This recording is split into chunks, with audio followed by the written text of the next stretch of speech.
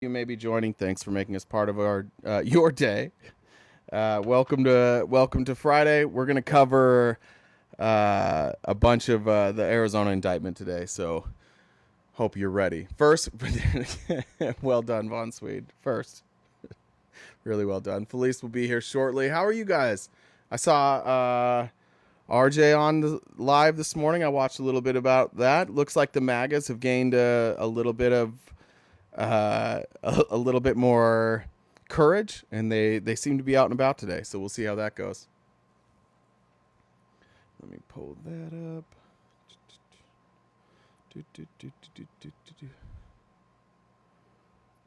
Go.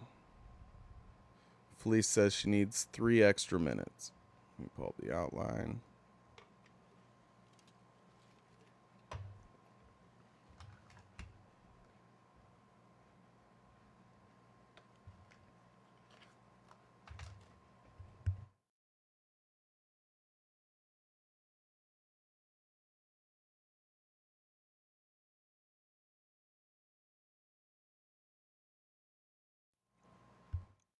Sorry, I didn't want you guys to have to hear me chewing my gum at first.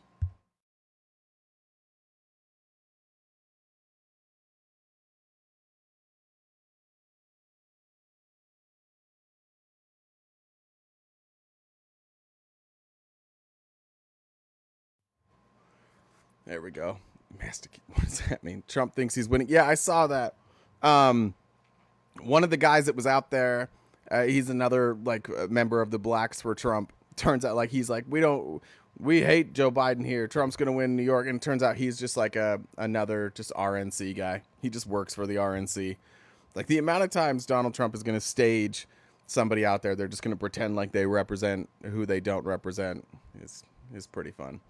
Good morning, Sully. The guy that was on there is South Indian.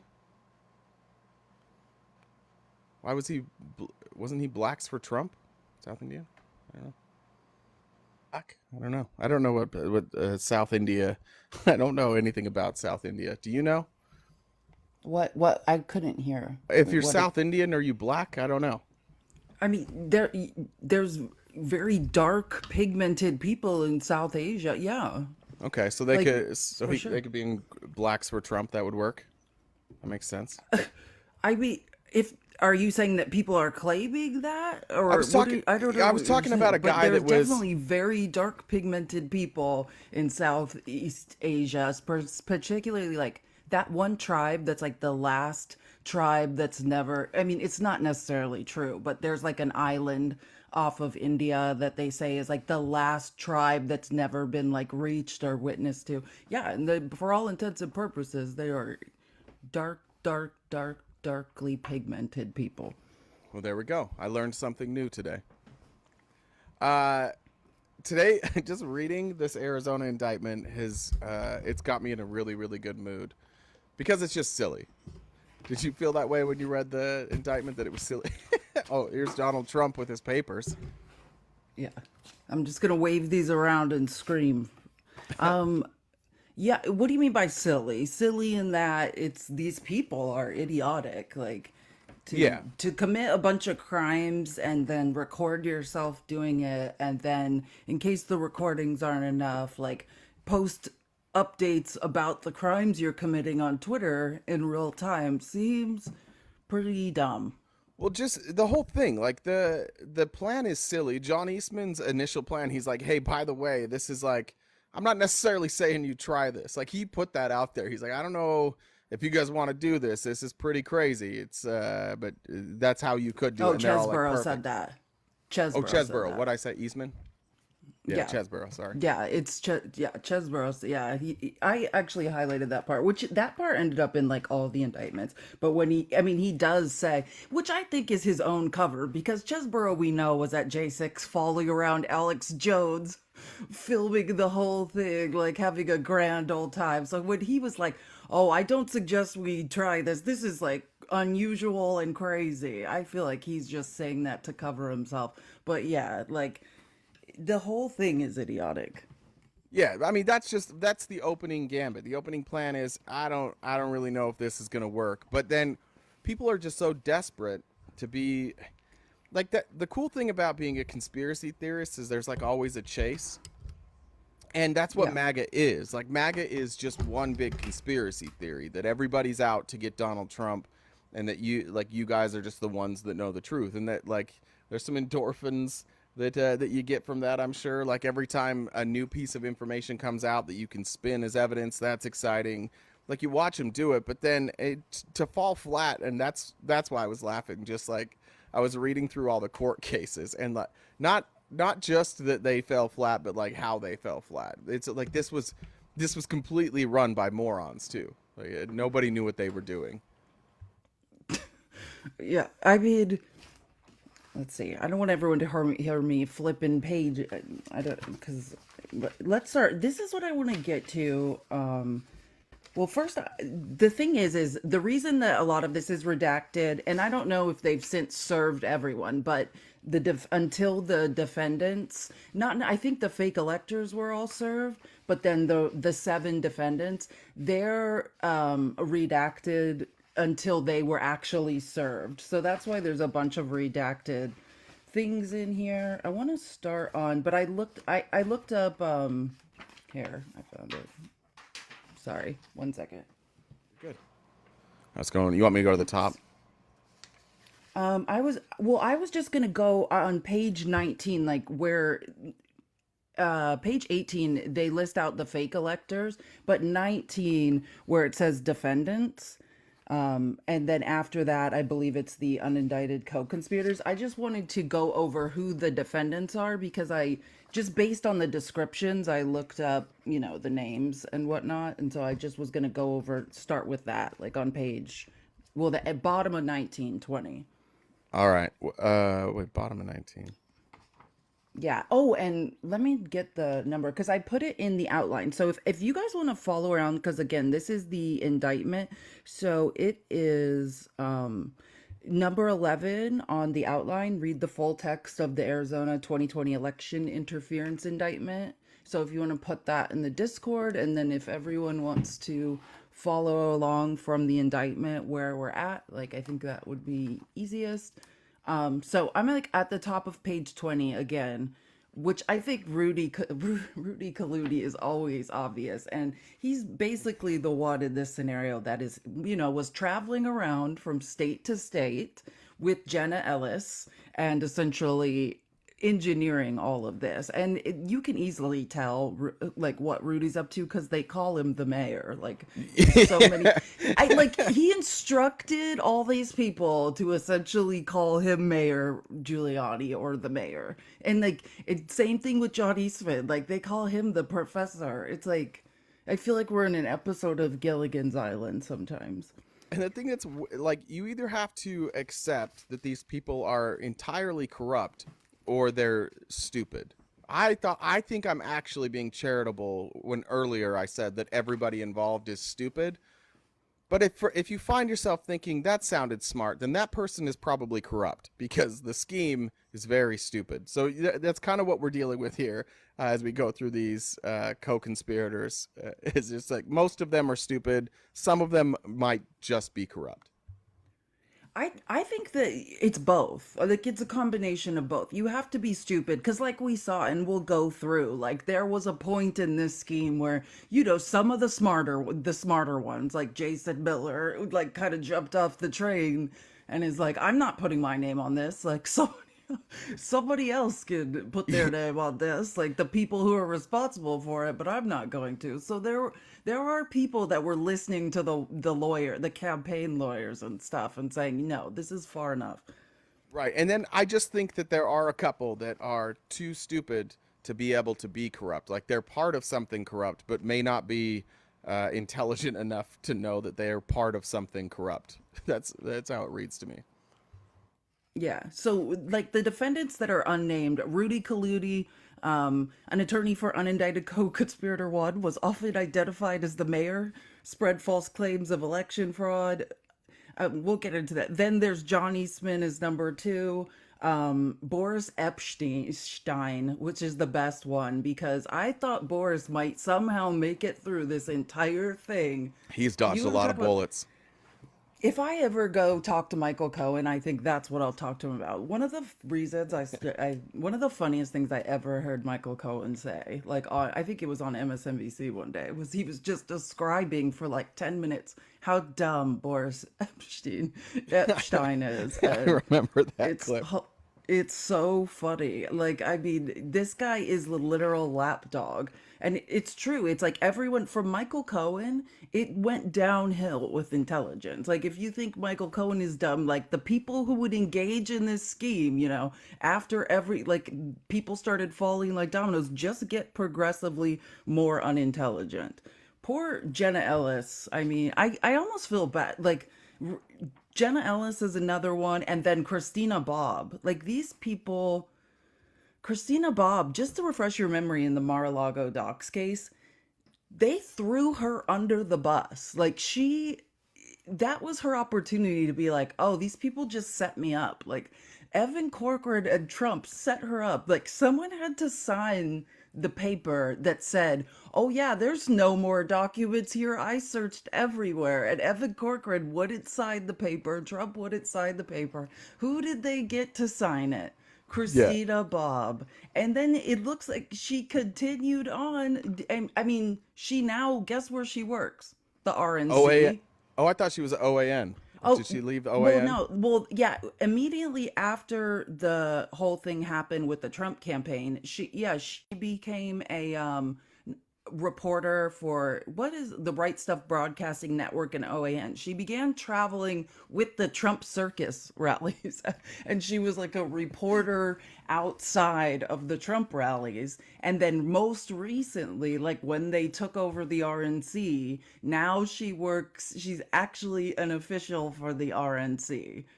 Well, and This if I it's remember right, when she signed that those documents, she had been Trump's attorney for like 2 or 3 days, right? Like she basically came on to sign, and then we never saw her again. Like that was her entire role, it seems.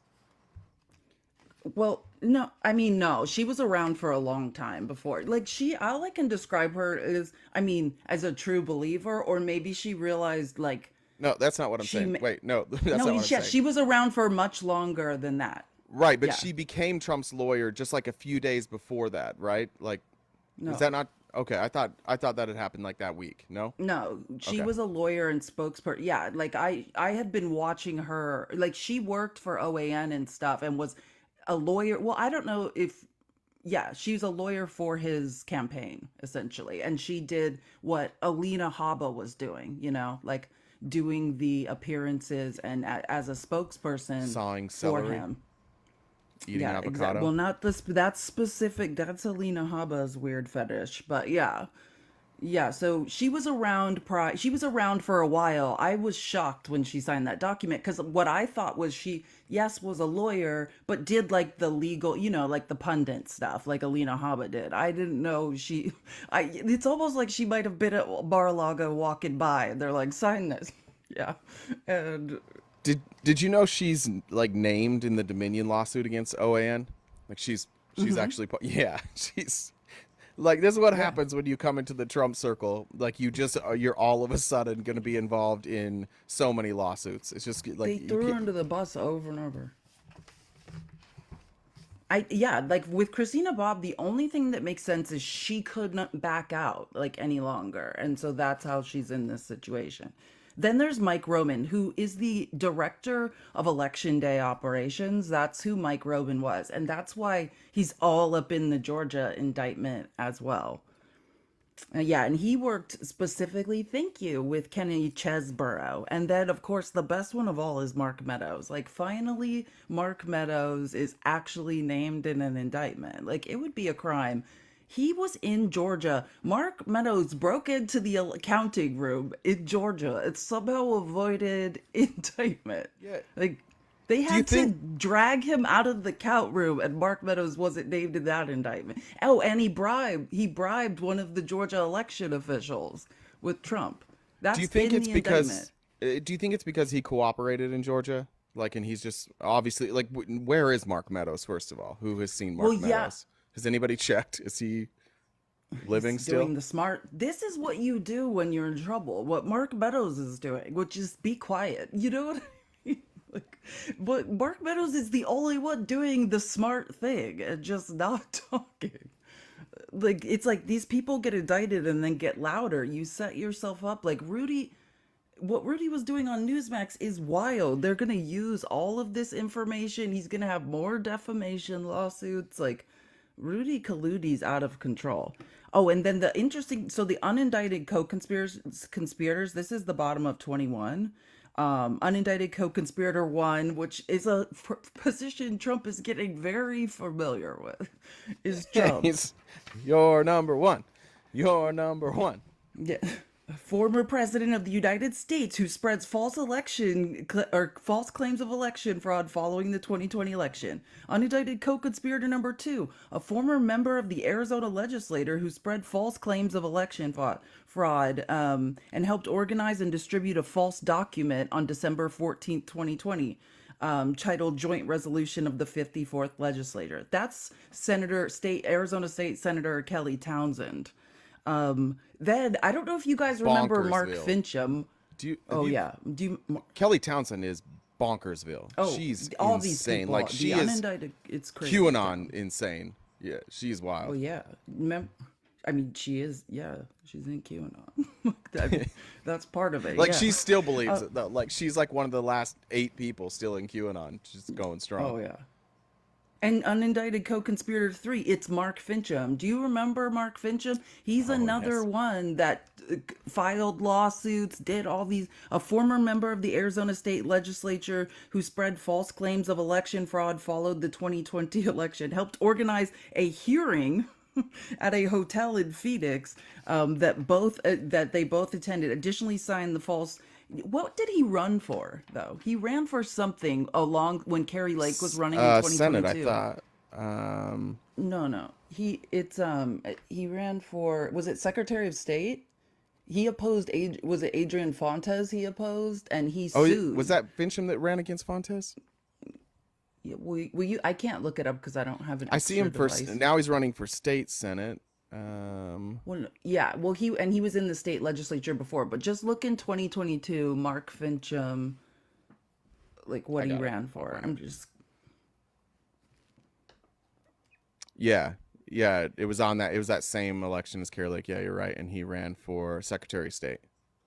Yes, thank you. Okay, that's what I thought. And if you remember, he filed his own separate lawsuit about that election. They recounted the votes over and over. He tried to oust because he wanted to be Secretary of State because that is the role that you have so much control over elections. Like that's why they were trying to insert people that could in the next time this came around essentially control the election. So And that Mark Fincham is one of the craziest people in Arizona. wasn't that decided by like 140 votes or something like that? Wasn't that race crazy close?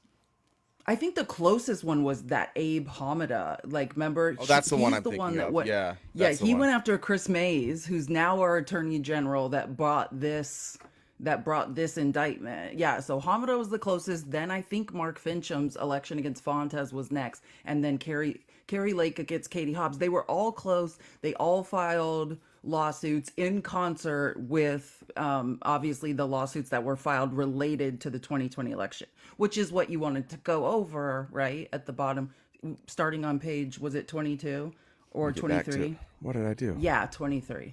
I have a star next. There we go. Yeah.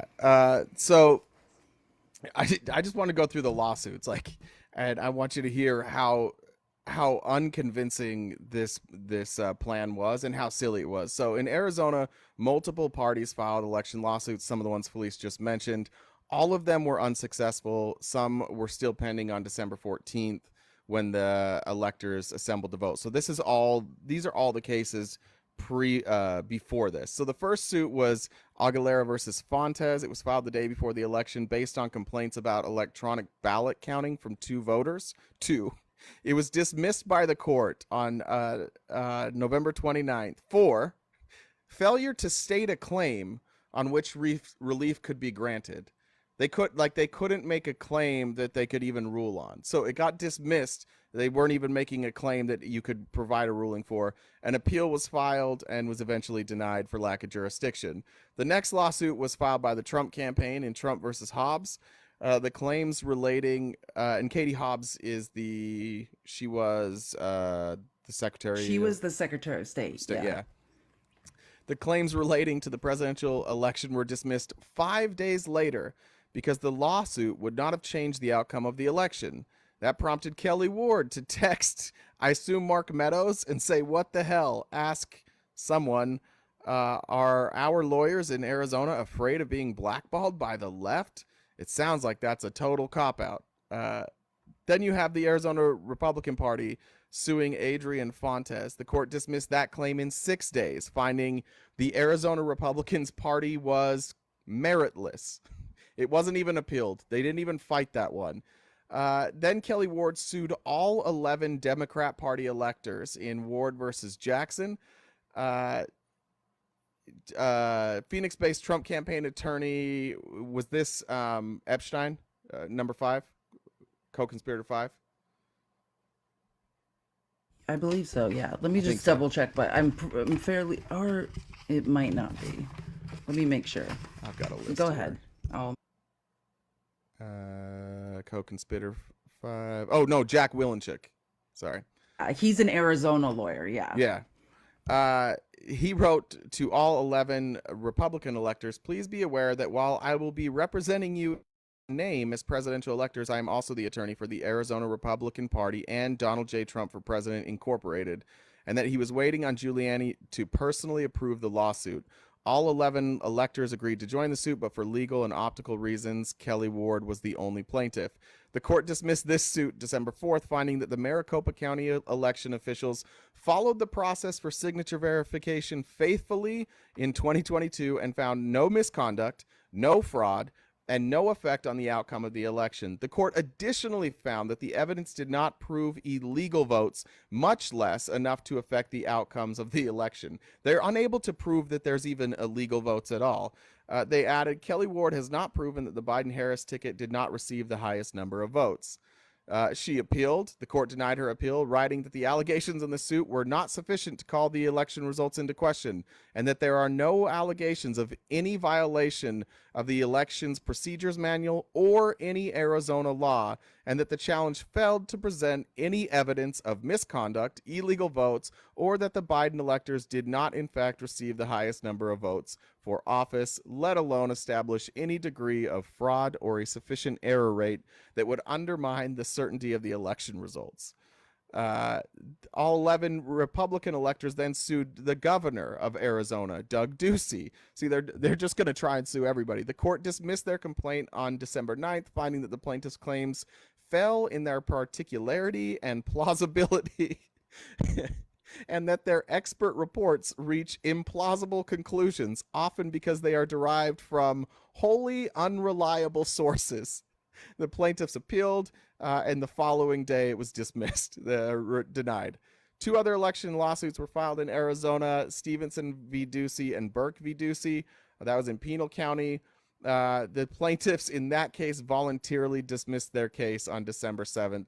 And that was the end of that. So every case that actually made it to court or that they filed was laughed off the stage. They were just completely laughed at. Even the ones where they got to show their evidence, the courts concluded like this isn't even evidence. Like it's not even plausible that this evidence would conclude anything other than Joe Biden won.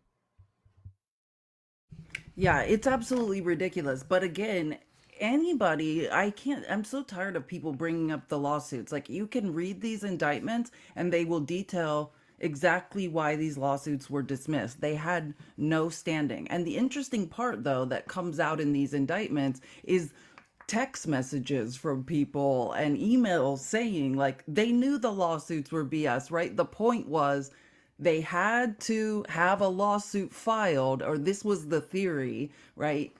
So that on the 14th, the electors had a reason for voting, because otherwise it would look more illegal than it already was. It was illegal, but that was the cover. That was going to be their justification. Well, we have a challenge in court, which we'll get into more because I actually learned something from this indictment. I had a great morning. So the Try and next steal part, elections. Is that what you learned?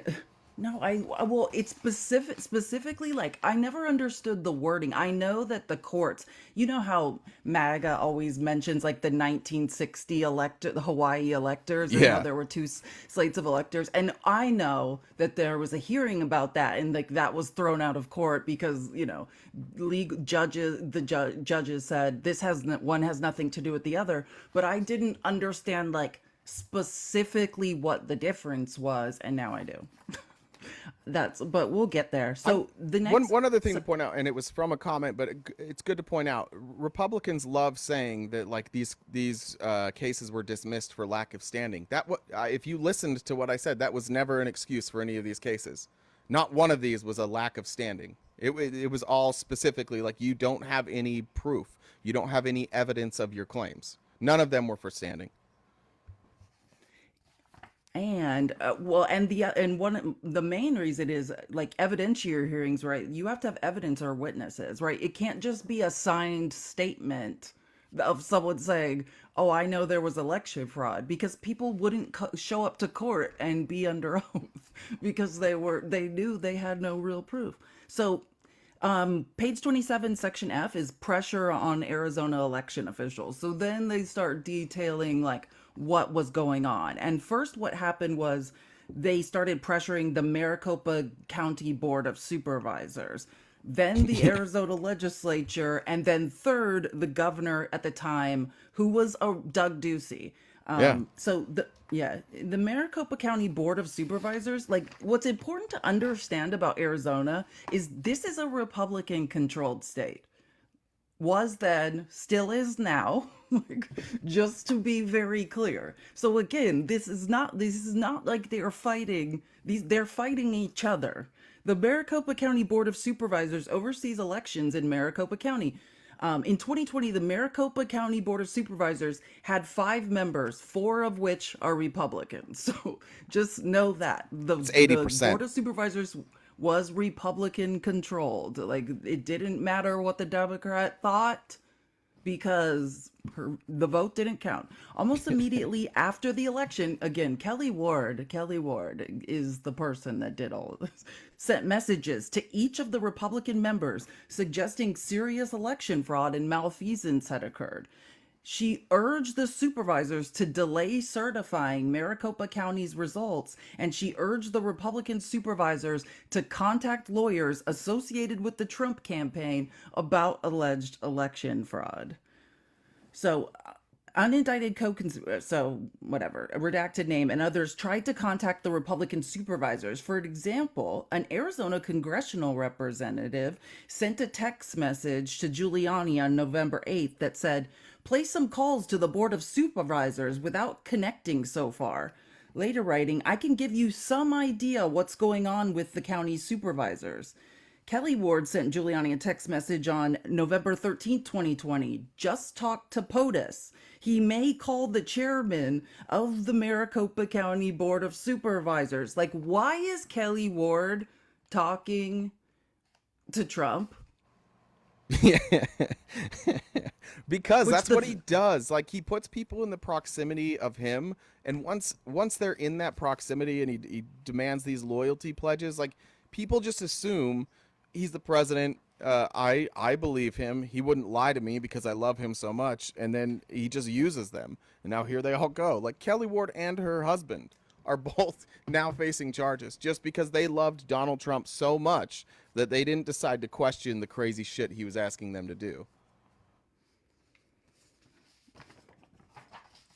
So, oh yeah, this is what I want to say. So she said, "I just talked to POTUS. He may call the chairman of the Maricopa County Board of Supervisors, whose name was Clint Hickman." And then Hickman received a call from the White House switchboard on New Year's Eve, but he did not answer. Like what was going on in Arizona is very similar to what was going on in Georgia. Like of avoiding calls from Trump, like Yeah. Raffensperger, they're all just ducking calls. Doug Ducey was Ducey ducking was calls. ducking him. Rusty Yeah. Rusty Bowers was ducking calls. They just weren't answering because they were like, "Oh, I'm not interested in being pressured and blackmailed right now." Yeah, you're the president that each of these people voted for, by the way, and supported and endorsed. they're like, no, I'm not answering his phone calls. I'm not getting involved in his craziness. That the people that were in the know, the people like Rusty Bowers and Doug Ducey who were seeing the process for what it was, they all stepped away. But the Kelly Wards, who were like their job is just to be a cheerleader for the Republican Party, they'll step in. They'll do it. They'll take the hit. Debbie, what was her name? Was it Debbie? Not Debbie Lesko. Who was the other? Who was the crazy lady we talked about? Anyways, doesn't Kelly matter. Ward. Oh, No, okay. who was the one I'm that not. was the state senator? Uh, anyways, There's so doesn't many. matter. Um, yeah, so gosh, I just forgot what I was going to say. Okay, so by mid-November, the Tea Party Phoenix Metro sent an email to its subscriber list, which includes Safston, who's one of the fake electors, right? By the way, if the this is a quote from the this email. By the way, if the electoral college doesn't result in 270 electoral votes for either presidential candidate, the 12th amendment is exercised and guess what? Trump wins because the House didn't go the way the Dems counted on it going and our republic is saved from globalists. Yeah, It then encouraged members to rally at the Maricopa County Board of Supervisors building. Like this was a huge deal. They like were harassing people were fearing for their lives to attend the Stop the Arizona Steel rally, which people had weapons, people had this was insane what happened. and remember, like Anyways, early the on, Maricopa County Oh, before go these ahead. cases came, like, maybe that'll get you a way to find your spot. Before these cases came, like the debate always was between Republicans. Like I remember specifically, uh, pundits, people like myself on TikTok, and most Democrats saying that what they were trying to do is that they were trying to subvert the system so it could get to Congress so that Congress would vote President Trump in. Like that's all they were trying to do.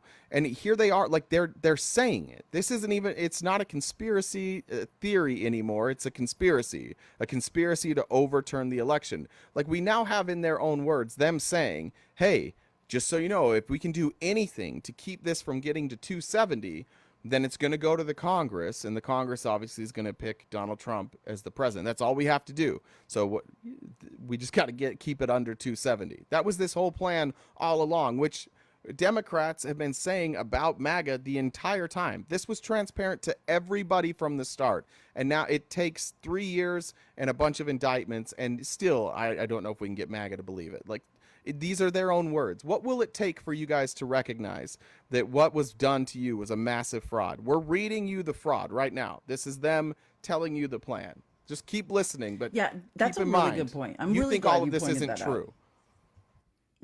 Yeah, and that is the point because notice one of the defenses that we're seeing, and we'll go through this. We're going to go through this in detail because it's important. But that the fake electors are saying because in Pennsylvania, lawyers pushed right campaign they because in Pennsylvania they specifically were like, no, we're not signing this. Lawyers said you need to say put in the language of this fake elector stuff that it's only if the court challenges go through, right? You know, saying because that's what they're trying to lean on now. Well, we weren't really saying we were fake electors. Well, yes, it is because this email that was going out says, oh, they knew if we just get it to Congress because the Democrats didn't win the House, then the Republicans in the House will do the right thing and not let Biden be president. So it was never dependent on, oh, these are just two slates of electors and whoever wins the court challenges or the recount will win, right? That's not what it was. And they're saying this in emails. If I was a Republican and I was hearing this stuff and over and over, I would probably at some point recognize the pattern and be like, why do they keep things so secretive? Why are there so many secret things happening behind closed doors? And why do we, the Republican voters, have to be left in the dark on all this? Why are they all doing this stuff, but they didn't tell us? Why are they doing this all behind closed doors? Why does everything seem like a scheme? Why are they demanding so much secrecy when they talk to each other? Why are they talking like it's a secret plan? This is what they do. They don't tell you guys the truth. Behind closed doors, they do what they want. This is however many indictments we have now showing that the Republicans behind closed doors are just lying to their voters in a scheme. And then you're like, oh, well, Project 2025, we shouldn't worry about that. That's just a pipe dream. They wouldn't really do those things that they're saying. Like at some point, you guys got to start believing the stuff that they're saying behind closed doors is the real truth, and what they're saying to your face is just telling you what you want to hear. But go look behind closed doors. I think that's when we get the best glimpse of people, when they don't think they're being watched. That's when you see like who the real version of this person is, when they're not being watched. And Felice is going to cover a ton of it, but just think about that while we're going. Like, what kind of person is involved in something like this? Either somebody corrupt or somebody who's just wholeheartedly given into a cult. And guys, while we're going through this, sorry, we forget, but please tap the screen. Keep tapping the screen. We are taking opposition. If anyone would like to discuss any of this or anything else for that matter, that's available. And we do this for a living. We do rely on your donations. If you would like to donate to us, please write a message in there. We will read essentially whatever message you write on air. It can be funny, it can be serious, it could be about what we're talking about or unrelated. We appreciate your support. Also, So again, we do have a comment already. I forgot to read earlier. This is from Tanner. Tanner, if you're in the chat, maybe raise your hand so people can find your petition, because there's no link here. But he said, "Please sign my petition." This is clever. I mean, I don't know how effective this will be, but it's clever. Please sign my petition. If Trump is found to be a criminal who can't follow our laws, he shouldn't get a say in the interpretation of those laws. Throw out Kavanaugh, Gorsuch, and Barrett. I agree. I agree with that. I don't know legally if that's going to play out, but I'll sign the petition. Send it to me. We'll put it in the Discord. But just if you're here, there's Tanner. Tanner than you, right there. And then Tanner than you. Yeah. And then from Dennis, this says, from a boomer in love with Felice's brilliance. Aww. Oh, thank you so much. That's so sweet. I'd like to I point love out again, people who are I don't know, attracted to my brain. I don't know. I'm just noticing this, and maybe you even said it, but like we did the match thing again. Oh, we did not do this on purpose, Weird. but we should probably just start. Yeah. Anyways. Okay, so again, they sent out an email basically admitting, like, we know what the plan is. Then again, they're basically saying, let's start a harassment campaign. So the Maricopa County Board of Supervisors unanimously certified the election results in November 2020.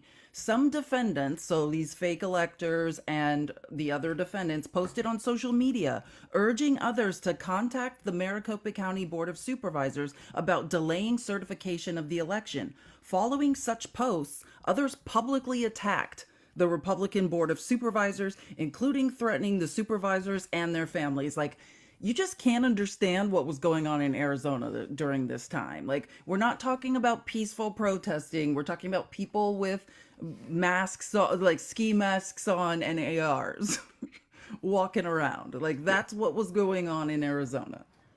It was a cool time. Yeah, very scary. On December 15th, 2020, the Senate Judiciary Committee subpoenaed Maricopa County's voting machines. So some of the crazy MAGA Republicans in the Senate Judiciary Committee tried to subpoena the voting machines. Giuliani was interviewed about the subpoena and stated that it was intended, quote, to start forensically examining voting machines in Arizona. Machines. Board of The machines were out to get us all. The Board of Supervisors sued to quash the subpoenas on December 18th, 2020. The case was called Maricopa v. Fan. In Maricopa County Superior Court. All 11 Republican electors, this is important because they continued to try to contest this stuff. The 11 Republican fake electors moved to join the suit on behalf of the legislature, recognizing that a possible goal of the subpoenas was to, quote, this is a quote, ensure that their rivals, the Democratic Party's electors, so again, the real electors that had been certified as the electors by the governor, by the Maricopa County Board of Supervisors, are not considered by Congress, right? This is a quote, not my words. After filing the motion to intervene, Kern, who's a fake elector, wrote, quote, great move, AZ GOP electors, all 11 of us, wink. These people are in so much trouble and so So stupid. they're just in there bragging to each other, fucking Wink, group wink, we're text. committing crimes. I can't wait until these text messages are subpoenaed. Wink, wink. This happens to me sometimes on my family text when I'm like too high, and I'm like, yeah, they'll understand it. They'll Oh be no, cool that with wasn't it. even a text. I'm sorry, that was on Twitter. That's my Oh, fault. that was on And yeah, Twitter. he was promoting a post. So like promoting a post by the Arizona Republican Party of Arizona, arguing that quote, the legislature should use its power to hold them, the board. So we're talking about the Board of Supervisors, Maricopa County Board of Supervisors, in contempt and throw them in jail. So again, that was a post, part of the pressure harassment campaign against a Board of Supervisors who 4 out of 5 were in fact Republicans. So I throughout this, oh, go One ahead. of the things that's fun, you'll notice it in here, like the rise of MAGA is also the rise of Republicans saying that everybody should be thrown in jail for like crimes that they can't explain or crimes that they can't define or just things that they don't like. But that's one of my favorite things in watching these people. Like you see the crazies on Twitter and you're like, ah, well, the people that are elected officials must certainly not be this crazy. And then you read some of this and you're like, oh my God, they're just everybody's aunt. Like this is everybody's Fox News aunt. Oh, my microphone's on. Yes, very true. Throughout December, it's a redacted. One of the defendants that's they hadn't served with a subpoena yet. Then urged the Republican members of the board. Oh, yeah, Board of Supervisors to assist, which it's most likely Jenna Ellis because I remember this. I remember this story actually. Then urged the Republican members of the Board of Supervisors to assist in obtaining access to vote counting machines and ballots. In a voice message to Gates on Christmas Eve, for example, Giuliani asked to get access to the vote counting machines and ballots, stating, "Listen, this is a voicemail now. Not smart to leave these types of voicemails. I really think it's a shame that Republicans sort of are both in this kind of situation. That day, he also called Sellers and left the following message. Quote, we're all Republicans. I think we all have the same goal here. Let's see if we can get this done outside of court. Where? Meaning, let's not even let the court challenges go through. Let's figure out a way to like recognize Trump's electors without even going through legal court processes. Yeah, again, that's an attorney. That's an attorney that's like, hey, we got to do this outside of court. But I'm the president's attorney. That the Yeah, president's I am attorney is. allegedly an attorney. Yeah, okay, He was gotcha. surrounded by the greatest lawyers. The I like greatest that lawyers, Rudy. as KBJ said yesterday. The demise of Rudy has basically just been like recording after recording after recording of him drunk dialing Republicans and saying insane things. Like he'd get sauced up and just start calling any Republican he That's possibly exactly could. what it was. After reading all of these indictments, 100% Rudy was well. That's part of some of what people's testimony is that Rudy was truly drinking all day long. I mean, that's several people have said that. Yeah, In even part the of their ones in. testimony. If you remember in like the Jan 6 stuff, everybody that came in, Yes. if Rudy was brought up, I know Goldman said it, but it was just like, and did you notice anything about the state of Rudy Giuliani? Did he appear sober? And everyone's like, no, he wasn't sober. Yeah, he Like was just not everybody well. knew he was drunk. Okay. So now someone in the chat asked who Rusty Bowers is. So now I'm at the top of page 31, by the way. Sorry, I need to remember to mention page numbers. And keep tapping the screen, guys. Did you know Rusty So, Bowers' middle name is Trombone? Did you know that? Fun stop. fact. And he is a Mormon. Checks. Rusty Trombone Bowers is in fact a Mormon, right? Isn't he? Didn't He you is. tell He me is that? very active I in the didn't Mormon actually know church. that until you told me. Yeah. But he was, just so you know, he was the Speaker of the House in the Arizona State Legislature. That's who Rusty Bowers is. and a very close friend of John McCain, actually. So Russell Rusty Bowers served in the Arizona legislature from 2015 until the beginning of 2023. He was elected in 2019 to a 2-year term as the House and was the Speaker of the House in 2020. Bowers reported extensive pressure to take action after the election. He noted on November 11th, 2020, quote, getting hundreds of emails demanding that I do my constitutional duty and name electors that will vote for Trump. And quote, very strange and unsettling phone calls telling me to do my duty and vote to elect electors who will vote for Trump. On November 2020, he wrote, the situation was, quote, very stressful, attacks and tens of thousands of emails to intimidate me. Rusty Bowers received a call from the White House on November 22nd, 2020. In that call, Rudy Giuliani explained he understood there was a law in Arizona that would allow the legislature to meet, and if there was sufficient doubt about the legality of the election, the legislature could vote to disallow Biden's electors and put in Trump's electors.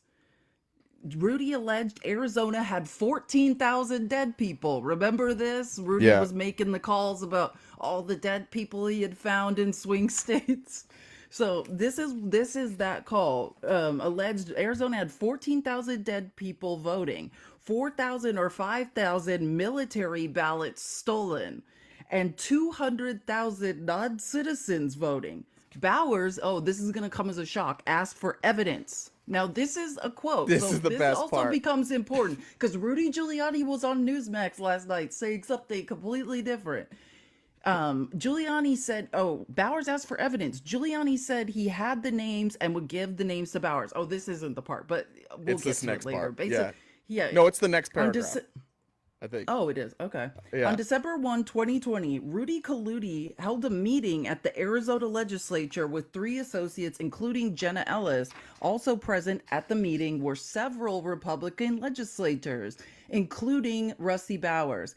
Giuliani and his team asked Bowers to hold a committee hearing on the election. When Bowers asked for any proof of election fraud, Giuliani said he had proof, but Giuliani advised that it was left back in the hotel room. I forgot in to my bring my hotel proof. room. I forgot to bring it, Sorry, guys. to the meeting about the proof that you asked me to bring. I forgot my proof.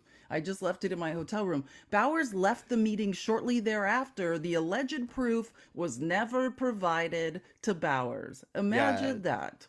Yeah, I think hotel housekeeping has it. I think that's what happened. He definitely had the proof, but this was foiled by the hotel house cleaning staff. Every time, things could have gone totally differently. Guys, Bowers issued a press. Oh, go ahead. I just keep wanting to point out that Bowers is like, I need proof, and he's like, I'll get it to you. So they scheduled a meeting, and then when he got there, he's like, shit, I Where's left the it. proof? Just trust me on this one. Trust me. It's in my hotel room, which I certainly couldn't send somebody back to go get right now. Just trust me on that. I'll get it to you later. So embarrassing. So Bowers issued a press release on December 4th, 2020, rebutting the allegations of election fraud. The next day he wrote, quote, threats and intimidation all day, thousands of demanding emails. Everyone is a constitutional scholar, which I am not. I just will not change the rules after the people voted. End quote. On December 14th, 2020, the day the Arizona Republican electors voted, Bowers wrote, hard days, their hatred is pronounced, referring to outside emails. And so then Christina Bobb and Kelly Ward posted on social media on December 6th the following. So Christina Bobb wrote, Arizona Speaker of the House, Rusty Bowers, has closed the Arizona House for a week, quote, due to COVID. Yeah, it was December 6, 2020. Yeah.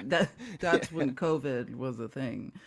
Sounds like he needs an excuse to give his angry constituents about why he's refusing to call a session and examine the fraud in his state. First time it's been closed the whole pandemic. And Kelly Ward replies to that post on Twitter. This is 100% unnecessary, cowardly move. Do your job. Election integrity. Stop the steal. Kelly Ward, Christina do, Bob. Not do your smart. job was a fun thing going around. Like I just remember during these times. This was back when David was like still kind of sane, and we could discuss these things. But I remember all the Republicans like talk because Kelly Ward, Christina Bob, they speak so confidently in these tweets. They say things so confidently that I do kind of understand for Republicans why they were like, no, nobody would say, like, you wouldn't have that many people speaking that confidently about something that's totally made up, right? Well, it turns out they would. They did do that. They did speak very confidently about things that weren't true at all, and that they did indeed make up. Danny says this is straight from CNN. No, Danny, this is a screenshot from Twitter. This is a screenshot from Christina Bob and Kelly Ward's Twitter. It's in the indictment, Danny. You can look at it too, Danny, if you can read. You can come up here too, Danny, and you can get a closer look at it at any point. Yeah, CNN indicted Donald Trump. That's what this is. CNN indicted 11 co-conspirators of Donald Trump. That's what happened, Danny. But there you go. Like, that is the type of cognitive dissonance that you see in the GOP. He's hearing something that doesn't sound good, right? Danny's sitting there. He's hearing all these things. He's like, it doesn't sound good. It must be fake. What I'm going to do is I'm going to say something like straight from CNN so everybody knows that it's fake, because I'm uncomfortable with what I'm hearing right now and it couldn't possibly be true. So I'm just going to call it fake without knowing what I'm hearing. Did I get that, Danny? Yeah, I think that about covers the the cognitive dissonance of it all. So now we're on the top of 33, if you're following along. On January 4th, 2021, Bauer spoke with attorney John Eastman. In the conversation, I think it's Eastman, explained that, yeah, it is, because I remember this, explained that a supermajority was not needed to convene a committee of the legislature. On January 6, Bowers spoke with an Arizona congressional representative. That representative asked Bowers to support decertification of the election. Bowers declined because he did not believe the election was fraudulent. Now we move on to Doug Ducey. That's a good reason to decline, I think. I think Yes. that's an adequate reason to decline. That he's still waiting on that proof from Rudy. Maybe if Rudy would have just went back to the hotel room, we could have avoided all you guys this. need to take it up with Rudy Giuliani. We now know why none of this happened the way MAGA wanted it. Because Rudy left that proof in his hotel room and the maid stole it. That's funny, but at some point, like, that's it. When it gets down to it, it will be They'll say they'll that. just be like, "Oh, Trump didn't know anything about this. We got to This was all find that Rudy." maid. Yeah, like Rudy will take the fall for this. Everybody will go down before Trump. That's how this is going to play out. It's how it is. Yeah, playing before out, by the Eddie way. would. Exactly. So, Section 3 is Governor Doug Ducey.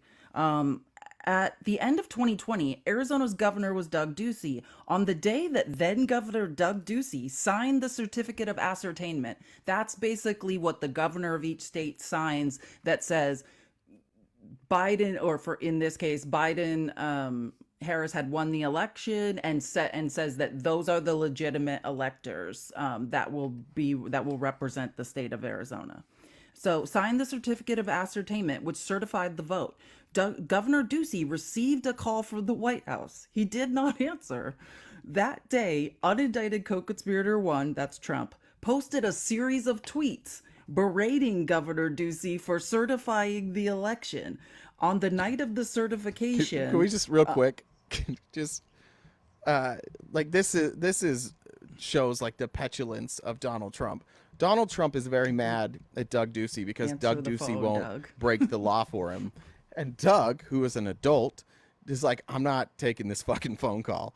And so Donald Trump, what is he, like any other teenager would do? They go on Twitter and they start like quote tweeting at him, or like or tweeting. I guess in this case, probably tweeting directly at Ducey. I think he had Twitter at the time.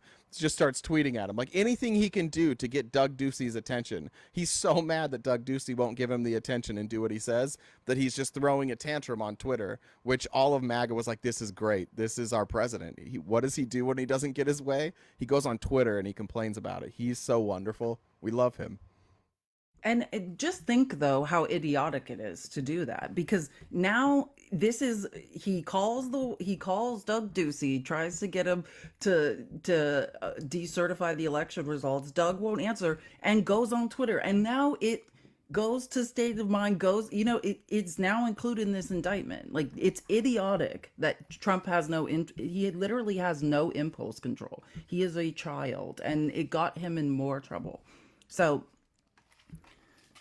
yeah, so posted on Twitter that Doug Ducey should not have certified the vote. Then we're at the end of 33, the fake electors scheme. This is where it gets really embarrassing. So discussion about using the Republican electors to change the outcome of the election began as early as November 4th, 2020. Those plans evolved during November based on memos drafted by the Trump campaign attorney, unindicted co-conspirator for. That's Chesebro. That's Kenneth Chesebro. So as an example, the then United States Secretary of Energy, who was the Secretary of Energy in 2020? There was like November 90. 2020. It was I know there was like 3 different ones, and I can't. I don't know. Shit. What was it? I'll find it. Okay. Was it Rick Perry?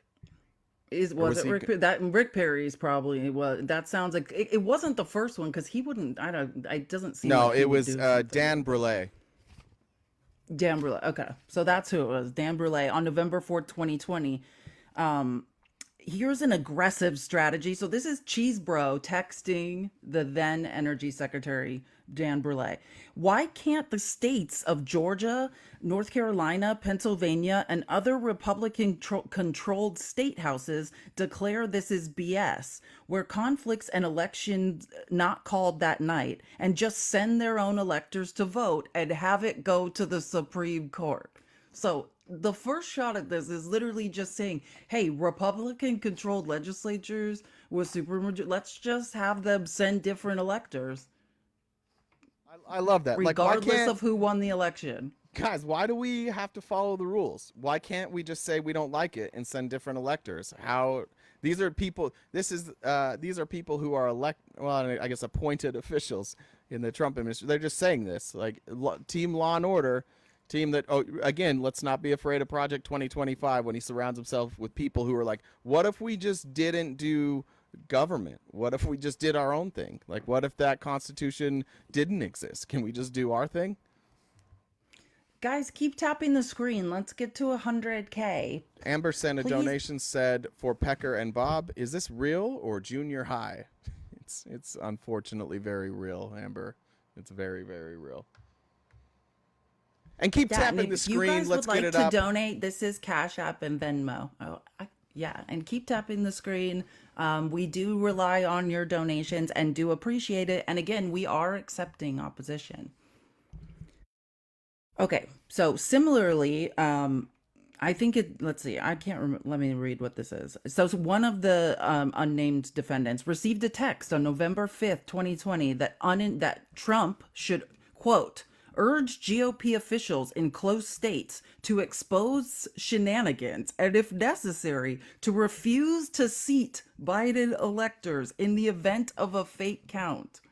So, I mean, this is insane. One of the defendants is texting that... Oh, wait, no. One of the defendants received a text that Trump should urge GOP officials in close states to expose shenanigans and, if necessary, refuse to seat Biden electors. In that same day, okay, Don Jr. texted one of the defendants and said, a more developed plan revolving around electors, quote, it's very simple. If through our lawsuits and recounts, the Secretary of States on each state cannot certify that states vote, the state assemblies can step in and put and vote to put forward the electoral slate Republicans control Pennsylvania, Wisconsin, Michigan, North Carolina, etc. We get Trump electors. So Dodd Jr. is texting Giuliani and saying, hey, and laying out the plan. Also, Don Jr.'s ability to construct a sentence is tough. That was a tough sentence Oh to yeah, read. no You just read punctuation. that. No punctuation. It didn't. It There's didn't make a whole lot of sense. But I think what he's saying is that the Secretary of States are supposed to say that the state assemblies can step in and put forward their own electors. That's what he tried to say. Yeah, And and he's saying Republicans control the legislatures in Pennsylvania, Wisconsin, Michigan, North Carolina, etc. He's saying we control the state legislatures. In those states, we can just put in our own electors. and Literally, this is what Dodd Jr. is saying to Rudy Giuliani. And keep in mind, like, put in our electors. Why? Not because Donald Trump won, but because he says the Secretary of States cannot certify that they cannot certify the vote, meaning like they may not have enough information. Again, like this isn't that. And then they conclude, like, if that happens, of course the Republicans are just going to say Trump. Like, we're not talking about any data here. We're not talking about like was the election actually stolen. The thing that they keep talking about is like how do we get people to say the election was stolen or get out of the way of our plan. That's what this whole thing is. We either need to remove people that are standing in the way or we need to get them to say what we want to say. Either of those two things is good. But fortunately for our country, there's people like Rusty Bowers who had enough of a spine that were like, no, I'm not going to do this. Yeah, there's a few Republicans who aren't complete pathological liars. Thank you for the sparkly hat. Yeah, and that's important to note. So we're going through this. We're on page 34 of this indictment. These people knew the whole time the election wasn't stolen. They're being told over and over, and they knew. If this, we got through 34 pages. It's not people texting and saying, I believe the election was stolen.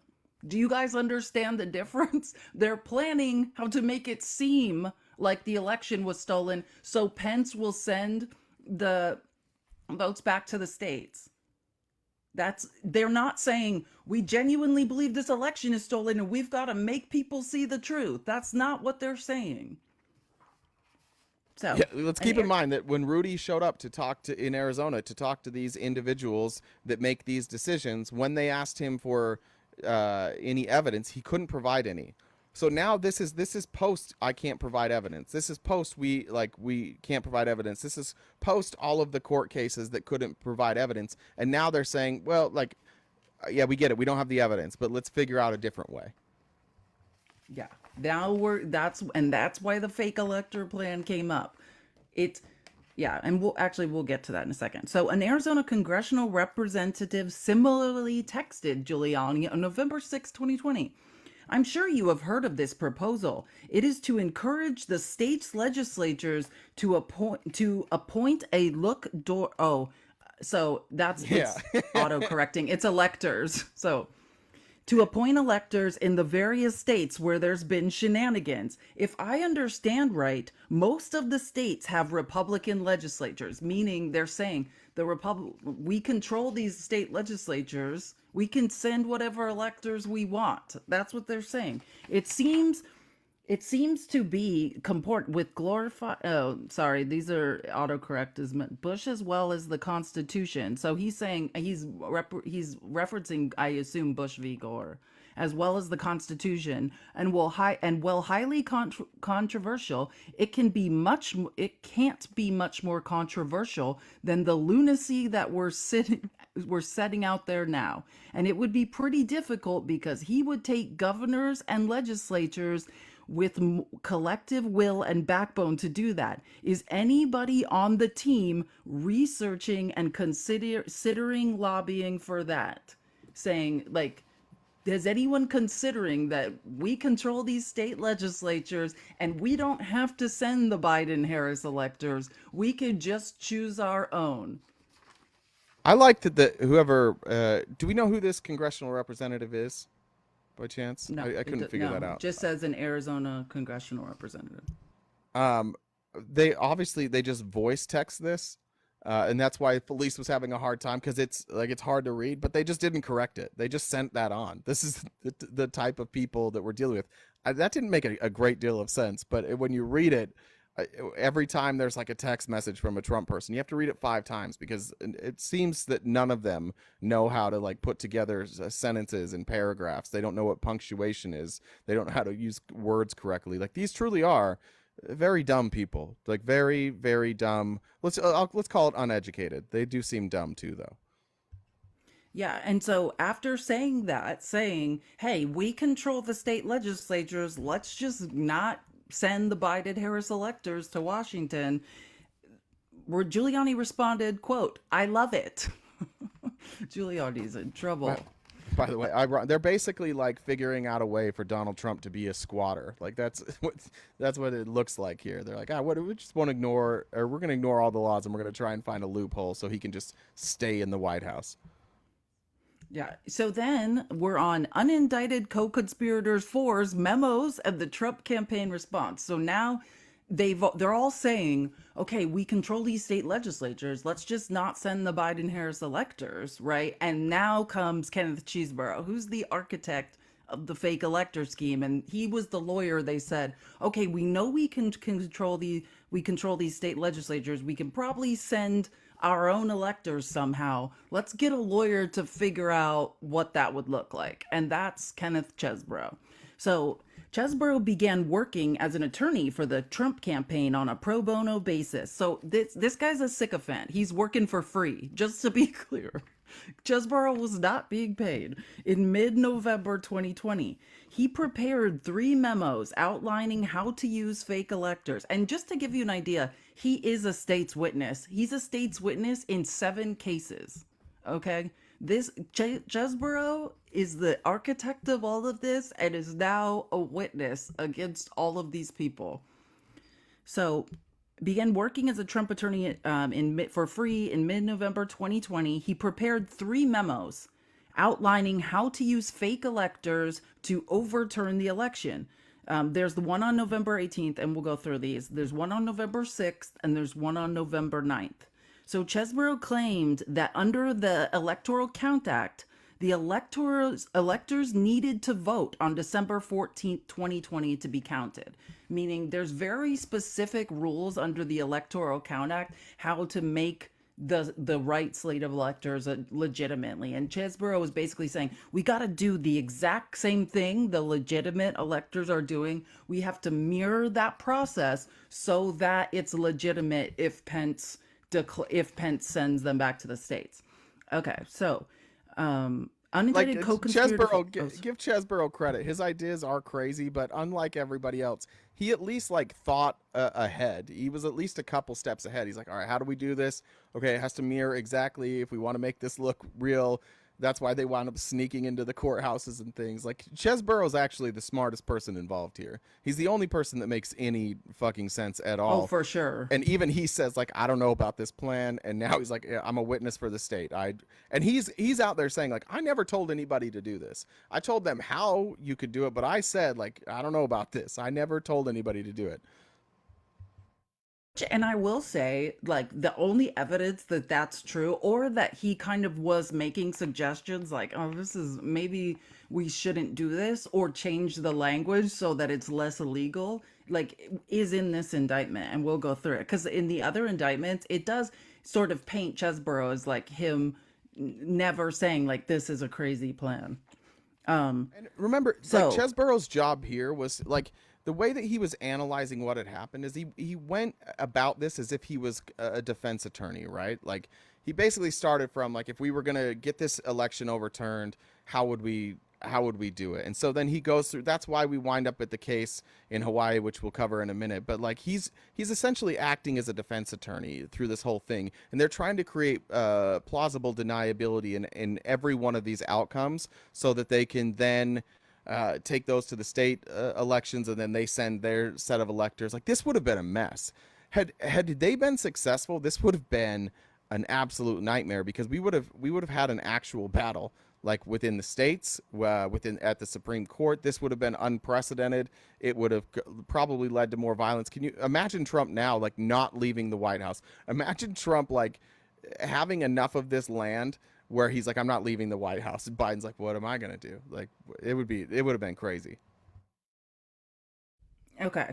So, right, Chesborough said claimed that under the Electoral Count Act, right, they had to vote on the fake electors had to vote on December 14th, 2020 to be counted. He argued further that if there was a pending legal challenge that could change the outcome of the election from Biden Harris to Trump Pence, the Republican electors were required to meet and vote on December 14th, 2020. If they did not, then the vice president could not count the votes for Trump Pence on January 6, 2021, even if unindicted co-conspirator one, that's Donald Trump, and Pence won a lawsuit that changed the outcome of the election. So he's just saying, hey, the Electoral Count Act is super specific. We have to follow these exact same steps, or even if Pence does the right thing, what we want him to do on January 6th, it still won't count. So as support, Chesborough. Oh, here we go. Now we're gonna get. Now we can learn about the 1960 Hawaii situation. As support, unindicted co-conspirator 4, Chesborough, cited the Hawaii election from 1960. Their initial election results showed that Richard Nixon and Henry Cabot Lodge won the popular vote during the presidential election, defeating John Kennedy and Lyndon Johnson by just 140 votes. Nixon was certified the winner by the governor in November of 1960. A Hawaii court, right? This is ordered a recount on December 13th, 1960. Now, operative words and why this was not a legal challenge when they're trying to use it, like in the Georgia indictment, is recount.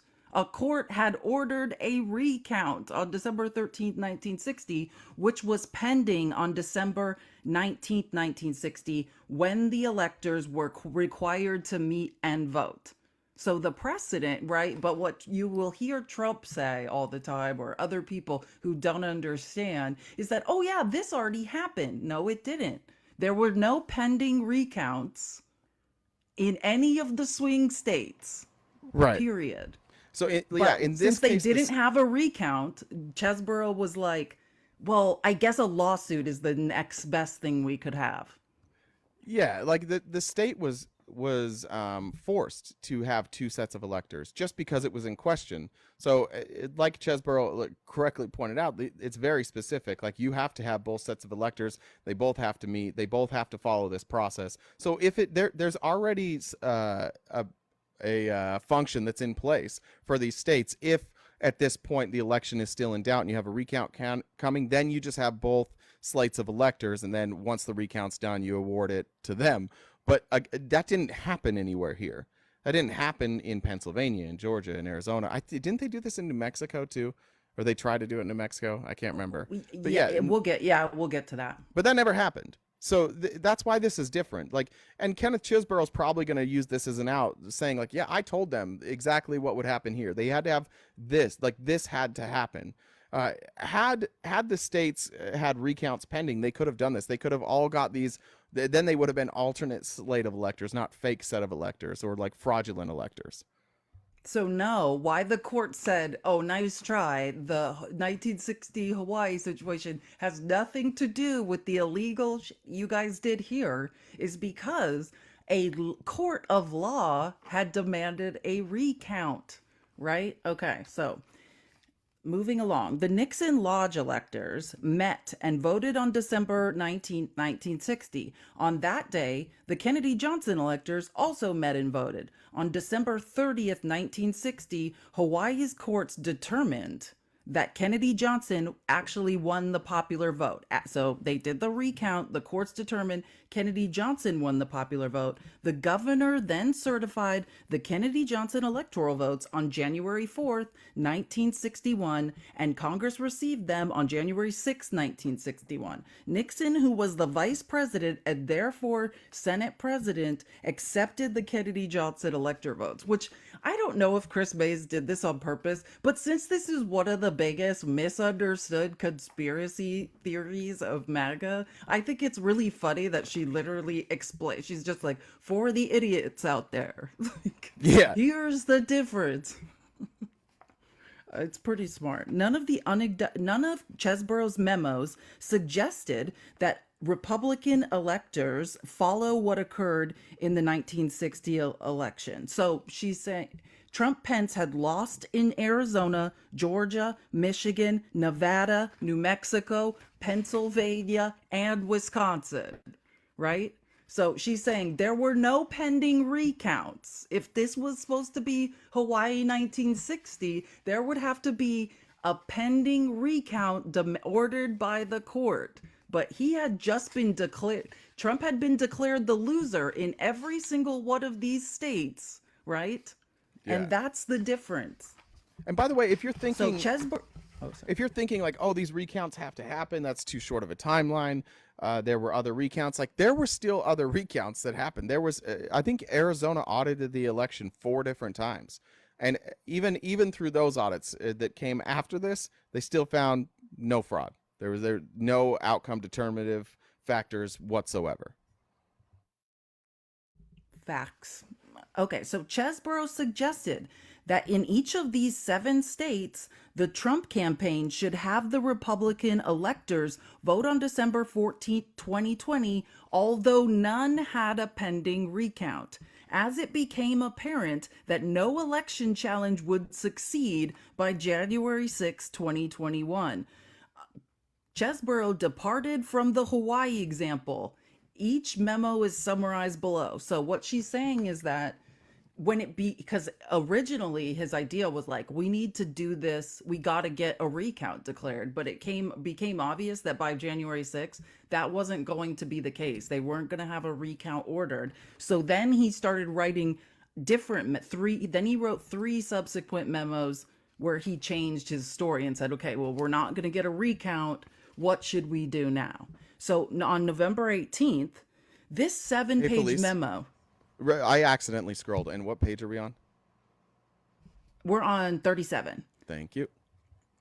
Yeah, on the November 18th, 2020 memo. So this 7-page memo discussed only the Wisconsin Trump-Pence electors. In it, Chesborough concluded that the Trump-Pence electors must vote on December 14th, 2020 in the event, quote, a court decision or perhaps a state legislative determination, meaning if they could get the Republican-controlled state legislature to just send the other electors, rendered after December 14th in favor of the Trump-Pence state electors, change the outcome of the Wisconsin election. So now they don't have a recount. So they're outside of precedent. There's no legal precedent for this, but Chesborough saying, let's just press on and make it look as kind of similar as possible.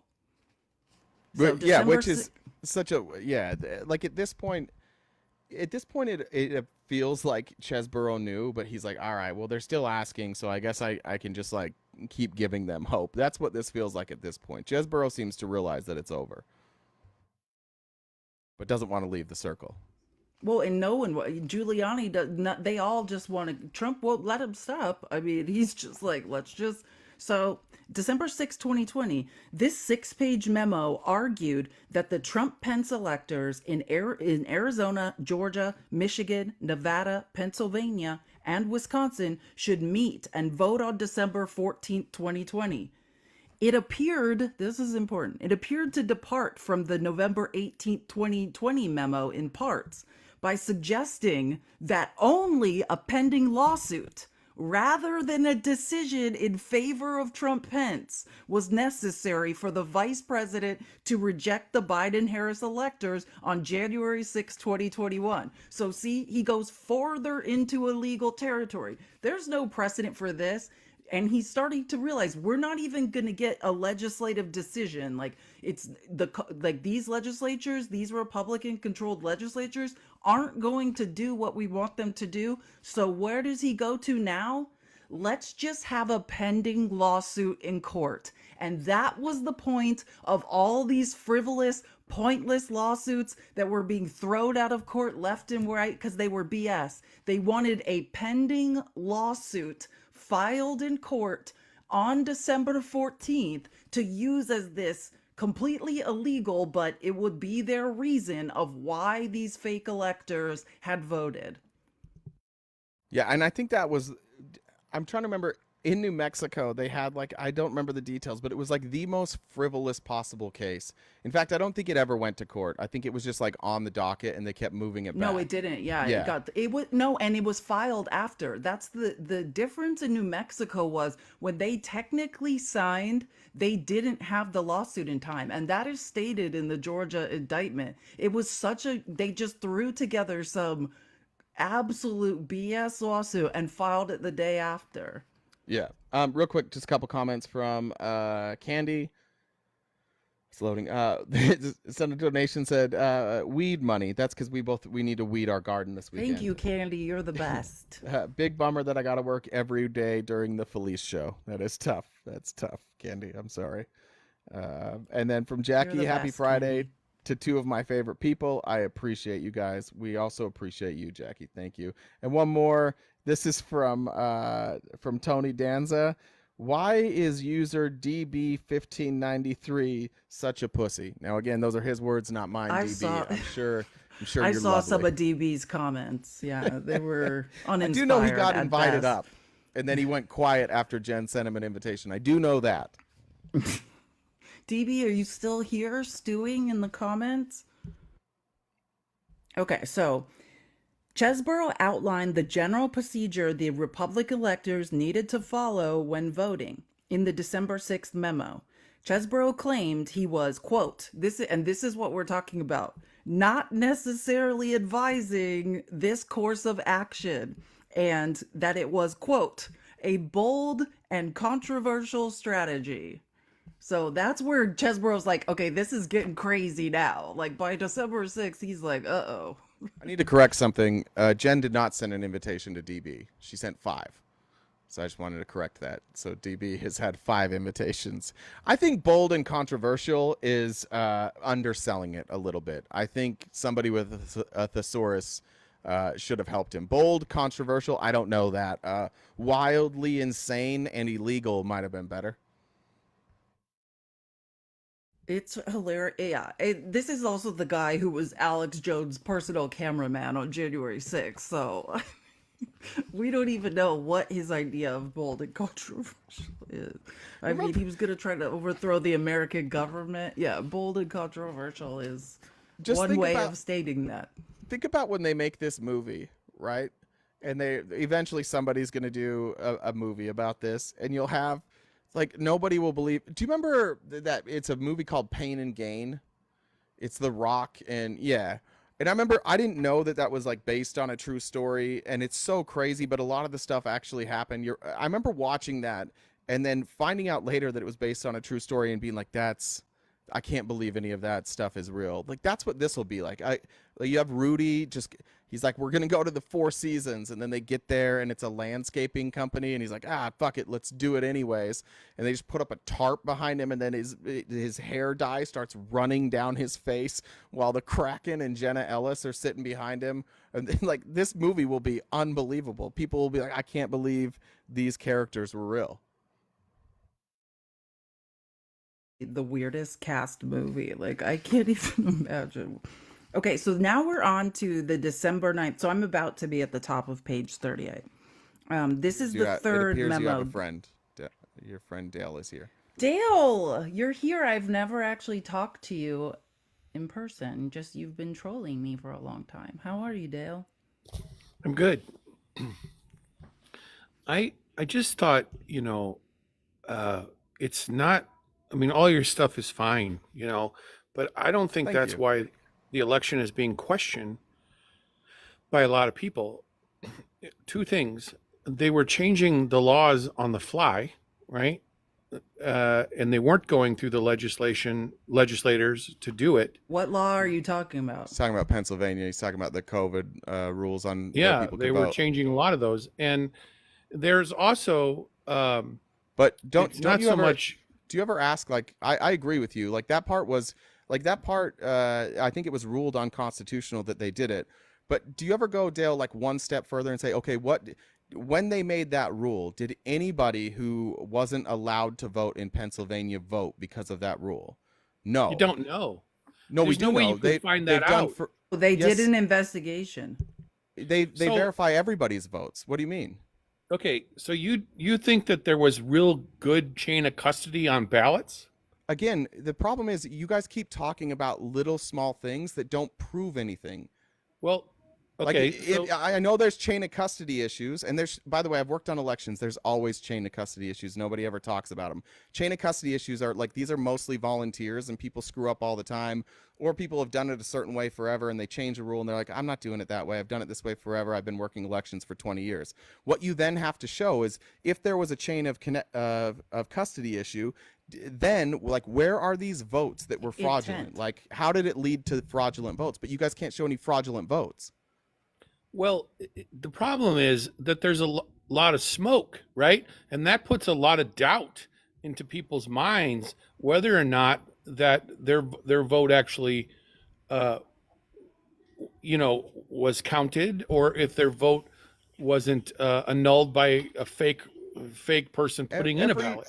Yeah, yeah. state Donald Trump shows flooded you the if you're- airways with a bunch of shit. true. Yeah, and that's too. But yes, you're right. I completely agree with that, Dale. And that's too bad because it has undermined confidence in American elections. That's my point. And here's a good example. Wait, hold on. The Your sta- point is that because what she just said is that Donald Trump and his team filled the airways with lies and created all that smoke, and No, that's that's why not my people point. lost. But that's what she My said. point is- So I'm just wondering if you agree with her. There's a lot of smoke, okay? But the problem is that they need to tighten up the elections dramatically. And the Democrats are fighting that, right? They Where? don't want to tighten up the elections, Where? right? No, Give me an Dale, example. that's not true. I'll There have give been you an studies example. done about Dale. No, wait. I just want to say something, Dale. There are actual studies done that I have read about election security. Our elections have never been more secure, and there are actual studies done about how to continue keeping them secure that you can read about. You're just Yes, the airways were flooded with shit. A bunch of doubt was casted. But if you wanted to look into how our elections are safeguarded, the studies that have been done, that human error is much more unreliable than machine counting, and they've done studies on that, you can look all that up. Well, here's an example. The state of Wisconsin was court ordered to clean up their voter rolls, right? Okay. They What does that mean? refused. Do you know what voter rolls are? Yeah, take off dead ballots, take off dead addresses, take off people that have moved, right? That are going to get sent ballots. So Yeah. get off dead voter rolled people, right? They refused. They refused to do it. They went into contempt of court and still did not do it. Why? Wait, what? Oh, First of all, this Dale, ruling has been- the Republican-controlled state Wisconsin legislature that did was that, a- Dale. Wait, That Dale, let her commission finish. was Dale, 3 Dale, Democrats to 2 Dale, Republicans. Dale, please we're letting you finish your sentences. Please don't interrupt, Felice. Be a gentleman. Then you're not talking about the state legislature because it's more than that. There's many more people than that. No, I'm not talking about the are you state talking legislature. about? Well, you Talking said about the state legislature. Wisconsin Election Commission. Okay, they were court ordered to clean up the voter rolls. They refused to do it. My question is that board was 3 Democrats and 2 Republicans. So how do you think it went? They refused to do it. They went into contempt Yeah, but then of that was court. they were over. No. I'm reading this right now. The Wisconsin Supreme Court ruled Friday that state election commissions should not remove the rolls voters flagged as possibly having moved. The court ruled 5-2, meaning that about Recently, 69,000 people on the list of likely movers will not have their voter registrations deactivated. Okay. Sounds like the RTP? opposite of what you're saying. Okay, RTP. Yeah. Now it's that. You gonna let me explain? Now it's that way because the Supreme Court has got a new judge on it, a liberal judge. This was in who's 2021. Who's actually making laws. This was right? in 2021. Yeah. And this is the state Supreme Court, not the Dale. federal Supreme Court. So why did they refuse to clean the rolls? Okay, well, brother, you've got Could your you facts. give me a You're reason not why right. they wouldn't want to do that? Why they wouldn't want to do what? Clean the rolls. Why wouldn't they want to Because do these that? because they're likely voters. They can't prove that these people have moved, right? So they're likely movers. They have to prove that the people move before they can be removed from the rolls. But Republicans, this the interesting thing about what Republicans do. When you say like Democrats fight against election integrity, no, we don't. This is Republicans going through and finding areas specifically in Wisconsin that are not friendly to them, where they have a hard time tracking people. And a lot of people are transient, especially people that don't have a ton of money. Like, they'll move around all the time. The people are transient. So you have 69,000 people that essentially, like, you're not 100% sure they still live in Wisconsin, so you send it to their last address. Even if somebody were to get that ballot, even if that ballot were to come to me and I were to vote and then I were to sign it, they would still do a signature verification. And the likelihood that I would know how to do the signature of the person whose ballot I stole and that it would pass signature verification is crazy. Like, there's already things in place to catch this. There already is. But if you got rid of all 69,000 of those people, some of those people still live in the state and they would never get the voter registration, or they would be removed from voter registration. They wouldn't be able to vote. Have you ever heard the term curing a ballot? Yeah. What does it mean? It's basically that you're trying to make sure that the ballot is going to the right places, it came from the right places, and that it was voted on by that person. Mm-hmm. And they were doing that in Milwaukee, curing ballots constantly, fixing addresses that didn't match. Constantly.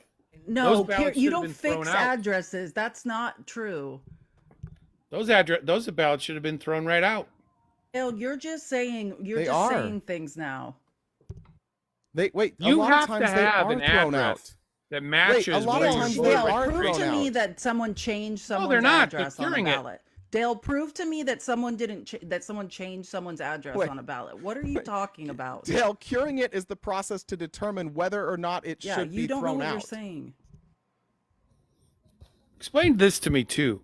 Don't They- know. Can Hold you on. ex- can you stay on say what subject? curing is. It's about It's about determining the validity of a ballot. Like in Lauren Boebert's election, for instance, they cured ballots. It has nothing to do with changing any information. Dale, stop lying. So you don't see that there were irregularities with that election? Well, Okay, Dale. again, Dale, But you just the made thing- up a lie, and that's what Again- I'm concerned about. Dale, even like irregularities, of course, it was an election that took place during COVID. What you have to do though is you have to say, did these irregularities lead to any fraud? Well, we don't find any fraud, and every time they look, they don't find fraud, Dale. You guys are still stuck on that. Well, it looks like fraud might have happened, but then you don't know that we investigated that and it didn't. But the only reason you're still sticking to that story is because you really, really, really, really want Donnie Boy to have won. You don't want to believe that the country has chosen Joe Biden over Donald Trump. It doesn't make sense in your head. So you're willing to believe things that there's no evidence for. In this case, that there was election interference. That's why they lose every court case, dude. Like, is the whole country, including Republican judges, just against Donald Trump? What is wrong with tightening up the elections? Because when Republicans say tightening up the elections, what they really mean is trying to make it so that more people can't vote. They're always trying to restrict who can vote. They're always making laws so that it makes it more difficult for people they don't want to vote to vote. So it's always Democrats saying, like, no, you can't take away the right of the people to vote. You can't make it more Dale, if difficult you're a for certain people to libertarian, vote. Why You would should a want people to vote. You don't need a physical address to be able to vote, right? Or if you're moving around, you shouldn't be purged from the voter rolls. If you are into freedom and liberty, you should recognize that. why did Wisconsin take their drop boxes out of the voter drop boxes out of the neighborhoods? Why did they take them out? Because they were court ordered to. Why? I don't remember what the ruling was. I can pull it up. Do you know? Well, I assumed they didn't trust them. He's gonna make You don't something know? up. So I'm just asking why they take him out. And right I now, trust the information. right now, he's the giving the us. governor's trying to put him back. Yeah, they didn't ever prove that those drop boxes were a problem. This is the thing, dude. Like, do you ever follow up past the accusation? Republicans about don't it. want drop We're- boxes. Were there any problems with the drop boxes that have been proven? It goes back to chain of Are custody. there any ballots. are there any problems with the drop boxes that have been proven, Dale? Why are people dropping off ballots at 2 Dale, in the you are a morning? grown man. Could you try and answer the question I'm Yeah, asking you and literally not just pivot? You have not answered one question this whole time. You just bring up something, and then when we prove it wrong, you go to your next conspiracy. Dale, Well, show me evidence that do there you were think any drop fraudulent boxes- votes. No, Dale, show me the evidence that the drop boxes caused a problem. They did a whole movie on it. I know, and that movie has been completely Yeah, debunked, but you believed that too for 8,000 the same mules. reasons. So why would No, Dale, answer the fucking question. you didn't Where are ask the me one. fraudulent votes, Dale? Where are they? Oh, they're there. Where? They're there. Okay, where? Do you think all those ballots had chain of Where custody? are they, Dale? Where are they? Don't ask Once me the- another question. Just tell me where the ballots are. Tap the screen, guys. Once the ballot is in there, What court it's case very are you hard referring to go back and prove anything. Yeah, kind of Not like it's referring to impossible anything for you that to actually improve it, happened. to prove anything, right? So, Dale, why are you so convinced of something you can't prove? Why does the American people Why are not you have so convinced of things that you can't prove, Dale? RTP? If it was so on the level, Why are do you, people- Dale? You got to answer a question at some point, dude. You at some I don't point. have any I'm proof. asking you your opinion. This should be easy. I Dale, don't I don't why have are any you proof. convinced without evidence that the election was stolen? because it doesn't smell right. Exactly. That's why I said, yeah, exactly. Because you love Donald Trump. You can't fathom that other people don't and that they would vote for somebody else. That's it. That's the whole thing, Dale. You are a grown up. You should be better than that. I don't know, but why are you yelling? I'm not. I get excited and my voice gets louder when I'm think something's funny, which is the case here. When you, a grown man, is up here unable to tell us why you think an election was stolen, but you're absolutely convinced of it, and it's kind of. You silly remember to me. elections where we didn't have to wait so long to get the results? No, Dale, I didn't. That happens every election because you don't Yeah. understand how this works. When they call the election, that doesn't mean the election is over. That means the news organizations, based on exit polling, believe that it is safe to call the race. But the election certification doesn't happen, if you've listened here, till December 14th. It takes 6 weeks before they certify the elections, always, every single time. 6 weeks, the same way. Some elections are closer than others. Some elections, it takes longer to count all of the votes. It takes the same amount of time to count all the votes, but sometimes the state is more contested, so they're not willing to call the race yet. And that's what happened here. Arizona, where we live, was extremely close. It took a long time before they could figure out like how to make a call on Arizona. And when they did, by the way, you guys all got mad and changed the channel from Fox. You guys got mad at Fox for getting it right. Yeah. So you don't think that we should tighten anything?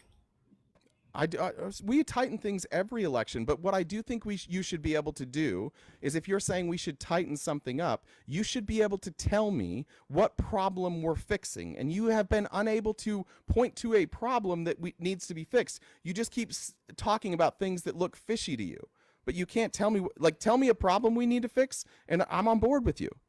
But what's the problem that needs to be fixed here, Dale? You don't think chain of What custody is on it, Dale? ballots? Answer a question. What is the problem that needs to be fixed? Chain of custody on ballots. Why? That needs to be fixed. Why? Also, So point Why? to the evidence. collecting Why, Dale? ballots. Why? Yeah, Because why? because it produces a lot of doubt whether that person actually filled out that ballot. Okay. Right? Okay. So we're you- just to be sure. Do It's you just think people because of go doubt, door to not door and because- collect ballots? I just want to make sure. So you're saying it's because it creates doubt. This sounds like these are your feelings. Like it created doubt I think for the you. country has It that didn't same create any feeling. doubt for me. It didn't Well, create that's any doubt because for you police. come out ahead. Yeah, exactly. Only the losers have doubt about it. Bad- Only the Oh, losers. you guys But then you question guys I want to can't. elections say something. constantly. But then you can't prove it. So that's why we don't believe you. What did Hillary Let me just Clinton say something. Dale, I just want to make there's two separate issues. Like when all of this happened in 2020, I did do a ton of research into election integrity. I don't like to use that word though, because that's a MAGA buzzword that doesn't mean anything to me. But I am saying I actually read studies about election integrity, how they safeguard elections. I did real research. I'm a historical researcher. I read actual scientist studies about this. And after doing all of that, I determined, yeah, our elections, as safe as they've ever been in this country, they are now. Dale, you don't like to hear that. But that's a separate issue. Like the research I personally did out of curiosity and to learn is different than saying we need to tighten up our elections. When Republicans bring election challenges and want to disqualify people from voting, those are groups of minorities and people whose liberty and ability to be counted and to vote as a United States American citizen is being taken away. That I take issue with. So you don't think we have any election integrity problems? Dale. Oh, that's not Dale. That's not what I said. I want to. Let me answer that. I didn't say that because there are. We did catch someone doing some election fraud in Arizona recently, and guess who it was? Charlie Kirk's best friend, who was trying to run for and faked a bunch of signatures. Dale, you can look that up. Why aren't you coming up here talking about the real election fraud? He just dropped out of the election because of election fraud. But that was a Republican. Every time we catch someone doing election fraud, it weirdly is a Republican. One of the Arizona fake electors, Tyler Bauer, also works with Charlie Kirk, caught doing election fraud. Another Republican. I am open, Dale, if you have real evidence of election fraud. Of course, there are incidences and it occurs. I'm not saying there's no problem. My statement that I said, and you can look this up through studies and whatnot, our elections have never been safer than they are now. That's what I said. Have never been safer. I'm not saying that there's no issues ever. Of course there are chain of custody issues. That was one of the issues brought in Carrie Lake's lawsuit when she said she was the governor of Arizona. And I watched that entire case, Dale, every single day. And the judge was so nice and said, hey, okay, we're not there were some chain of custody issues, that's fine, but now you need to show intent, right? Because that's the issue with election fraud, is now show intent to defraud. And she didn't have the evidence. Okay, so my point was that we need to tighten up the election so that the confidence of the country is there, so that no one questions it. And if you don't think that Democrats question elections, you'd be wrong. What happened? Nobody has ever said that.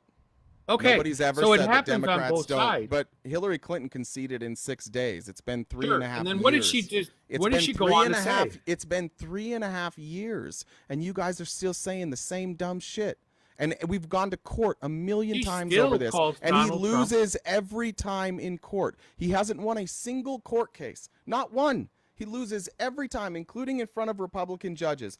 3.5 years later, and Dale, you, a grown-up, is here like saying the same dumb shit. There's a massive difference between a contested election in 2016 and Hillary waiting a few days to concede than Donald Trump never conceding and 3.5 years later still saying it was stolen. If you can't, don't pretend that these are equivalent. RTP, you're a grown man. Yes, I am. Thank you. So does Hillary say that Donald Trump is an illegitimate president? Has she said that many times? And why does she say that?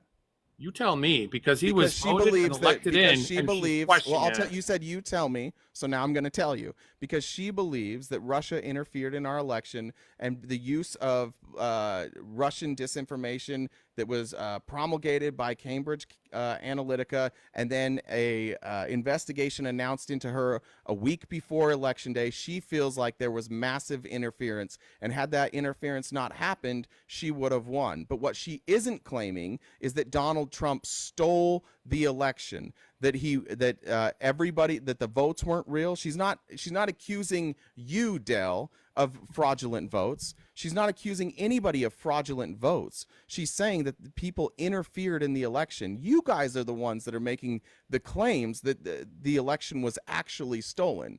She just believes that there was interference that caused her to lose. Yeah, and she at that point which also, was proved. And What were she's you talking right. about, Russia? but Hillary Yeah, didn't which was interfere with proved, Dale. Which was proven. Okay, but Hillary didn't interfere at all with that election. She did not pay. You're joking, right? She did not pay the spy for here the it comes. dossier. Here we Dale, go. She Here didn't pay comes for the that. dossier. Here Dale, comes wanna the learn dossier. something Here fun? comes the next MAGA talking that not come point. from You're her gonna money? learn- Dale, Dale, wanna you're learn about to something learn fun? something. Want to learn something fun, Dale? Guess who Hillary got the Steele dossier from? Guess who she got it from Steele, right? There was a dossier. She heard about it. She's like, "Oh, I'm going to pay Steele." Who was Steele working for before that? I don't know. The Republicans. He worked for the Okay. GOP, and he was doing opposition research on Donald Trump, which every party pays for in every election. And then when Donald Trump became the nominee, and they knew what they had, they dropped Steele, and then because Hillary was the opponent, and he was no longer on a retainer, she hired, and she's like, "Oh, great, I have all this Oppo research, it's already done, terrific." And then she hired Christopher Steele, and then he went and he reopened his investigation, and he got more opposition research. But opposition research, it doesn't even have to be true. It's just what people say about your opponent. You want to know everything they're going to say about you and your opponent. That's the point of opposition research. So it's always going to include things that couldn't possibly be true. Like I worked on the Romney campaign. There were a ton of stories that were floated about Mitt Romney that weren't true. And usually they knew about it before the story ever broke because they were also paying for opposition research. So Why no, didn't she that's come not out and say interference. that? It's just opposition research that happens in every election, bud. Why didn't she come out and say that instead of spending, millions of dollars Say what? investigating it? Why didn't she come out and say this dossier is from me? I paid for it. She did. Why didn't she come out and do She that? did. She did. Everybody knew that. Then why did we investigate it? You didn't.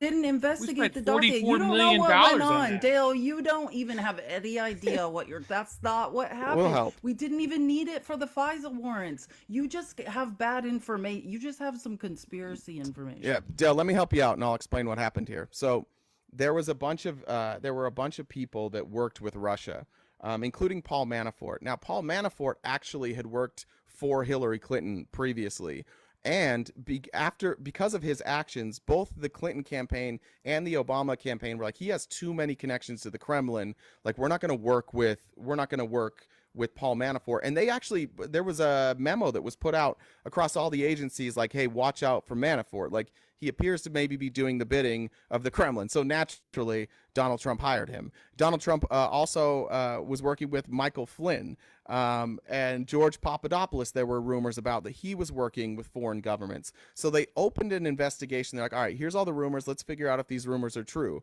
And as part of opening that investigation, they also grabbed stuff from the Steele dossier. They got the Steele dossier. So they brought in all the evidence, which is what you do in an investigation. You collect all the evidence. Not all the evidence that you collect in any investigation is useful or proven or is factual. Like, not everything has to be. During the investigation, you suss that out.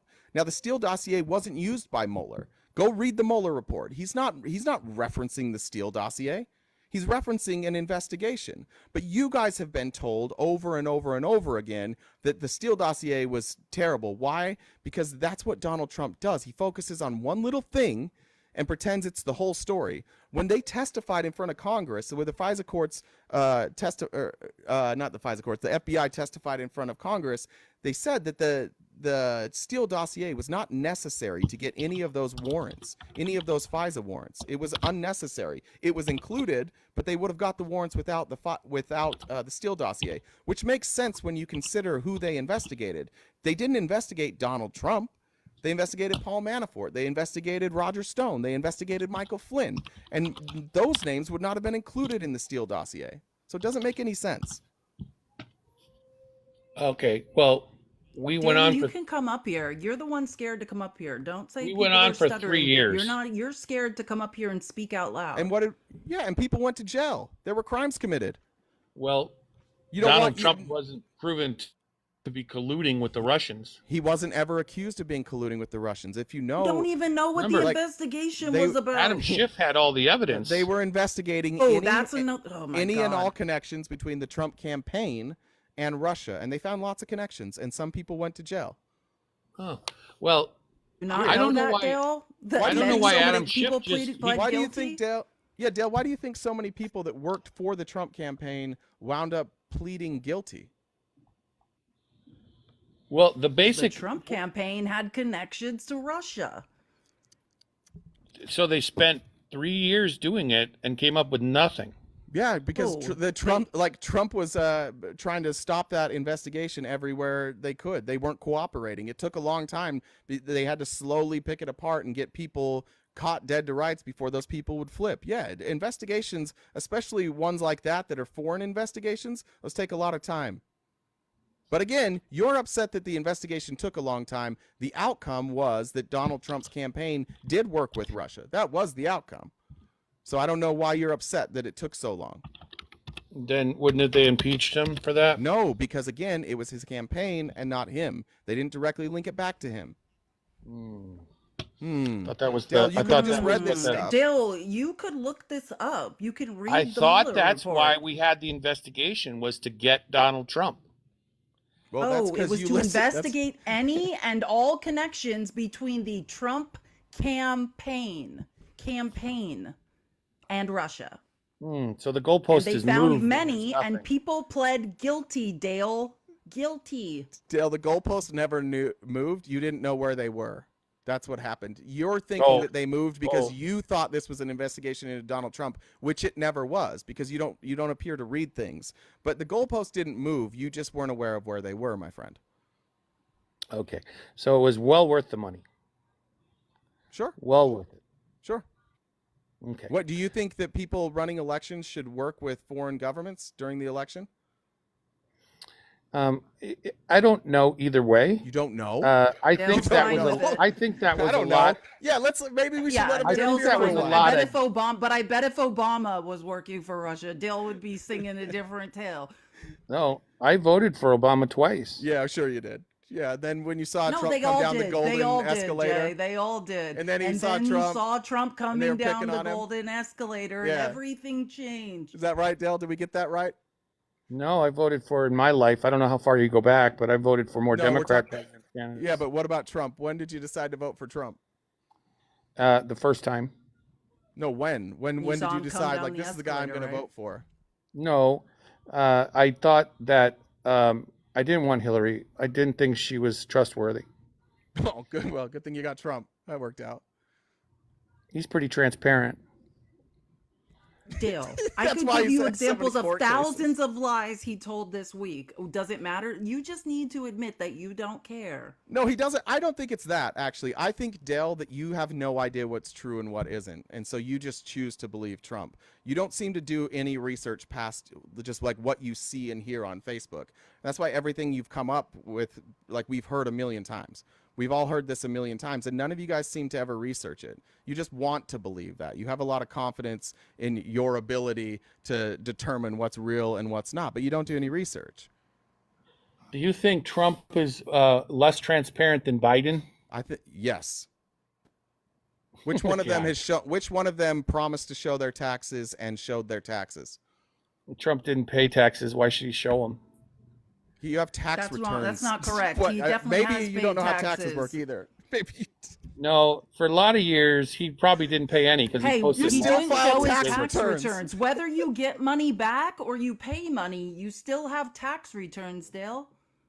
Yeah, so that's the point. It would have just Wait, hurt what- him. so to which show one of them. those Why is didn't more he show his transparent? tax returns? Which one of those is more transparent? The one that shows them or the one that doesn't? You said you worked on Romney's campaign. Which one is more transparent? The one that release their tax returns or the ones that don't? I assume that it's Don't be going to a be the coward one that here, Dale. releases. Don't be the a tax coward return. here. Just answer the question Come honestly. on, Yeah, Dale. releases the Come tax return.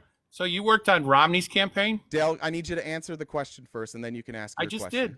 He What'd did you say? answer it. He answered Oh, I didn't hear I it. just What'd you did. say? Okay, so I Biden's said the more one that transparent. releases the tax returns. It's too Okay. bad we can't get Biden's whole tax return, but that's okay. What do you mean his whole tax return? We The have one with his that tax shows all returns the for- money going through the shell corporations and flowing back to 'em? No, we have all Biden's tax returns and the collateral that supports them. Yes, we do have his finances. That's what's funny. For years and years and years, we have all of Biden's financial information. And that's what they're pouring over, Dale. You want to talk about, the weaponization committee? They have all of Biden's financial information. Every Please, bank why does his statement. And they grandkids have can- money in their let me accounts in finish, China? Dale. I'm not I'll correct you on that too, Dale. You want to spread some more information, misinformation, you will get corrected on those lies too, Dale. You will. But yes, that is what the committee, James Comer, is doing, wasting all of our tax dollars that they can't find the connection. They have every single bank statement he's ever had. They have everything, Dale. Why does he Go ahead. Why does he need 29 shell companies? He doesn't have 29 shell companies. Stop believing things that you hear and research something for once in your life. You're talking many about does he have?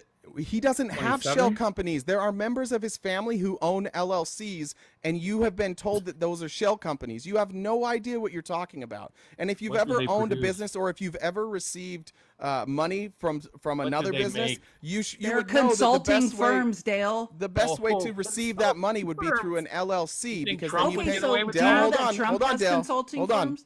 Hold Are on, those Dale. Think Trump was Hold gonna on, be able Dale. to get away with Dale, that? hold on. Dale, hold Trump on. kids? Dale, hold on. Dale, hold on. If you want to receive money, the best way to do so is through an LLC, because you will pay Oh. less in taxes. There's How many times should you move it? you can. What do you mean? How many times Bill, should you move don't it? know what you're talking about. You just are saying things. You're a conspiracy theorist. You have, I would say, low information, but so far we're on no information. Police, why do big banks come out and say, I'm not doing business with these people. This is money laundering. Big banks. Who? Not Big banks. not a single bank in America will work with Donald Trump. Which banks are you talking about that said this is money laundering and they won't do business with the Bidens? Oh, there's been Which bank, Dale? which one? Which bank, Dale? Name the bank right now. Citibank. What's that? Citibank. And what did they Washington. say? Okay. Who's No, so Jamie cite Dimon's the bank? source, cite an article. Now is where you cite the article. That's Chase. You don't even know who's the CEO of which say bank, Jamie you Dimon? weirdo. You guys haven't seen those articles? What are you talking about? Cite a source. So now tell us the name of an article that says that Chase Bank won't do business with the Bidens. Now it's time for that, Dale. So we're waiting for the name of that article. Okay. So it never happened then. Probably not, Dale. Just like everything else you said today. Okay. But why are you so, Dale? Honestly, like man to man, why are you so confident you're right when you can't answer these simple questions like what bank and what did they say? How are you this confident that you're right? Like, dude, be honest with yourself and with everybody else. You just don't know, and that's okay. Like, not everybody knows everything, but you don't know. You're just completely indoctrinated. So why is the news you can be reporting it? right and be indoctrinated, and you can be wrong and be indoctrinated, but once you're proven wrong, you don't care. You'd rather lean on the indoctrination rather than the facts. Why did the news report it then? Can you respond to what I said? I watch I watch a lot of different sources for news. Okay, And what did Dale, they say? show us, cite your source. That's what I asked you, the name of the article or whatever. So we could know, and we can then look it up and debunk it. But that's See- what I'm asking you for. You tell us where you heard it. That's what I'm asking. See, here's what I think. Mainstream media doesn't report a lot of it. Dale, tell us the source. I don't care about your opinion. Tell us the source. You think mainstream media I plays it need straight? you to tell us the source and stop pivoting. I don't Dude, have the source. This is Why would this, I have you should the be source? embarrassed. How am I going You to should have be the source? Would you should be have the embarrassed, source Dale. of the claims you're making? Because Okay, Biden's not money laundering, and they did No. hire Hunter to do this because he's a brilliant crackhead with What incredible did they hire financial Hunter to do? skills. What did they do? What did they hire He's Hunter not to Hunter on the do? went board to of Yale Burisma. Law. Hey, Hunter has a Yale Law degree. Hunter, Does he? Hunter is high. Yes, Hunter is Okay. highly educated. why is he What living are in the you White House talking right about? now? You have no He doesn't idea. live in the White House. Oh my God! his it's job so right now? embarrassing, Dale. he You doesn't live in the literally White have House. No. Does he have a job? He's an advisor. He owns his own No, business. wait. So now the goalposts are moving. So you didn't know he was a lawyer? You didn't know that? Oh, I did. You didn't know lot- anything about him, Dale. You don't A know lot of anything companies about hire Hunter people Biden. that are crackheads to sit on their board with no A lot of experience. times people- a lot of do. How times- dare well, you hold on, disparage Dale. people with addiction issues, Dale? Real- First of all, real that's quick, Dale. gross.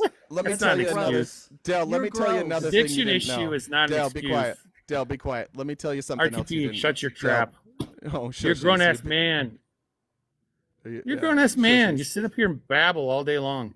You're now using. You're literally. You came to talk to me, Dale. I didn't come Someone's to talk to you. babbling. But let me Someone's teach you babbling. something that you may not have known.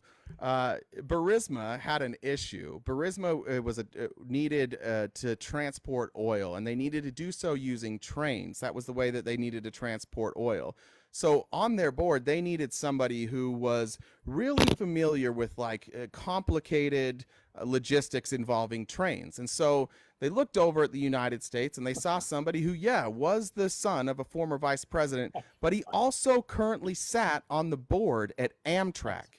Amtrak, the train company, the logistics company. And so they hired him from Amtrak so that he would come over and work at Burisma and help them with their logistics. Not only had he studied this, but he had extensive experience with the biggest train company in the United States. He was uniquely qualified for this, and it also helped out that his dad was the vice president. And if you did any research at all, you would know this, but instead you just listen to people say, that's a crackhead that doesn't have any experience, and then you repeat it, Dale, because you are a low information person. You just care about things that sound good to you, and then you repeat them, but you don't know what you're talking about.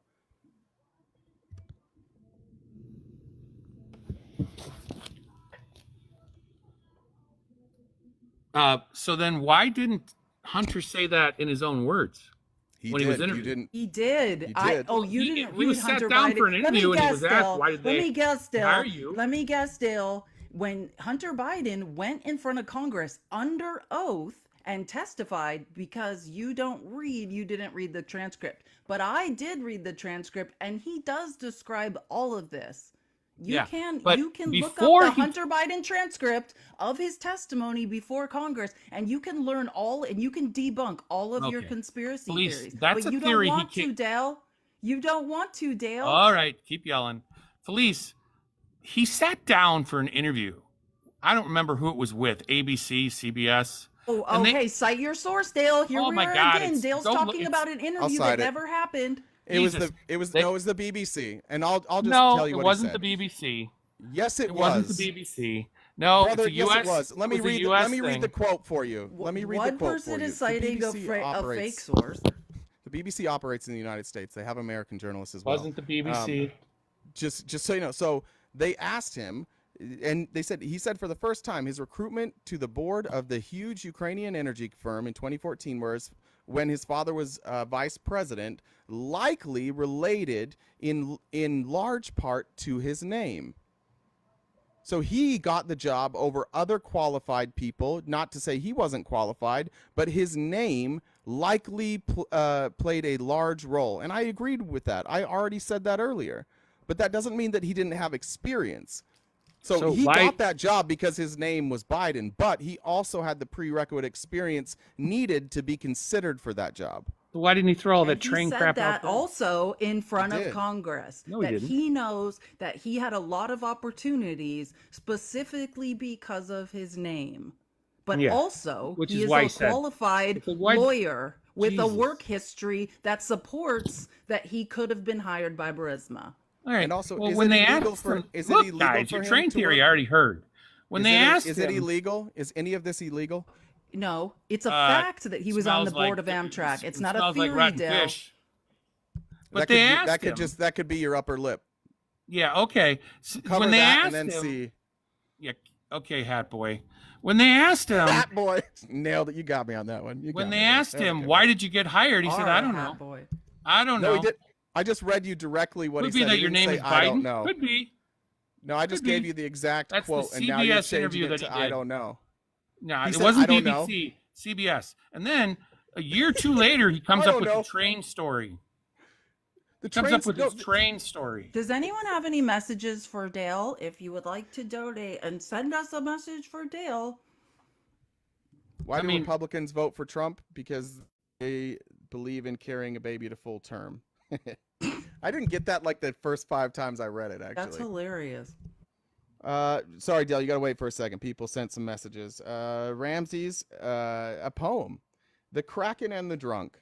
Sidney Powell, with fervor blind, unleashed a kraken from her mind, but found instead a beast quite frail, her legal blunders leaving trails.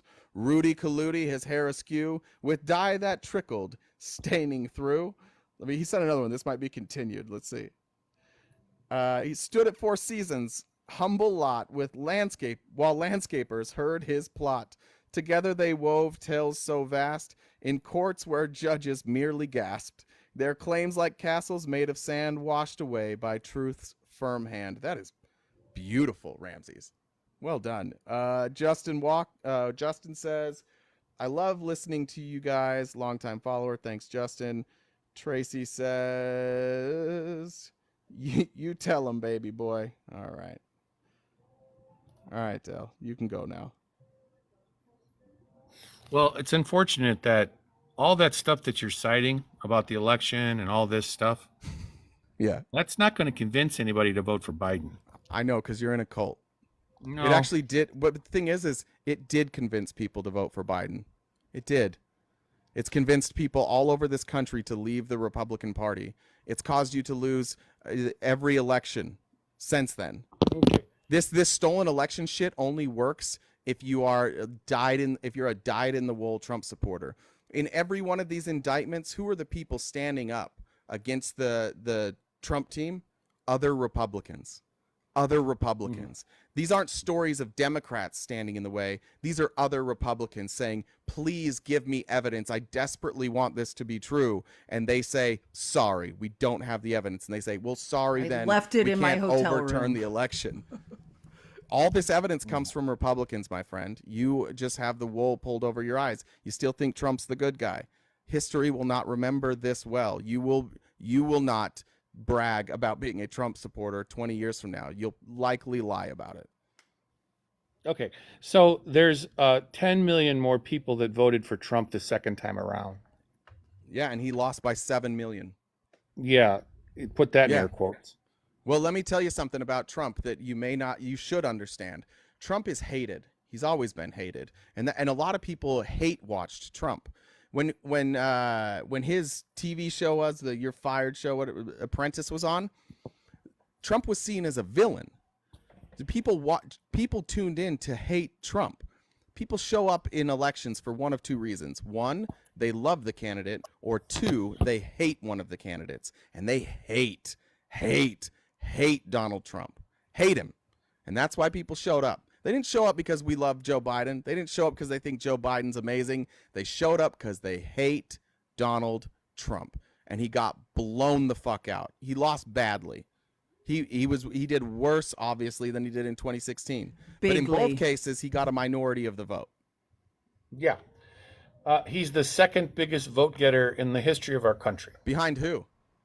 Behind Biden, and put that in air quotes. Yeah, exactly. That's why Biden's president. Put that in Imagine air losing quotes. to Joe Biden. Imagine losing to Sleepy Joe. What must that say about him? What did Sleepy Joe bring that made people vote for him? He wasn't Donald Trump. I just explained that to you. People hate him. Okay, well, you can.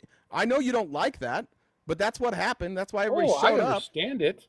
Well, That's why the Dems have...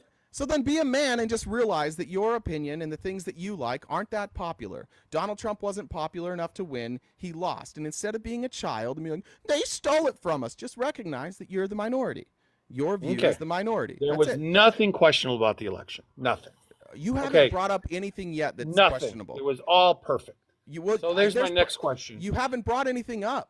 I'm telling you, I just said there's nothing questionable about it. There was nothing questionable about that election. Well, the fake elector scheme, absolutely the fake elector scheme was quite questionable. That's why it's being adjudicated in Trump several different didn't walk out of the courts. White House. They dragged him out kicking and screaming. No, nobody said that. Oh, that was the big thing. Was that your gotcha moment? He was going to squat. He was going to squat in the White House. Yeah. Yeah, that's what he was trying to do. He didn't. He walked right Yeah, out. Yeah, he failed. Like every business he's ever started, he failed. Mm. I'm He not a couldn't get Trump an- fan. Trump is actually the worst You are candidate. a Trump fan. You are a Trump super fan. Don't Oh ever my say you're God. not a Trump fan when you show up with no information and spend 40 minutes debating whether or not the election was stolen. You are a super fan, my friend. That candidate, Trump, is the worst candidate that they could run. Yeah, And he's the best candidate that Biden could go against yeah, for Biden. yeah. Oh yeah, Any if Nikki other Haley, candidate that got the nomination yeah. would kill Joe Biden as far Yeah. as it wouldn't even be close. You know who you would guys really should have ran dominate? Nikki Haley. You guys should have ran Nikki Haley. He should have ran Mitt Romney. Oh Jesus. We Yeah, couldn't see, there it is. run. Yeah, there it is right there. And again, you can't tell me something you don't Mitt like Romney about Dis couldn't Romney beat- that isn't based on the fact that he didn't like Trump. That's the only reason you don't like Romney is because he doesn't like Trump. No, I don't like Romney because he couldn't beat Obama. Why? Well, because a little birdie told him that Mitt Romney never paid any taxes. Do you think that's Remember why that? Mitt Romney lost? Well, did he not pay taxes? Because that's what he was. Paid That's what taxes. came He just out from the didn't- Dems. He paid capital gains mostly, so it was a very low number. So he didn't pay any taxes. No, he paid he paid a lot in taxes, but percentage-wise it was low.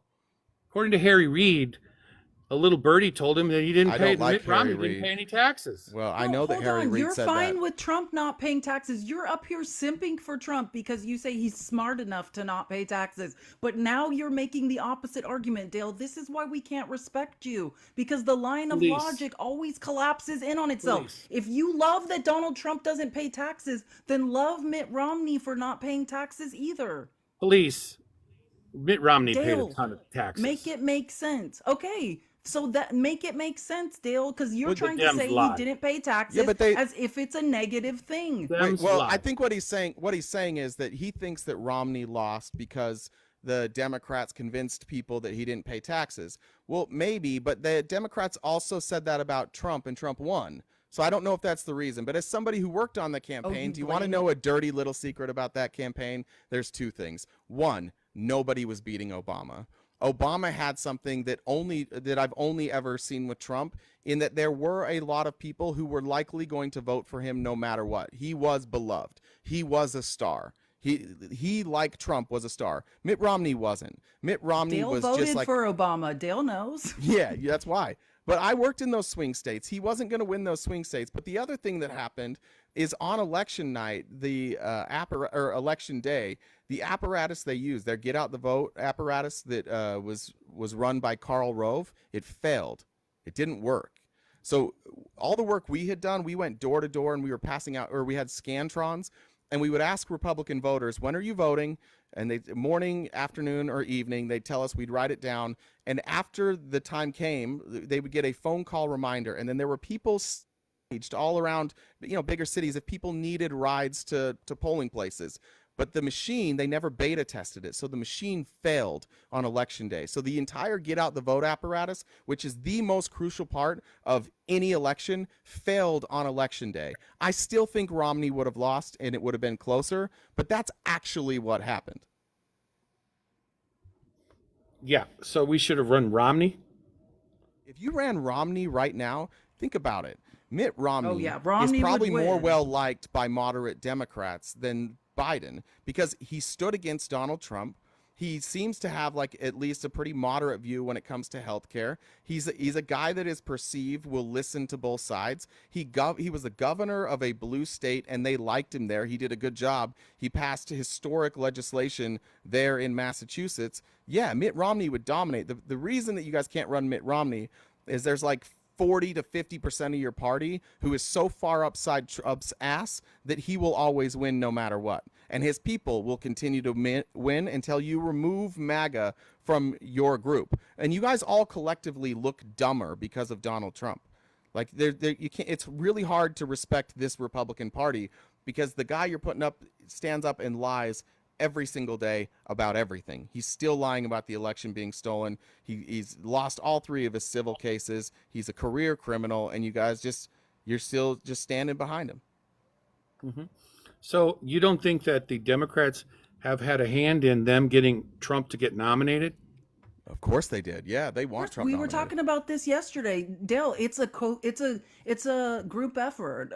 Yeah, what happens is in primaries, yeah, the MAGA backs their MAGA candidate, and so does the DNC, because when it comes to the elections, we want to be up against the crazies. Yes, the DNC fully backs crazy MAGA candidates in your primaries, 100%. So that's because you know you can beat them. 100%. Well, that's a good chance you won't, though, this time. Didn't you just say, like, the weird part about this conversation, Dale, is you said that Donald Trump is the only one Joe Biden can beat. That's what you said that first. So I don't agree. understand. Yeah, so why are you confused by this? It's not guaranteed. Well, of course, no election's guaranteed, but you want to fund the people you're most likely to beat. I think part of the reason that he is the nomination Yeah. is because of the court cases that they brought against him. They've actually That he lost. He lost all three of them. Yeah, they've turned him into a folk hero, some sort of martyr. Yeah, and now people that's are because you running to guys believe defend him. No, it's only to you because you guys believe him. But the evidence is so my point. overwhelming. Again, Dale, like, you are the most low information type of voter. You are 100% gut instinct. Facts be damned. You don't care. Like, he lost every court case, every single one. And one of them at least had a jury, and they had to get these charges approved, and you had a judge who had to assess the fines. Like, in order for Donald Trump to be innocent, the amount of people that have to be in on this conspiracy is basically like everybody but MAGA.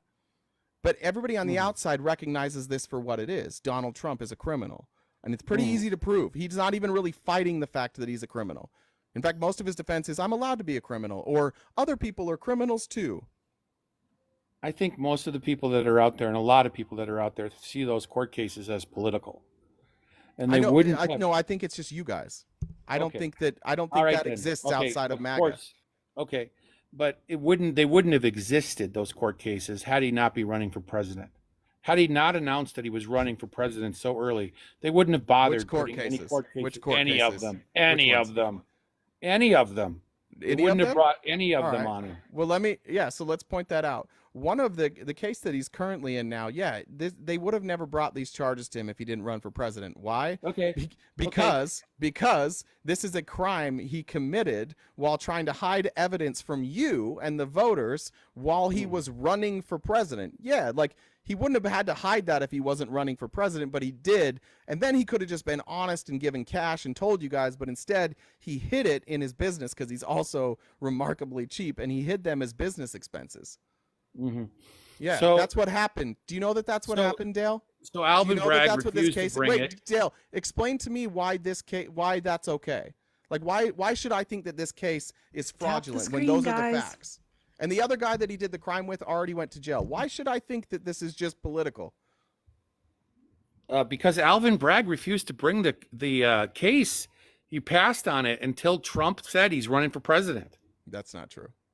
Yes, No, it but- is. He passed on it. He can't, no. He was. Oh, They that's were so not forced true. by the attorney general because Bill Barr and his group of attorneys went through after Michael Cohen was found guilty, and they went through and they changed all the documents, and they basically put pressure on anybody who was going to bring these charges and said, no, you can't bring these charges. Like, we're not going to have They these charges. forced Jeffrey Berman to quit, who was the head of the Southern District of New York and was bringing these charges and bringing this case. They forced him out. They forced him to change the words of the indictment, Dale, because they didn't like that it mentioned Trump. And so that's why it's still to this day, it says individual one worked in concert with Michael Cohen, because it had Donald Trump's name in there, and they forced them to take it out.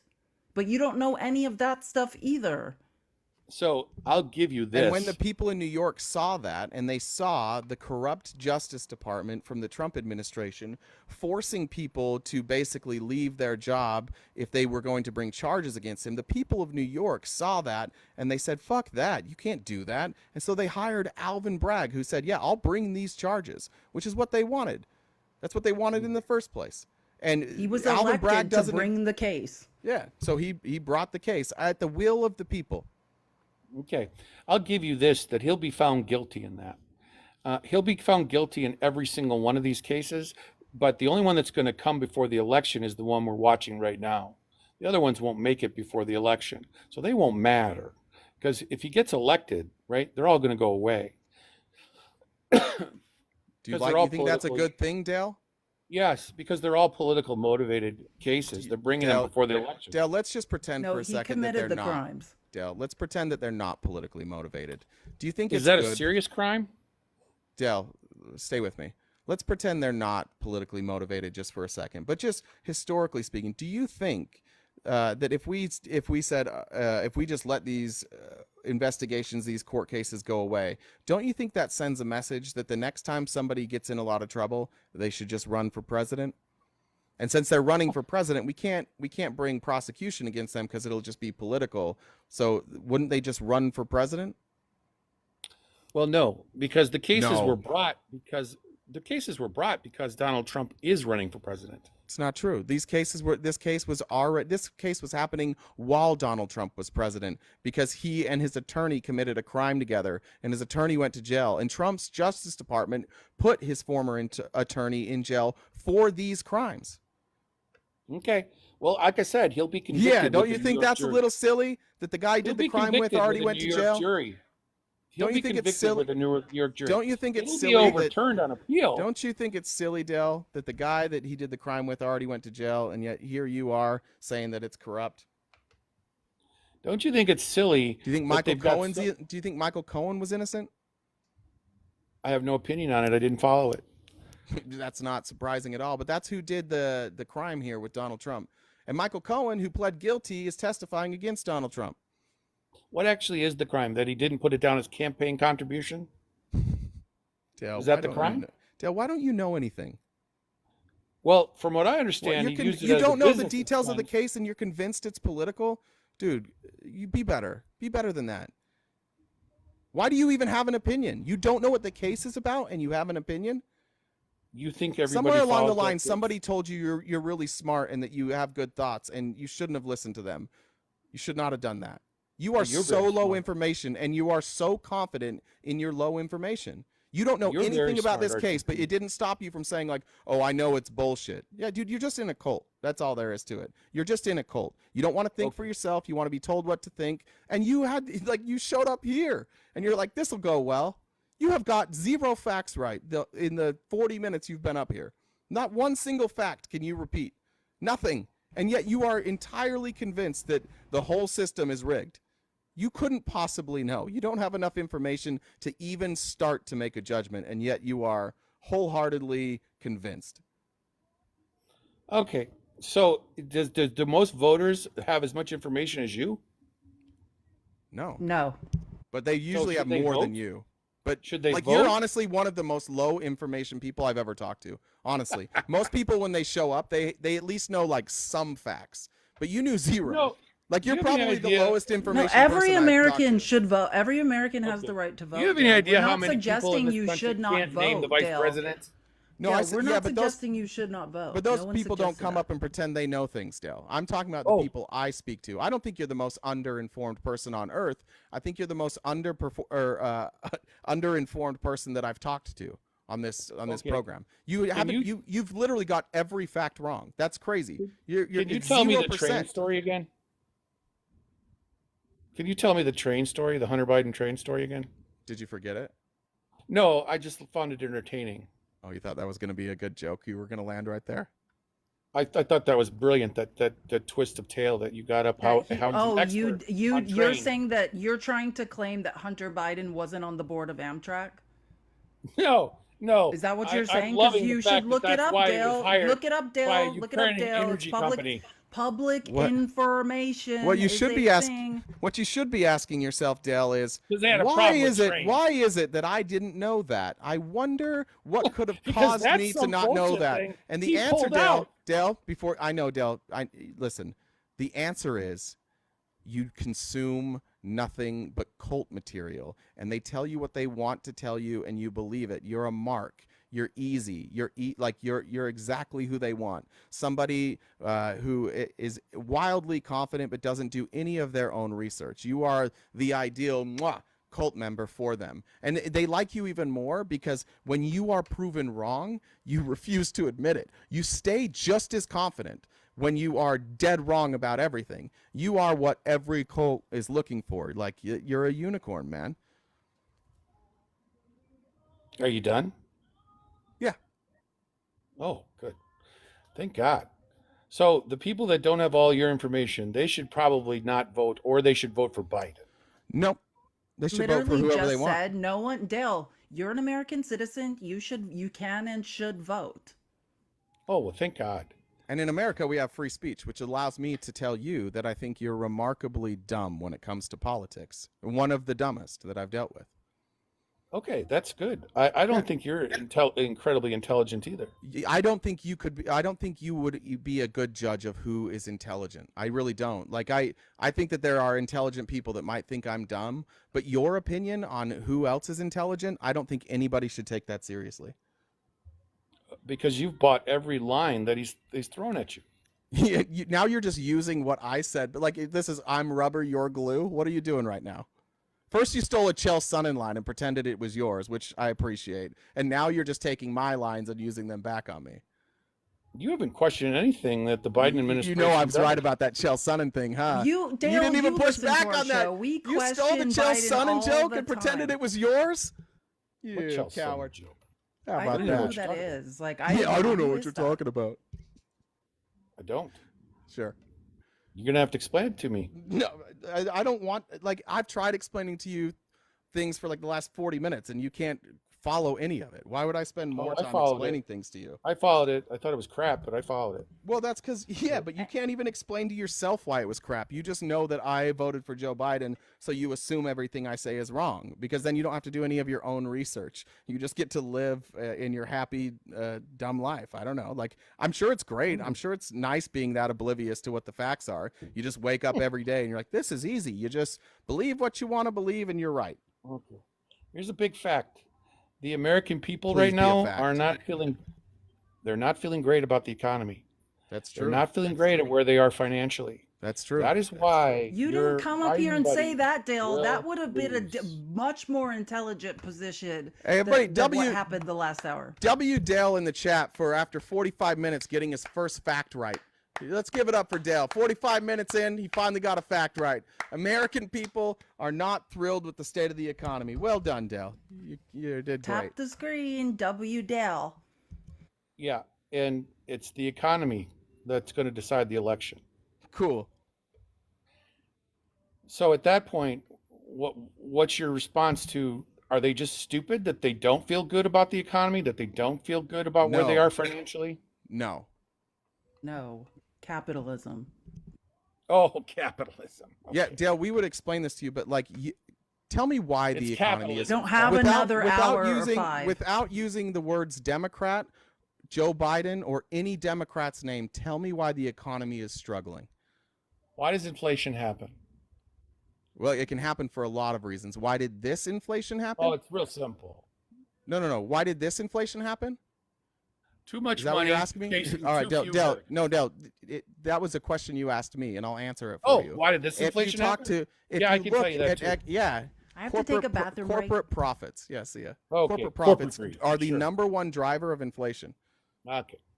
Yeah, Yeah, and but I know those you're going to evil dismiss that because that's what you do, and you're about to be like, oh, when the government spends money, it's corporate profits. That's the number one driver. Yes, the amount of money that we injected into the economy also was inflationary, but we had to inject that into the economy because of corporate greed, because the money doesn't keep circulating, so that when we had a once-in-a-lifetime pandemic, poor people didn't have any money, and middle-class people ran out of money. Who didn't run out of money? The rich.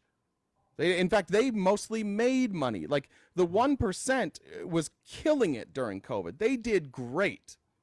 That's why we have inflation. You remember when Biden first started out and then the inflation went up to 10, 11%? Remember those spikes? Yeah, what's it at now? 3.5. What did Biden do to cause those spikes? I'm going to tell you. I bet. So Trump, when COVID came around, he gave stimulus checks, you know, Right. And he started demanded that his name be on them, which was not Yeah, legal. whatever. And he Gave delayed him. those payments by like 2 weeks because he was arguing with the Fed whether or not he could sign them himself. So I'm that not people thought they arguing got a whether or not he check. gave No, them. I'm just adding Okay. context for the audience. Who cares that Just he's remember that is that Trump a was it was narcissist? delayed Yes. so that Donald Trump could sign his name on a check. Okay. Well, they should have delayed him more. So, Sure. so at People that should have point, just starved, guys. We should have just starved. yeah, We yeah. should have just let the billionaires get Yeah. all the money and everyone else should have starved. That's what So we should have done. then, so you wanted to know. So then Biden comes into office, and we're coming out of the pandemic. We're coming Yeah. out of the shutdown. Yeah. You know, so what did he do? He dropped another tranche of cash on us, right? Wait, hold on. Who controls the money? It's Biden policy. Who controls the money? I said. Congress. Okay, and was it So- passed? Oh, was it passed on Yeah, with Congress passed bipartisan support? Congress passed it. Was it passed okay? with bipartisan Could- support? Could have Biden vetoed Was it passed with bipartisan Yes. support? Yes. Okay, cool. Could Gotcha. Biden have vetoed Gotcha. it? And then where did it go after it left the House? Where'd it go? What are you talking about? It goes through Congress, and then he After it signs leaves the House, where does it go? Senate. I'm just a bill. Yes. No. After it leaves the House, it goes somewhere before the president. Where does it go? Goes to the Senate. Senate. Okay, and then it goes to the president. Right? Yeah, I took 7th grade. And there was civics, thanks. bipartisan support the whole way through, right? Took 7th grade civics. And- Thanks. Well, yeah, It's I'm his glad. Schoolhouse That's the first thing you got Rockdale. right. We're learning. Dale, so why Okay, do you think so you are RTP, so why Dale, RTP. why Dale do you think you are choosing to blame only Biden? Okay, I'm just Why? explaining why inflation happened. I know, and I'm Okay. asking you why you choose to say that was Joe Biden. When I don't it care started whose in the fault House, it is. went to the- Biden was in power when it happened. That's true. So were all those other people. That's great. We look Okay, at the but you president. didn't mention them. Wait, Dale, can I say one thing? Did I list just every wanna single say, senator and Dale, House member Dale. that voted for it? No, you only Dale. mentioned one person, Joe Biden. Yeah, who had control of the House? Who had control of the Senate? It was The Dems. Republicans had control of the House. The Yeah, you Democrats don't- had First control. 2 years? Yes. No. Yes. I'll bet you $100. Want to look it up? Who was the speaker? Kevin Nancy McCarthy. Pelosi. Nancy Pelosi, man. Kevin McCarthy. Now, when Kevin Biden McCarthy is showed not up, the speaker now. Mike Johnson is. oh, you got to get your head around God this. Now. damn, dude, you're dumb. This is crazy. When Biden came into office, who had control of the House? The Republicans, and then they lost Okay, their majority in wait. 2022. They are. How could they lose? Like, how could their majority get smaller in 2022 if they didn't have the majority in 2020? Can you explain that? What's in the name? 2022, the red wave was Oh, supposed to okay. happen, and Republicans maintained control of the House, but they lost ground. So if they maintained control of the House, did they have control of the House? okay.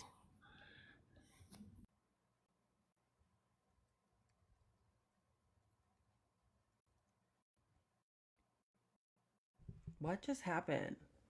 Oh, did Dell leave? Did he just bounce? Yeah, I was like, what? I thought he was finally doing some research. I think he accident. I'm not sure if he accidentally left or on purpose left. It sounded like somebody was talking to him, and then Yeah, so we had McCarthy from 2023 to 2023, and then Mike Johnson since then.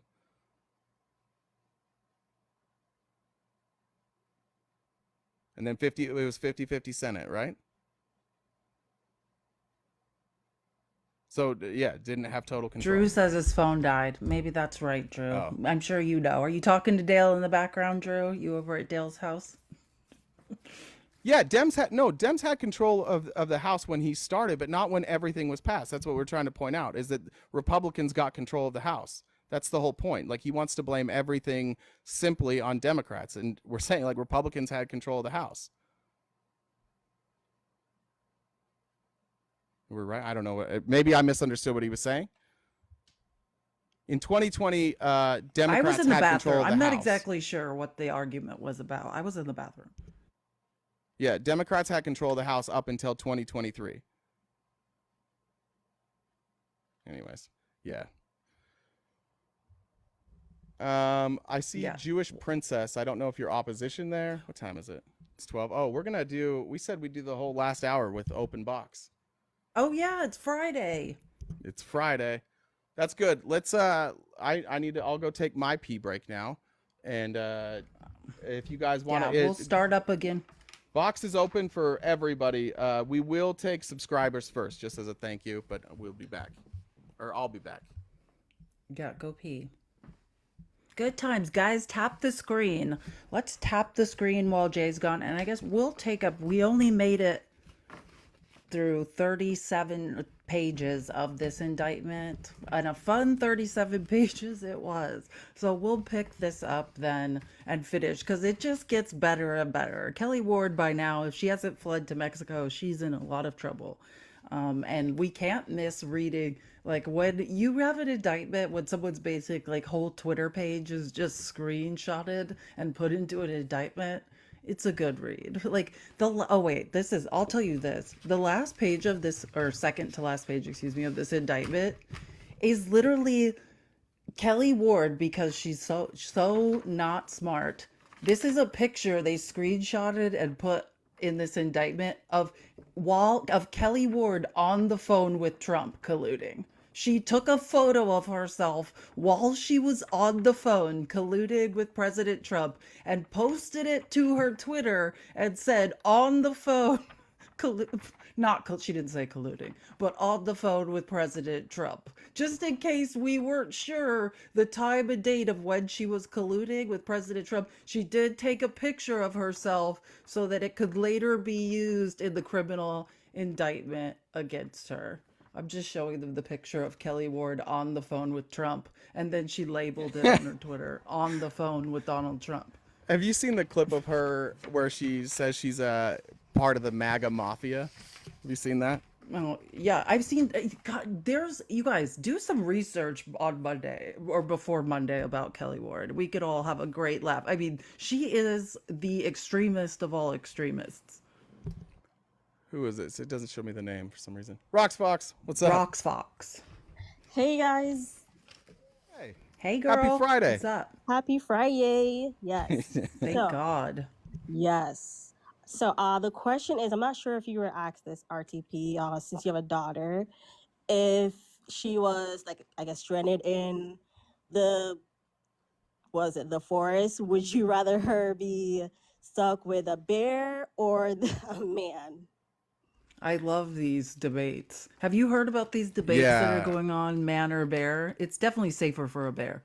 Yeah, I think she could sweet talk a bear. My daughter is fearless of animals, which is kind of scary, and she doesn't particularly like men. So, but either way, I think the answer is bear. Like, you have a chance of getting away with the bear.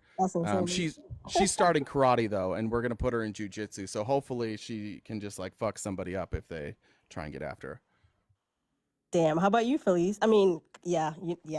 I kind of figure what you said. Bear for sure. I lived in Idaho where there are bears everywhere. Like, there used to be bears like just in my front lawn sometimes, just hanging out, and definitely bears. Like, when I look at historically who's done more physical damage to my body, bears or men, definitely men. Facts. So, I mean, that just makes me think about people who always say they don't believe E. Jean. You know, it's like, so you don't believe her, but yet you rather leave your daughter in the woods with an animal than a man. Got it. Yeah. Who started that? Where did that start from? I think that's hilarious, by the way. I like all over the internet now. Right? No man has said like a man. I've asked like every guy I know. No one has said a man. I like any type of content that triggers red pillars. Red pillars are the best people to get triggered because they're terrible people. None of them are good people, so I never feel bad. Yeah, and they're sweat and they're smelly. But yeah, that's it, guys. Thank you. Thanks, Rox. Have a good weekend. Bye. See ya. Spitting some truth. Thank you so much. I love people that listen to our show. It's so fun to find out we're all like. This is a cute penguin. This is Jewish princess. They may not be here. They didn't respond to Jen. Maybe not here. You can hop back in if I didn't go through. All right, Tanner than you. Thank you for the donation, by the way, Tanner, earlier. And welcome. Hello, Jay. Hello, Felice. Hey. Hi. if I was in the woods and the man that I was with was Leo DiCaprio, he could help me to fight the bear, though. That's a good point. That's true. That's something we haven't talked about. That's something that I think needs to be put into the discussion. It's very important, yes. But Anything else or just that? That was it? Just No. like he fights climate change by driving a Prius and going around in private jets. Well, the real thing I wanted to come up to say is they're crying about election interference, but Trump delaying his trials and refusing the American voter to know if he's actually guilty or not guilty is election interference. I agree. Which is what 100%. everyone's saying in those primary exit polls. All the Republican moderates are saying in the exit polls that they want to know whether or not Trump is guilty of a crime.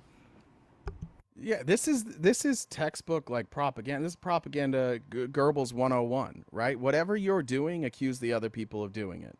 Right? Flood the airwaves like they've said with shit and anything you're doing that's corrupt, just accuse them of doing it and it creates confusion.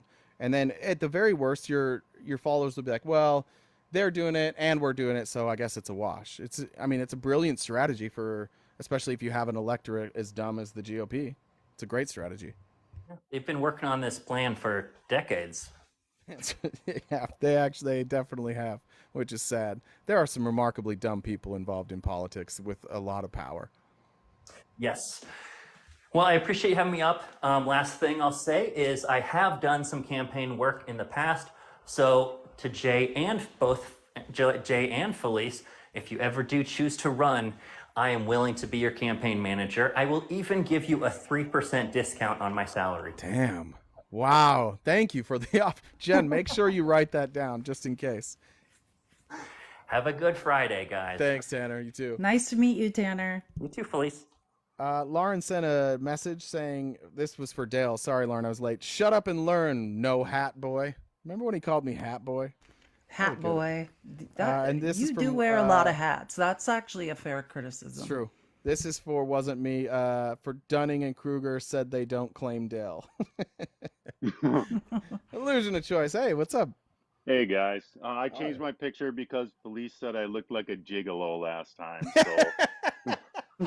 So she was crushing it today. I just couldn't handle that mentally. It just kind of broke me down inside. So I Are you saved from that Minnesota? Where are you Yeah. from? one. Yeah, I'm from Minnesota, of course. Oh, you Yeah, that's betcha. a Ilhan deep You Omar. betcha. So that's a Minnesotan. Oh, yeah. Minnesotan. You remind you me of caught my me. aunt. You caught me. Minnesota. Yeah, yeah. So I guess first of all, the question is the man bare? And second of all, is the bear manscaped? Because that might level the playing field a little bit, but we never can. Like a neatly trimmed bear. Yes, like a little fern around the nip areas, or I don't know, whatever he wants, whatever he wants. Better to hide in the bushes. Eat them Yeah, I blueberries. still might go bear. I think I'm still bear. All right. I think okay, actually that fair might enough. have moved because the bear is also a little more clean. Bear. I think that's in the Yeah. bear's favor. Yeah.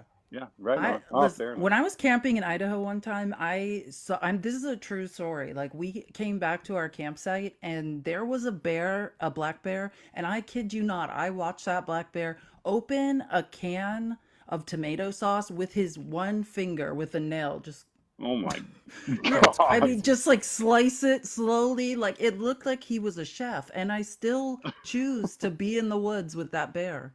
Making a sauce. Well, yeah, it might make you a pasta. That sounds great. A man that can cook. Jeez. Find that bear. He'll You catch might you some have fish. You might have a partner for life cooking you tomato salmon all day long. Mm. Anyway, actually so sounds good. today's lesson, I guess, after showing you guys much appreciation, Felice, the way that you broke that down step by step, that will be ingrained in my mind now. How clear it was that Rusty Bowers was definitely greater than Rudy Kaludi, and I mean that was a big deal there. I guess Lesson is today's if Rudy hadn't left that evidence in his hotel room, yeah, no only kidding. That was Rudy really hadn't it. left What a the shame. evidence in his hotel room, things Yeah. could have gone very differently. They He had it. could have just called the escort to bring it down for him, you know? Exactly. Anyway, well done. yeah, Felice was also much greater than Derpy Dale. I mean, she was roasting him. RTP, Jay, you usually just get to lay into him and take big chunks off, but she had already pretty much feasted on him, and you just Oh, got like this is the I wait, I have to leftovers. tell the Dale story. I don't think everyone's clear on who Dale is to me. I Okay. had never actually talked to Dale on the internet, but like a long, long time ago, probably about a year ago now, or maybe like I think the first time I did a live was like in May of last year, and I used to do lives with Nemo and Chelsea, Political Mom, I and remember. we used to have like, like 50 people in our lives, and Dale would be in there just trolling us. At the time, he Oh was my like an god. insane DeSantis fan, but I had never talked to him until today. But he has followed me around the internet to let me know I'm wrong. Day, Oh day jeez. after day after day until today was the first time I talked to him. Oh, so Well, he that's showed why you. Jay said that he was there for you. That's why he said that. No, I actually Yep. didn't know any of this.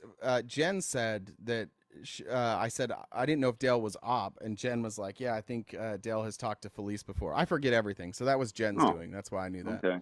Yeah. Awesome. I also wanted to say now that I'm reminded, yeah, I liked how you were asking Cohen some questions and making him a little uncomfortable, but then you let him kind of skirt out of it. I really appreciated that about you, Jay. That was awesome. That I think about that every day. Like my greatest fear is that I make a joke and nobody laughs, and that's what happened during that. Felice. Yeah, it Felice was tough. always does that to you. You make a It's joke and it's just always. crickets. Yeah, it's I'm devastating. laughing and she's just like We back have to been the in outline, actual please. fights about it. We scream at each other about that. Like laugh at my jokes, please. Yeah, it's devastating. Okay, Yeah, if you last have, thing I'll say is insecure RTP with glasses is greater than blind RTP without glasses trying to work the guest requests. And all that's right, it. I got it. All right, there we go. That a boy. I All right, like catch you you in guys later. glasses. I think you look good in glasses. Thank you. Bro, Rocket, you gotta just work with what you're given, and that's all it is. I appreciate that. Don't Thank you. hide. All right, thank you Okay, very much for what you guys do. I will continue to be around. thank you. A Bye. pleasure, as always. Let me read a Thanks. couple comments while these come up. From Patricia: Grow up, Dell, and grow a brain while you're at it. That's good advice. That's just solid advice. From Miss Julie: Dell, I could eat a bowl of alphabet soup and shit a better argument than you. That's probably accurate. Chelsea says Dell is. I don't condone using potty words. Dell is a dumb bitch that types with his pointer fingers. Use boomer if you need to. Uh, that is a mean insult. My dad does. We called it hunting and pecking. And that's how he types. So every time somebody makes fun of an old person, I just picture my dad. Hunting and pecking. Yeah. Republicans are ableist, racist, misogynistic bigots. Dale proves Team Bear. Thank you, Jocelyn. Roxy was just here. Dell is a hoe, and his breath probably smells like Trump's courtroom. He did keep saying it stunk, or what did Dale keep saying? And you're like, maybe it's your upper lip. That was mean. Sharon, Hi, how are you guys? good. How are you? It's great to Good. speak to you. I so enjoy your lives. Thank Happy you. Friday. Yes, same to you. I didn't know, I was out running around. I didn't get to hear your whole live. So I don't know if this was mentioned about the fact that the E. Jean Carroll verdict, the appeal was rejected. Yeah, we did. We Yeah. said it yesterday. The we haven't second covered appeal, it Yeah, today. I know. Yeah. But so I wasn't sure. But one of the things that really gets me every time I'm in the chats, and someone says, why did she wait 30 years and all of this? Oh, I know. You're okay. preaching to the Well, choir, Sharon. there's a little. I can't stand it. All right. Well, there's an actual logical reason for this. What happened was she wrote her book, and Trump got wind of it and immediately started defaming her. She filed charges. She filed a lawsuit for the defamation, just the defamation. The judge reviewing it pre-trial said, I can't rule on the defamation until I have adjudicated whether or not this event took place, because that's pertinent to the defamation. So he compelled her, he forced her to file for the SA.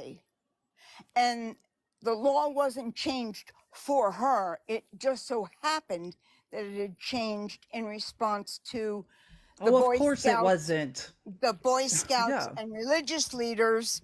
of And course. it just fell into that thing.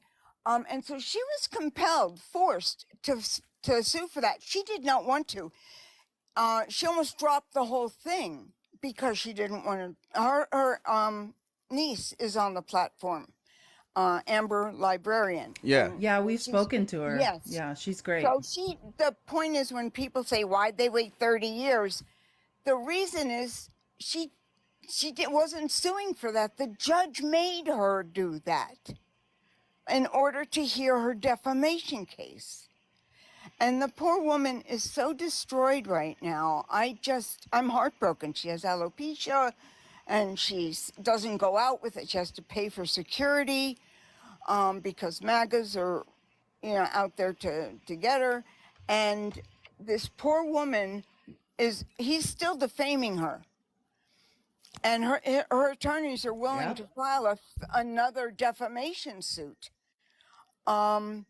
But she's not in any shape really to participate in that. I mean, that's how bad things are for her. Yeah. And it just breaks my heart. It absolutely breaks my heart. And I don't get it. I still don't understand. I mean, I understand that these MAGAs have completely absorbed themselves into the identity of who they think Donald Trump is. I know who he is. I'm a New Yorker. I know who he is. Since I think the 70s. I think the other part, Sharon, is that they've tied their identity to him, right? So Well, there's no, there's an actually- incentive for them to never admit that he was wrong, because if he's wrong, They're then they wrong. were wrong. And they're Right. just like, I mean, people it's are like beyond that. cult. It's beyond cult. I was listening. There was some psychiatrist explaining this kind of. It's a severe Mary form Trump of does a great job. She's a psychologist. She talks I about it love all the her. time. And you know what's great is She's amazing. In her book, when she talks about the boarding school she went to, it's about 2 miles down the road from me. It's really cool, to have That's that cool. kind of connection. But what he was explaining is it's kind of like, it's along the same lines of, say, a woman with a man who is not nice to her. I have to be careful of my words, I know. So that kind of dynamic, which it's very dominant and possibly abusive, it's almost that dynamic, only to a ridiculous extent, a ridiculous height. They feel heard. These are people who have never understood politicians because they use big words and and they just assume Yeah. that they're not going to understand what these college educated people are talking about. And then here comes Donald Trump speaking in 3-word mini sentences. Fragments. Yeah, and Donald Trump is college educated though, because I do No, want to. no, no, I no. just His point that out. sister did his coursework. And yet Joe Shapiro. Well, she taking didn't, that because picture. he got terrible. He got bad grades. But I'm saying no, my no, point is just He's actually a functional illiterate. He has undiagnosed dyslexia. okay. But people with dyslexia can still get good grades. I was a teacher, so don't imply that people with No, dyslexia no, but can't he learn, just because they he can. avoided it. He had everybody else do his schoolwork. If you've read her book. That is in the book. Yeah, that is in the book. Yeah, I read Yeah, it. Joe Yeah. Shapiro took his SATs. Yeah. And his sister Marianne did all of his college coursework. So he was all about that C's. Okay, C's well and then D's she also got degrees. terrible grades. Yeah, Yeah, 'cause together he they got didn't do that terrible great. grade. Whoever did it, yes, And they then got he terrible arranged grades. for her to be appointed as a federal judge. or I think it was federal I think judge. she Yeah, was she already a recently judge, wasn't she? No, he arranged it with his political connections. Don't forget, he was sued. Before he was president. Right, he was Yeah. sued over 4,000 She times. recently passed away, right? Yes, She just he died, did.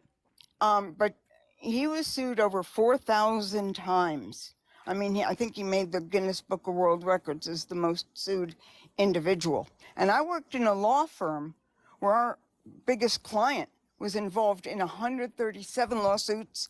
I personally prepared 81 mechanics liens against him, and they got pennies on the dollar. People unalived themselves. It was horrible. But the reason he beat a lot of those lawsuits is he could pay these attorneys to just drag things out until the plaintiffs ran out of money and couldn't continue. And he was, due to his father, he was connected with the people who really ran New York. So the judges were bought, I mean, it's a whole bunch of corruption. But that's why he was able to get through those, and that's why he's never been held accountable for anything. Because he always had, like, the judges paid off. Like, he keeps running to the Supreme Court because he packed them that way. I certainly hope that Biden is going to extend the court to 13. That'd be amazing. I have no faith that he's going to do that, but I agree with you. That would be No, terrific. He specifically said he wouldn't, so he's not. Oh, going he to. did? Yeah. Yeah. He's getting some pressure, but he said he wouldn't. Who knows? Well, you know what? If he says that's part of his platform, that will, I think, cause a lot of the people who are upset regarding Palestine and TikTok that may win back, get him back in their good graces. Well, go see him. Go talk to him. See if you can get that done for us. Yeah, I'd love to. All right, Yeah. Sharon, we got a full box. I got to get to him. I really appreciate the time. I hope you guys have a phenomenal weekend. We will. And I just love you guys. Thanks, Sharon. The feeling's mutual. Thank you so much, and thanks for all the Trump info. I love New Yorkers. Thank you. Well, I lived in Manhattan briefly. That's what I realized. I was meant to be in New York. Like, just the way everyone is so blunt, says exactly what they think. Like, no time for bullshit. Like, New Yorkers are my people. I like that you don't have to drive in New York. That's what I like about it most. You don't have to own a car. You can just walk. I think it's great. Yeah. I mean, it's probably cold. All right. Civics Toolbox. Welcome. Josh just said New Yorkers aren't very smart. Josh, New Yorkers are not a monolith. Josh, there are some not smart ones like Trump. Josh, Trump's from New York. You just put your guy down. Brutal, Josh. Can you guys hear me? Yeah. What's up? Hey, how's it going? Big fan of you guys, and even bigger Niners fan. So kudos bang, on that. Bang bang. Love that. Bang Niner game. Yeah, that's right. So yeah, I'm a big fan of you guys. I try to listen whenever you go live, and I'm actually an American that lives in Canada, and I did my undergrad in politics. And the reason I have this account, I'm trying not to show my face, is like I work in tech, and I don't want to ever have to deal with like my political views being a reason why tech layoffs happen all the time now. So I just don't want that to be a reason. But I came from the tech industry. I understand. I wouldn't show my face either if I still worked in the tech industry. Part of what I'm trying to do with this account and try to start building awareness around is just like, and it's in the name, like there's just so many lost North Americans, so both Canadians and Americans, that have no idea how things work. Like, sure, I mean, even the guy before you, Dale, was talking about like, oh, well, it was Biden's administration. I was like, well, Congress passed that. Like, do you understand how things work? And it's the same thing here in Canada. Like, there is this disdain for Trudeau. Like, it goes back to the like thanks Obama days, right, where everything was blamed on Obama, and like it's the same thing up here, blaming everything on Trudeau. And it's just like, dude, it's our provincial government, like it's our state. The what's the crazy guy on the far right? What's his name? Pierre Poilievre. Yeah, that guy's a nut job. Well, his nickname is Millhouse, but he literally is just all he does is I didn't know that. All he does is bitch and moan. And if he wins, like I think his biggest obstacle is that like he no longer has Justin Trudeau to bitch about, right? Like he runs on no policy, just like Trump. He's using Trump talking points like in question period and whenever in the House of Commons, like he says things like the liberal media, you can't trust, like it's all the same talking points. He's literally bringing like a Oh yeah, Trumpian he's style. Canadian Trump. Yeah, he's Canadian Trump. Yeah. And people here are just so ignorant. And what I'm trying to get them to understand is that like the things that you're pissed about in life are actually a lot more local, right? Like you're mad about healthcare, you're mad about your schools, you're mad about your grocery prices. Like that has nothing to do with Justin Trudeau. And it's the same thing. It's like that has nothing to do with Biden. Like I hear it all the time. People are like, well, the economy is so much better under Trump. And I'm like, well, name a policy where he actually did something about the economy, right? Like, is he not just riding Exactly. the coattails of what Obama did? Like, there's nothing that Biden has done or Trump has done that has really affected the economy. There are things that have caused inflations and things that that like Congress has tried to do, but at the end of the day, like people need to be more civically engaged and be aware and pay more attention to their local government elections. But what I wanted to talk to you guys about was for the people in the audience that are a little bit more progressive and left leaning, like how do we get them to trust Biden temporarily because he needs to beat Trump, but also push the Democratic Party a little bit more progressive? Like, I'm a huge fan of AOC, and I was a Bernie bro. Like, I still vote in American elections. I still have my absentee ballot, which is, I always find funny that they talk about election interference and all these like mail-in ballots. I'm like, I've been voting mail-in ballots since 2008, like since the I first time I voted voted for mail-in Obama. ballots, and I'm here and could go and vote. Like, who Yeah. doesn't Yeah, vote mail-in ballot? You I really think should. It's super convenient. as somebody that's participated in it, one thing that you might want to add in your repertoire of talking back to people that come onto your show is you have to register. Like all of these Yeah. like potential, like you have to register. You can't just sign up and be like, hey, send me a ballot. Like there's a registration process where you're vetted. Yeah, it They're seems. missing that entire part. Yeah, it seems like they don't think that we have like checks that like once the ballot is in the box, there's nothing we can do. It's just going to be counted. Like I don't think a lot of people understand already how many protections we have in place and how many every year ballots are discarded. There's duplicate ballots. There's ballots from people who are no longer alive. There's ballots from people who left the state and their ballot doesn't count. This happens all the time. It always has.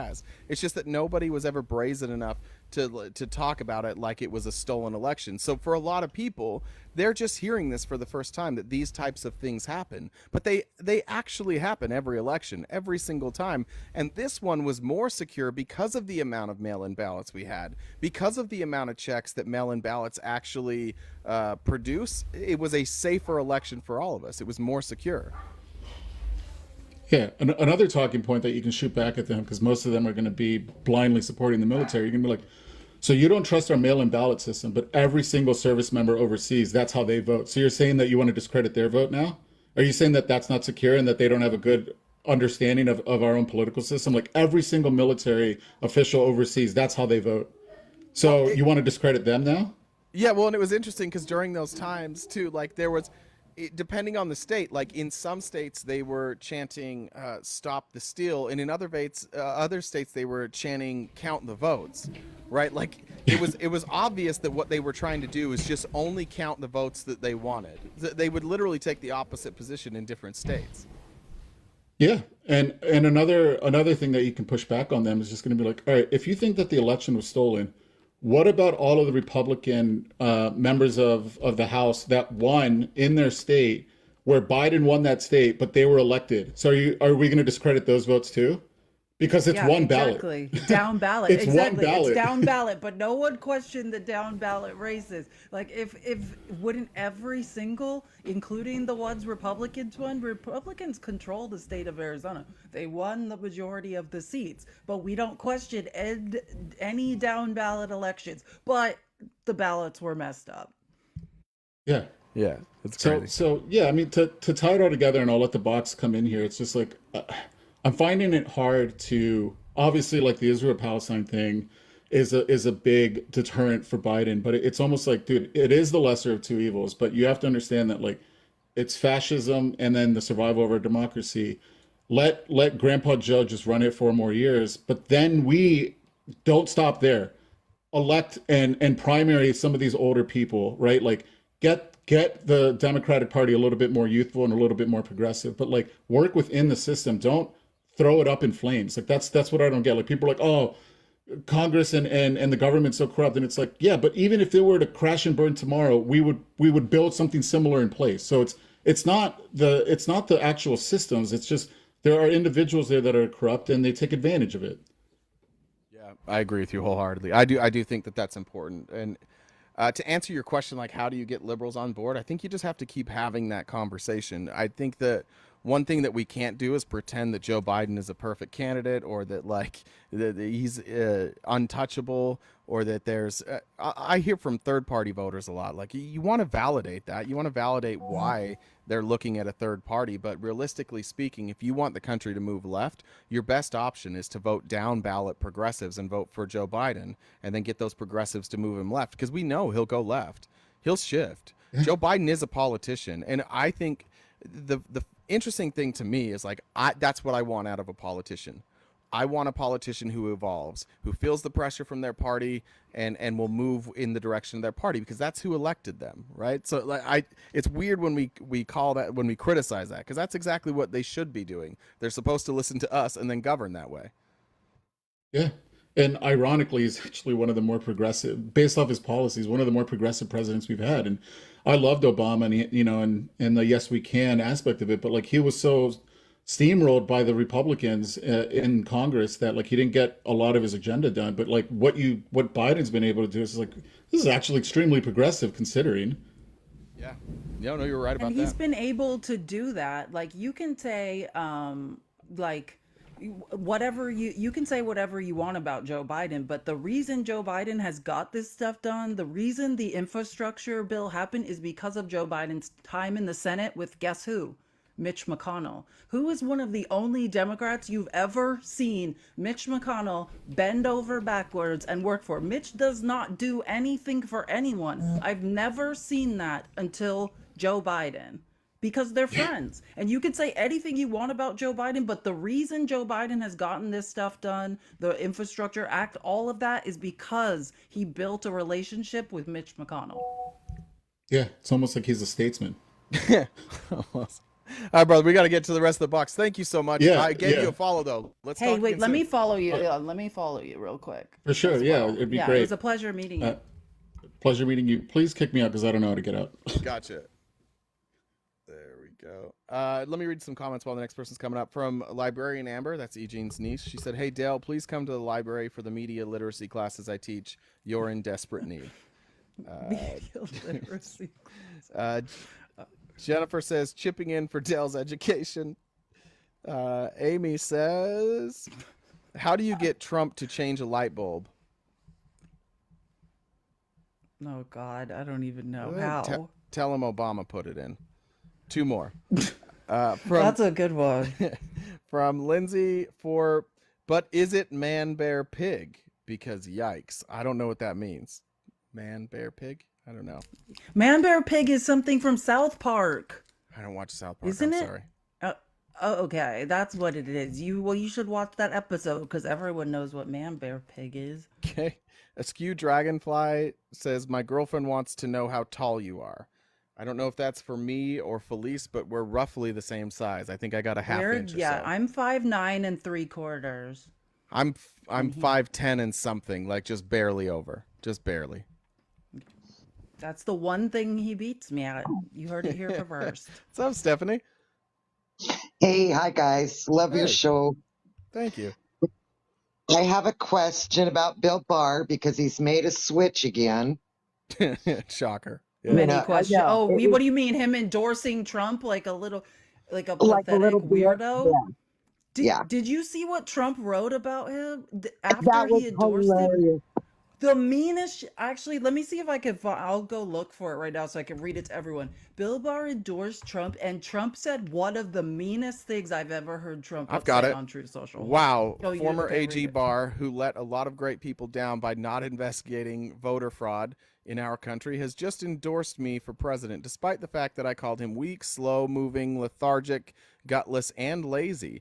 Based on the fact that I greatly appreciated his wholehearted endorsement, I am removing the word lethargic from my statement. Thank you, Bill. Thank you, Bill. The Republicans are the most pathetic people on earth. That's the same thing. We're in court listening to David Pecker testify of all the lies Trump made up about Lil Marco and Ted Cruz. He said he planted a story that Ted Cruz's dad killed JFK. And then Ted Cruz is on Hannity that night singing Trump's praises. These Republicans have no spine. I agree. I mean, I'm like, in listening to the trial, because you can only read the excerpts and my printer isn't working. So even though I'd like to print out the daily and go through it detail by detail, because I work when the trial's on, so I just get little tidbits. Um, it's amazing what these people now know is true, and they're not going, "What the fuck?" I mean, Swear. everything. Yeah. Anytime one of these guys was surging in the polls against Trump, he would feed them stories, give them ideas for stories, and run it to kill Yeah. him. I mean, I was amazing. But I agree with all that. I just find it hilarious. I don't know really what to do about it other than laugh because at this Laugh or we point, have to cry. Yeah, just laugh. yeah, laugh Oh, or hi, cry. Dale. You're back. Dale, I see you down there in the comments. And but what I'm thinking is this: he's supporting him now, knowing full well that the January 6th case, isn't going to go to trial yet, more than likely before, due to the Supreme Court. And they're trying to figure out what they're going to do with presidents in 4 decades, as opposed to what happened 4 years ago. I loved how they wouldn't even say his name as if we weren't talking about him. Everything was a hypothetical. If you tried to specifically talk about the case that case is about, they'd be like, "Oh no, this is a hypothetical. This is a hypothetical." It's like, no, somebody committed a crime and is being brought criminally, being held criminally responsible for that crime, and that's why we're here. His name is Donald Trump. Yeah, I was amazed listening to that because I had it on while I was working and because I wanted to hear it. And I heard, I think, most of it. I think I heard half of the beginning. But anyway, and I was just amazed at what some of these conservative judges the men were saying. I'm like, but these are the best of the best, because isn't that what the Supreme Court is? Yeah, but then we let Republicans in, so we kind of just have to Yeah. take what we get. Yeah. Yeah, but in back to Of the Trump, I Republicans. digress. I know you guys got a long queue and you're only on for another hour or so. Do you think maybe Barr's doing this because he sees the writing on the wall with the January 6th case? And if Trump doesn't get in, he is frigging going to jail? Yeah, I think I think that Barr probably fears retribution, which Donald Trump will actually absolutely take. Like, he's going to demand that anybody in the next administration take a loyalty pledge, and he's definitely not going to just pretend like nobody investigated him. He's going to want retribution. I think Barr is just protecting his own ass just in case Donald Trump wins, and he can be like, "Well, I'm on your side," and then he would be a loyal foot soldier immediately. Yeah, he's just a pussy like the rest of them. Right, but in the January 6th case, what I've been reading, and I know y'all read a lot more than I do about this stuff, that it appears they are very close when it comes to Barr, that he might have resigned in protest over that last little thing, the fake elector scheme. Oh no. Yeah, he was in the entire time. Bill Barr is the most culpable. He was involved all the way up to the end, and then like literally the last like 5 minutes he's like, "Oh, I got to go." No, It's Bill a Barr bridge is too guilty far. of so many crimes. Yeah. Bill Barr, I mean, he did so many horrible things. Just what we were talking about with Jeffrey Berman and forcing the head of the Southern District of New York to resign over the Michael Cohen thing because they wanted him to pardon Michael Cohen so Hmm. that they couldn't later bring the hush money case. That's what that was about. Oh yeah, Bill Barr is we're possibly, I mean, he did all this stuff for Trump, so he's not worse than Trump, but he's as culpable for sure. Right, and I'm a firm believer that I think this is going to be a landslide, and it's not going to go to Trump. I just do not see, uh, I just do not see Trump winning, which means the cases will go on. So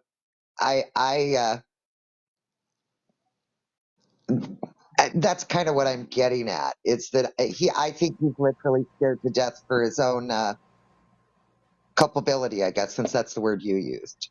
Yeah, Yeah, I think but also let's think of it. oh, Oh, sorry. yeah, let's look more at Barr for next week. I think that's important. Like I think we should go through all the ways that Barr was but It's a good the Barr idea. was in, like he was in Ukraine with Giuliani, like going and trying to get dirt and like as Yeah. the attorney general. So yeah, I think we do need to cover that a little bit more.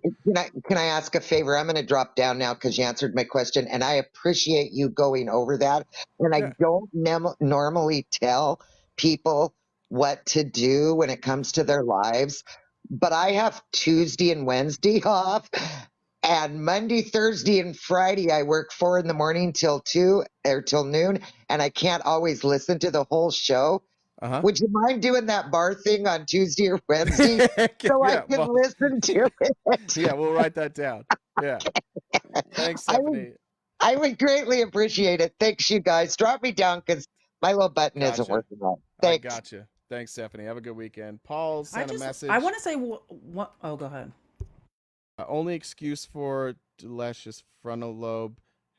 Okay. Only excuse for Dell is his frontal lobe hasn't dropped. Okay. Thank you. Go ahead. Well, sorry, that was I did not expect that.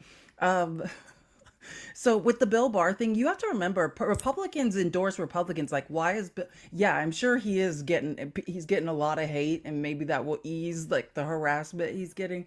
But also, Bill Barr is very rich, right?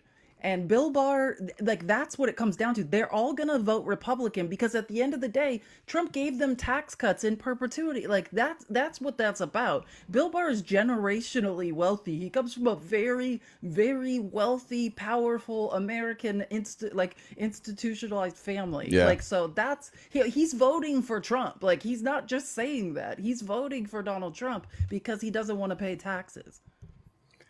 Myth lover, welcome. Hey, I just want to say I appreciate you guys. Felice, Thank you. I literally write down like pretty much everything you say so that I could go and like actually look stuff up because you're very clear and concise. RTP, I love your laugh. Like I know I'm the clown. I I know. have shitty days at work and sometimes just the fact that it's an infectious laugh cheers me up. So I just want to say how much I appreciate both of y'all. But I have a couple of points here. I'm from Mississippi. Like I'm Okay. literally moving out of this godforsaken God state. help you. Thank You're like you. what the Thank one you. blue Somebody dot. understands. And so you know all about the Tate Reeves thing and the Brett Favre stuff. I've heard y'all mention it before, so I'm not Yeah, gonna yeah. rehash that. But it's like miserable having any type of conversations. Like I can't go to the pharmacy without having to listen to people talk about how Trump is the shit and all this other stuff. And I'm like, oh my God. I know you see like the trucks with like Trump flags in the Yes. parking. Yeah, Arizona is not unlike. I mean, it's not probably as bad for us, but I mean, yeah, we feel your pain. But I'm an atheist and I believe, like, I don't mind paying more taxes if everybody has health care, right? And people don't understand that. Like, I don't have a problem with that because that means that children are all covered, right? Like, that means my child who is 19 years old, autistic, ADHD, and he developed Crohn's in 2020. My kid almost died. Damn. He almost died because we couldn't get appointments to specialists. Okay. And so like healthcare is a really important thing to me because if something happens to me, there's nobody else to take care of him and he's not going to be able to live on his own. I mean, he's high functioning, but the ADHD keeps him from being able to pay attention. He still walks in front of oncoming traffic because he doesn't think to pay attention, Same. right? He's a Same. good But all kid. the Medicaid money had to go to Brett Favre's daughter building a Exactly. Division II stadium. So Yes, sorry. exactly. So, like there's a bunch of shit wrong in this state. And I know that it's not just mine. My aunt lives in Huntsville, Alabama. Like she bitches all the time because she works for the Madison County 310 board and they help adults with special needs. She runs the coordinators, right? That finds providers for them and they have to do 6-month reviews to make sure the providers are doing their job. So she's been doing this job for 30 years and she bitches incessantly about how terrible the legislation is in that state. So we both want to move to like Illinois. That's the cheapest. When I did my comparison of blue states, that was the cheapest cost of living I could find. Yeah, I love that. I love that. I'm the researcher of the family. I'm a high school dropout, and people think that I'm an idiot or whatever. But I just made some dumb mistakes as a kid. Yeah.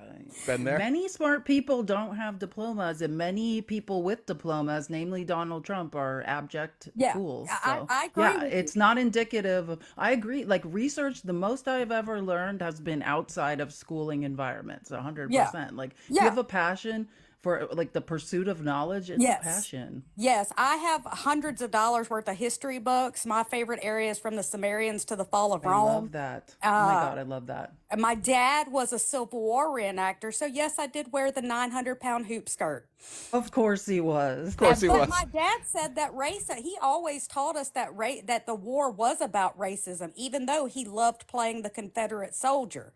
Okay, I It's know always that fun to be a sounds rebel. contradictory as shit, but he would tell us all the time, states' rights, they wanted to keep their slaves. So do you see what I'm saying? Like even my most southern daddy, okay, argued against. And he also served 2 tours of Vietnam. But my Jesus. actual point was that I vote for Jon Stewart for 2028. I'm with I'm you. being serious. Have you seen Oh all the yeah, work that he he's could do done it. for If Donald Yeah. Trump veterans? ran this country, pretty much anybody with a pulse could. And yeah, Jon Stewart could absolutely run the country. I mean, he's gone against like in interviews. I mean, I can't remember the guy, but the one that when he was doing the gun control. I'm sorry, pew pew control. Sorry. Yeah, no, that was a great episode, That is 100%. a great episode because I mean, on the fly, he's not reading a prompter. He is literally popping off questions back and forth, and he does it on the Daily Show every Monday night too. It's amazing. Yeah, that was with our Arizona's former Attorney General, Mark Brnovich. I Yeah. totally forgot that dude was Yeah. from Arizona. Yes, it was Yeah. Mark Vernovich. Poor Okay, well, guy. I just wanted to say I appreciate y'all and that. I totally get where y'all are coming from because I'm living it. I'm super living it. And Hey, In I'm the trenches. do me a favor on your way out when you do finally get out of Mississippi and you head to Illinois. See what you can do about snatching that beaver pelt off of Tate's head on your way out. That hair has got to go. Yeah, it's got to go. He shouldn't have won just because of that beaver pelt. I he's wearing. wish Looks like I Daniel could, Boone. but I don't want to be anywhere near that man. Just to be honest with you. Yeah, make sure you're vaccinated before you touch it. Oh my god. Okay, I'm gonna figure out how to drop now, or I you got can you. kick me. I got you. Thanks. We'll see ya. It was great meeting you. I love her. She has funny comments too. If any of you don't know, like just Google Tate Reeves. If that's not a hairpiece, I don't know how he did it. I have no idea. Let me check donations. Yeah, it's got to be. There's no way. Yeah, that Brnovich interview, if you guys haven't seen it with Jon Stewart, just go watch it. It's like watching somebody lose every single argument and be aware that he's losing every argument was fun to watch. Jennifer chipping in for Dell's education. I might have read that one already. I apologize if I did. Oh, wait. Yeah, I did read that one. Did I get everything? Oh, from Snark Attack. What do you call it when Batman skips church? What? Christian Bale. That's a good one. I love Sarah. Sarah, you're laughing. I love it. Welcome. That one worked for Sarah. That was awesome. What's up, Sarah?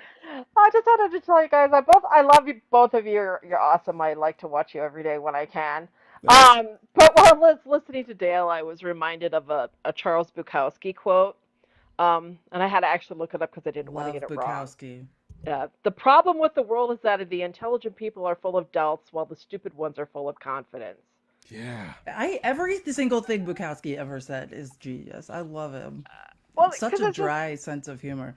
like, because listening to him, and I'm just like, he's so confident that he's right, you guys are wrong, and then he uses that kind of tone of voice where he's so conceited that he actually believes what he's saying.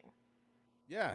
No, Yeah, it's that's the problem. The more you learn, the more you understand that you don't know anything, right? That's the problem. yeah, nobody is more confident than average white conservative men. Like nobody has any more confidence than those people, and they're all so average, just average as can be, and they Failing all the way up. yeah, the whole way. Yeah. Yeah. So, one thing that just um, something that I don't know how much you guys have ever touched on this, because, like I said, I try to watch you when I can. Um, what are your thoughts on Project 2025? I think it's great. I think we should definitely do it. My thoughts, even the stuff that we've talked Yeah, about let's on here. rehome children in homes with same-sex children. I Yeah, don't it's think my own terrifying. personal thoughts have even been conveyed. Like my own personal thoughts of what Project 2025 is a lot more than I can prove. So we don't really talk about that. But even just the stuff that they have put out, the stuff that you don't have to dig for and like figure out who these leaders are, just the actual Project 2025, that's terrifying. It's honestly a new government. It's Christo-fascism. Nobody that's left a church or that isn't Christian wants to live under Christo-fascism, and I don't think the Christians will like it either. They're gonna find out real quick that like it really wasn't about Jesus. They're It gonna was hate it. always going to be about money and control. Yeah, because it's the stuff that I've been seeing about it, and I can't think of her name, and I got to go back and watch her videos on here where she just lays it out really very simple terms about what's going to happen if he wins. And I literally I will leave the country. I'm not kidding you. It's Oh yeah, it's terrifying. definitely It's terrifying. women in the LGBTQ should definitely leave the country. That I mean, if It's you not see, I've got my the little only prop. question is which of the camps am I going to? You know what I mean? Because I am a minority, I am a woman, I am part of the LGBTQ. Like, which camp will I choose? Which concentration camp? And You as know, being that's the part only of the question. queer community, I have thoughts of The Handmaid's Tale and Gilead. You know, where I think in I can't. that very first episode where um, the characters are walking down this riverfront and there's bodies hanging from the walls and it was all gay people, you know. Yep. Yeah, that's what I mean. That's what we're seeing with the trans community. The dehumanization of the trans community is the point. Because why? Once you can dehumanize a group of people, then it's easier to get rid of them because they're not real humans at that point, right? That's Oh yeah. what the schmatzis were doing. Yeah, because they view my community as we're evil, we're groomers, we're P3DOs, we're whatever, when the majority of them are 80% heterosexual men. Oh, of course, they're Yeah. projecting. That's whatever they're guilty of. Like, yell, it's your opponent. Because there's a creator on here, I don't think he does it anymore, but he did last year. I don't know if you've heard of him, Stephen Hilton. Um, I don't think he, so. yeah, he got on this bandwagon of going after the trans community because of Dylan Mulvaney, and he just would have the most horrid content to the point of even photoshopping a picture onto a guy who was in the Pride Parade. He had a white T-shirt and he photoshopped "I think kids are sexy" onto the T-shirt because he thought it was funny. Cool. Yeah, I'm I mean, thrilled he's gone. not Holy shit. surprised. I'm glad I missed that guy. That's terrific. I mean, he's still on here, but he's not doing the same stuff. He said he's seen the error of his ways. Oh. Well, I highly all right. doubt it. I probably won't reach out. I probably won't. Well, I just wanted to come up here and, tell you Thank you, guys Sarah. tell you guys that I love you, and you guys have a great rest of your day. Thanks, Sarah. We love you too. So Bye-bye. nice to meet you, Sarah. Nice to meet you guys. Just a reminder, every day these lives are streamed on YouTube, and you can watch the replay. So make sure if you're not subscribed to YouTube already, go on there. Also this weekend, a couple things. Felice will be somewhere tonight. Is that right? Where are you going tonight? I'm gonna be in Nemo and Crow's live tonight for a couple hours. So tonight at 7 p.m. Pacific, 10 p.m. Eastern. If you want to come out, I'll be live for a couple hours. And I will probably at some point get medicated and find a live too. Generally speaking, Jen tries to get those up streaming live as well, so you can see those replays. So just make sure you have your notifications on, and then you'll know when people are live. And thank you for the hot air balloons. Cat Mama, welcome. Hello. Hey. I talked to you guys last week about the cats and the pickles. This Yes. week I That's have right. one That's very right. important. This week I have one very important thing to correct you on, Felice. Yes. Okay. Mitch McConnell is not bending over backwards for anybody at any time. So he can't. He can't bend over backwards. Because That's true. physically Turtles can't flex like that. They can roll Well, on plus their if they back. get Is stuck that what on you their meant? back, Is that what you meant? He got stuck on his back? Yeah, he for would. Joe Biden? maybe. Yeah, So. well, I mean, I don't even. I'm trying to think of a. I actually was trying to think of a funny analogy, but Mitch just scares me. Yeah, I guess as nice as the devil could be He is a very to another human, he's very polite. He is devil. Mitch's Trump? relationship with Joe Biden. Even Joe Bi- oh, Satan that's is nice to Joe Biden. That's Oh, I how was good talking he about is. Mitch. Yeah. Happy first weekend of Jazz Fest to you guys here in New Orleans. Thank you. I That's definitely knew that was awesome. happening. No, Can I tell you my favorite? happened to be in New Orleans one year for it. It's pretty cool. I've awesome. been to New Orleans one time, and it was one of the funniest things that's ever happened to me. I went for a BYU versus LSU football game. This like maybe 5 or 6 years ago.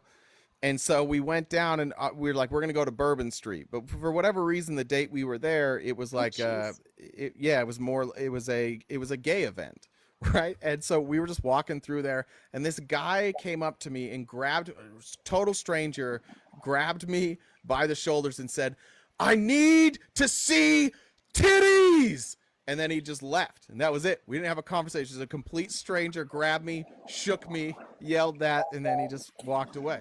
That was my Okay, experience in that's New Orleans.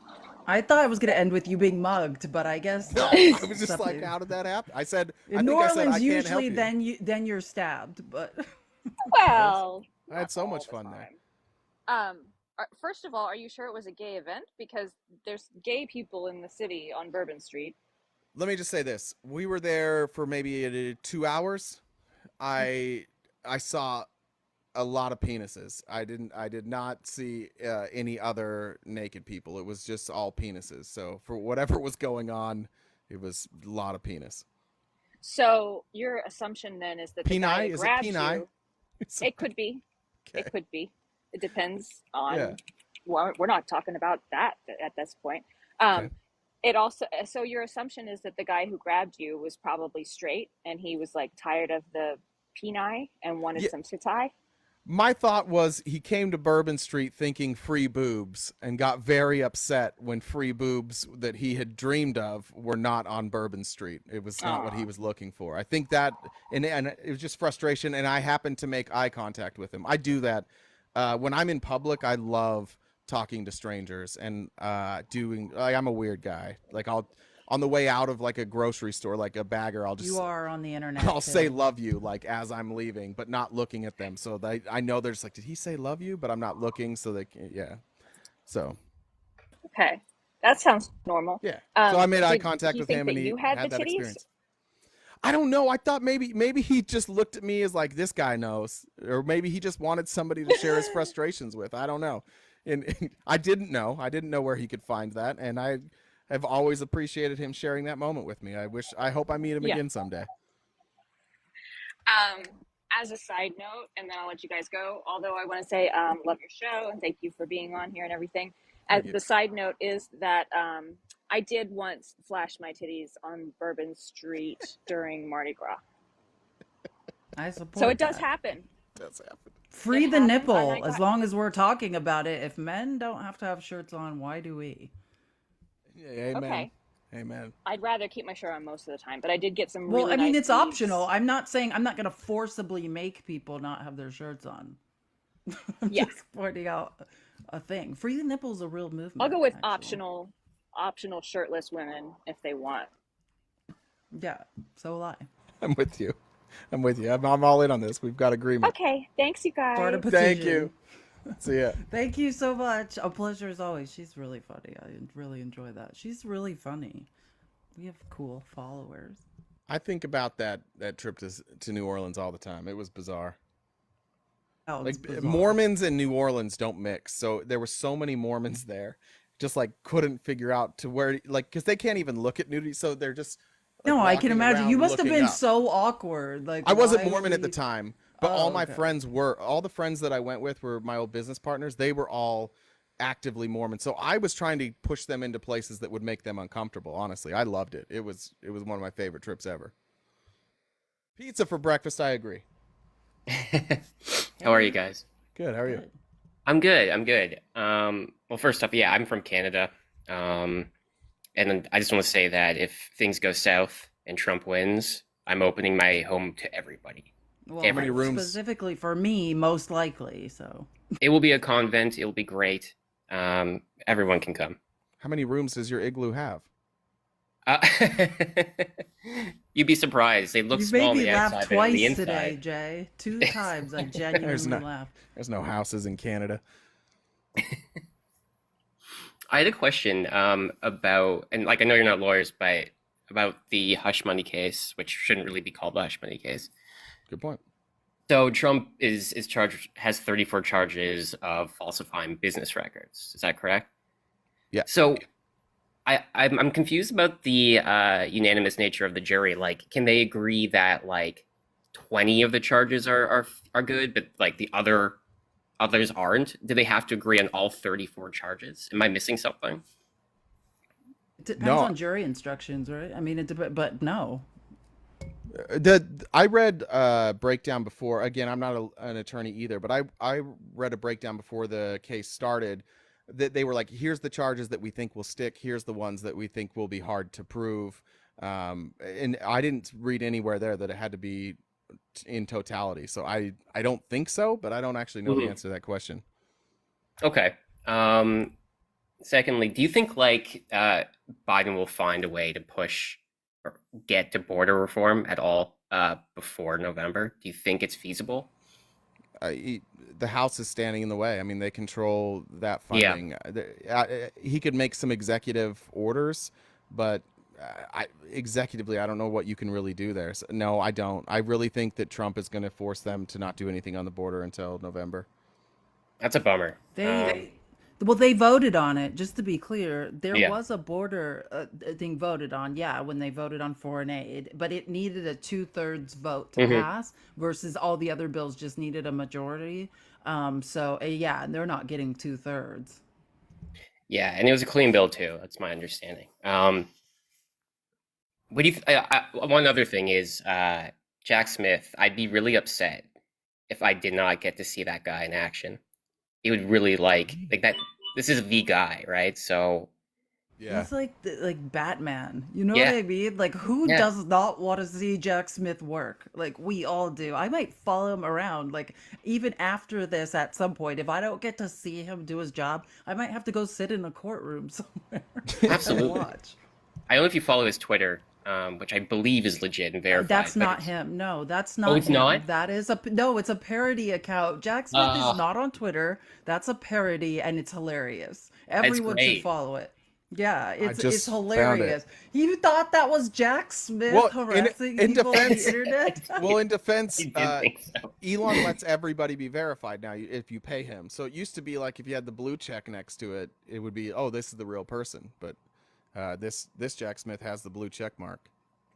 Well, it's lovely. It's such a it makes Jack me Smith laugh. has no internet. Oh my God, it's like a thing of beauty. It's probably Yes. one of the best parody accounts I have ever seen in my life. It's Yeah. golden. Now, yeah, he doesn't have Twitter. I checked, but you should check out his OnlyFans. It is great. His Jack Smith's OnlyFans is wonderful. Oh my gosh, you know how many people he would have subscribers? Jack Smith had an OnlyFans. Yeah. Hey, People would I dig a subscribe. good beard, so and he has one. Yeah, he does have a great beard. He Just terrifies me. something about him. Yeah. That That's one every- press yeah. conference he did, it was just like, you know what I mean? He has a commanding presence. He said like This was 5 just sitting there words. smoking a cigarette in her house. Mm. and, oh yeah, Jack. I yeah. love Jack. I do. I admit it. I love Jack Smith. Yeah, I hope he continues to put pressure on the courts and I don't know, he's done a good job so far and done as much as he can in terms of Eileen Cannon and everything, but I guess we'll have to see. Yeah, hopefully. Yeah, I agree. Yeah, she's ruining the case. Yeah. Yeah, America I was listening deserves to Jack. I was listening to like some commentary about that. They were talking about like, oh, well, the Supreme Court basically is going to delay, because of the presidential immunity argument, the January 6th case. And he's like, oh, and the Bar-a-Lago Dogs case. And then Neil Katyal's like, oh, no, Eileen Cannon is doing that all on her own. Don't give the Supreme Court credit for that. And then she has like the audacity to call him a bully, which is really funny. Right? It's hilarious. Yeah. She has no idea. She's tried like 2 cases before. She really, Yeah, it's- truly, probably has no idea like what is supposed to be happening in the courtroom. She still has like the new hire or the person that's worked there for a while sitting next to her while she's doing the cases. Like, you can do it. This is her 3rd case, guys. Be patient. I mean, that's like an A+ for Florida though, right? Yeah, the fact that you got through law school in Florida is quite an achievement. Just any school, graduating any type of school in Florida is terrific. Like their yeah. surgeon general is like an anti-vaxxer. Like, you know what I mean? It's Like wild. professions that used to mean something don't mean anything in Florida. Anyway, yeah, I appreciate it. Those were all my questions. Thank you. Yeah, thanks again, guys. It's great speaking to you. Look forward to visiting your igloo. Always a pleasure. That's a good one. All right. I Let me make really sure I do got like comments. him too. Did I make it? From E. Sherv, you make me still feel hopeful. Please don't stop. Thank you. Good. We don't need to stop. U.S. Army Overlord. Welcome. What's up, people? Hey, police, what's going on? Love that smooth Hey. voice of yours. Thanks. Same to you, sir. So I'm concerned about Biden, right? What do you guys think about this whole TikTok ban disaster and this how close he is to Netanyahu still? Like as far as TikTok goes, like I'm not thrilled that he signed the ban. I also don't think it's going to be upheld by the courts. I don't think Congress has the authority to do this. But worst case scenario, it's going to get sold to an American company. Like as much as I like fundamentally disagree with the premise that they can get rid of TikTok, I don't think the outcome will be that like TikTok is just removed. So like on a selfish note, I'm not that worried. I think TikTok will continue as is. What was your second question? Did you? Wait, Yeah, I want to I say think something that about what- that. Can Yeah. I say my TikTok thing real quick? Yeah. So I looked it up because I mentioned this the other day, but what is packaged in that TikTok bill is it's HR 7520. It's Protecting Americans' Data from Foreign Adversaries Act of 2024. So we did bundle in actual data privacy to stop us from selling our data to foreign adversaries, which is the first data privacy law ever signed in America, which actually, again, something the Democrats are failing to properly message. So that's the good news about what something good in the TikTok ban and how it got such wide support is because it actually does prohibit some of Americans' data for finally, for the first time, from being sold. So like that is the silver lining of it. But I also, what's always important to remember is the only reason this is happening is because of Donald Trump. Donald Trump is the one who tried to force a sale of TikTok in the first place. He's the one that promised he would do this. All this was for him. And then he met with Yas, a billionaire who owns a big stake in TikTok. And then he changed his tune. But this is all Donald Trump's fault. We're all here. Oh, it's you. Oh, you guys didn't know me? I figured I cut the camera out. I wasn't yet. Turn your camera on. What's up, I've been UGA? meaning for you to meet Jay for a while. Yeah, have we not met? Yeah, I've been Union up- Gang. Oh, you Yeah, yeah, yeah. I didn't know it was you. Yeah, I got a lot of accounts, I love guys. your I tend to life. get banned a lot. Right? I get banned a lot, so I'm constantly I'm constantly rotating like every day now because the Mcatiers are on me, right? They're crying so bad because we're going hard on Orange Jesus. That's wild. And so, That's wild. but I think that I'm pretty sure that ByteDance is not going to sell, though. They've already made that clear. They put out a press statement yesterday saying they would rather just eliminate the U.S. portion because they actually make far more money than, here in the U.S. And I tend to believe them on Well, it. But I just yeah, think that's going to and- be. I think that it's going to be drug out in the courts. But here's a real problem for Biden. He paraded around a lot of top people on TikTok, right? He took them to the White House. They took pictures. They took selfies. And then they're like, bam, here you go. Oh, yeah, by the way, we go swallow the Republicans' poison pill. And so a lot of people are feeling like betrayed. My daughter is like through the roof. I was like, I just convinced her like basically to, because she was like, damn, that dad, I can't vote for him. And I was like, I finally got her on board like a couple of months ago. And that's all over with. Right. So because a lot of them are just feeling like now that America, they're feeling hopeless. Right. And that's the problem with a lot of the youth, yeah. right? They're feeling like it's all over with, that, we don't have a democracy anymore. And look, come on. We made them sit in I- classrooms every day where they were supposed to be learning, and they were afraid they were going to be unalived. So yeah, I understand. Like yeah. I was a teacher. I know why Gen Z is feeling like they're feeling. They have every right to be disenfranchised and angry. And I think like we need to support that and like have honest conversations like you're saying you did about it, because that we need to speak to them like they're intelligent people who have every reason to be feeling and quit those taking feelings. it for granted, because I think And stop being like, oh, you guys just need to be quiet and just vote how we say. No, like we need to validate what they're saying, apologize for the hellscape that they are inheriting, and discuss solutions. So yeah, I think that's the answer, is communication. Yeah, definitely, because I think right now it's going to be, I'm feeling like 2016, right? I'm kind of like, man, I don't know, man. Dude, I know what I'm you- like, I- dude, because, and I this is like the first time I think I even admit this out loud, man. Because in 2016, I was like, when Bernie was still fighting Hillary, and Trump was consolidating power already, and Ted Cruz fell off, I was like, shit, this might go sideways, man. Yeah. Like for the first time, I thought it, but I didn't say nothing.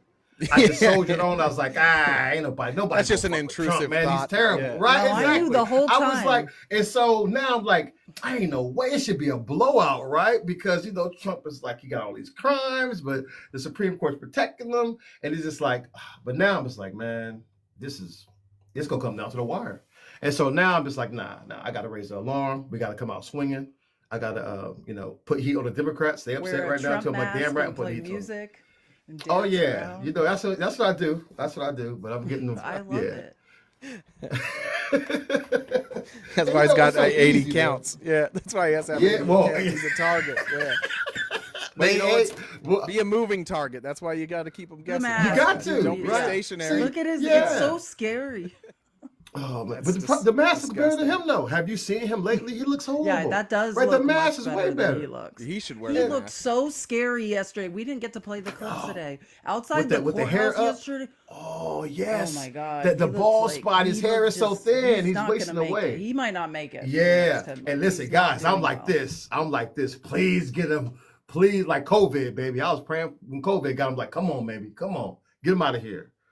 Right? Yeah, That'd what be a- like the what- best case scenario. But What a letdown, huh? Remember that? yeah. Socialized medicine saved him, right? Took him with the rope That's to right. read, pump for all the I said, look at that, man. He talked all that trash, and socialized medicine saved his life. Oh man, so it's been crazy, guys. I think we're gonna be in for one hell of a fight, unfortunately. But the good guys got to win this, right? It's for all the marbles. So Yeah. I'm gonna be out here rallying, talking trash, Getting in those staying on TikTok my streets. assets. That's right, and that we'll continue to bring that heat to them, baby. And I I'm love it. trying to do a lot more collaborations with you guys. You know, I want to do collaboration with you and really just reach out because For you know, if the sure. TikTok That thing's one being time I threatened, spent the time in your live, that was one of the that was probably the most fun one of the like. I don't think I've ever laughed so hard in my life. Yeah, and you were great too. You were great because you're like the voice of reason, right? That way I can be, I could talk mad trash and get everybody riled up, and then you come back with a smooth voice and just dropping facts on them. So it was like a perfect balance. She's a It really MAGA was. whisperer. She gets them to calm down. She's incredible at that. Yeah. So it was really, we had a great time with it. Yeah, dude. If you guys just No, I so will- people, if there's other people in here that know, like Felice and I are we like collabing with other people. We try and keep the morning show news, but if there's ever time anybody out there that wants to collab and you want to schedule something, let us know. Like we can do that. We'd be happy to go on other people's platforms if you feel like we can be a benefit to your platform. So for anybody, just shoot us a DM and we'll see if we can collab on something. We're good with that. Sweet. Sounds like a plan, guys. Well, hey, I'm gonna keep on hitting these trenches. Be out here. I'll be on the 6, guys. Out here doing what I do. Leave it all on the bringing field. Bringing the heat to Leave hey, it bringing all the on heat to the MAGA. field. And I just think that's what we gotta do. I think we gotta keep our foot on the accelerator no matter what. You know, we cannot take anything for 100%. granted. Try to reach as many people as possible and rally for our democracy. Yeah. Keep the foot Well, on the we have accelerator everything to unless you're lose. driving a Tesla, in which case, or a Cybertruck. Yeah. In which case you may have problems. Yeah, which what I call like the high-end El Camino, right? That Yeah, cyber that's truck. right. That is like the ugliest thing I've ever seen in my life. Like how So could that even bad. consider a truck? It's terrible looking. It's it's so like- overpriced and it's so ghetto. It Right, they looks had like to You're recall, somebody. driving that. I would thousands of not. them. You should be embarrassed. You should be embarrassed. Remember, It all I is. picture It's when so someone says ugly. Cybertruck is that day Elon Musk said it was like bulletproof and then threw like a baseball through the window at the Yes. at the yes. at the investors meeting. That was the worst moment of When his I life. first saw it, I thought it was like a rover from Mars. I really thought they was going to just put it out there and supposed to go out here like Like another a rover or do military something. vehicle. I did not think that Yeah. we would be driving that nonsense. I was like, who the hell would drive that hideous thing? It's the You know wrong who? color. The It's the same wrong people with shape. these Trump It's not even a flags. truck.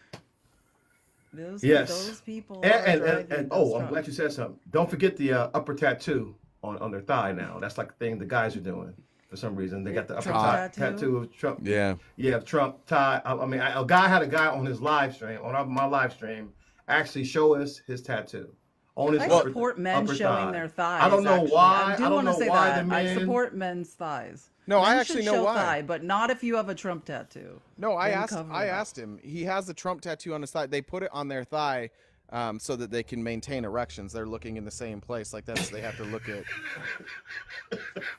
And that's why they got the mouth open too. Yeah. Oh man, you know I never thought of that, man. I Well, never now thought you of know. that. Really It's funny. so That it's is so actually, alpha you're male on of a them. roll today. Yeah, it's Jay. very alpha. Yeah, man. Eye contact. Yeah, It's straight alpha important to male, them. man. Alpha male kind of stuff right there, man. Sheesh. Hey, I appreciate you guys, man. Power to Okay. the people, guys. And I'll see you guys on these TikTok See ya. streets. Later. Do you know what happened? Do you know what they say? They say the never mind.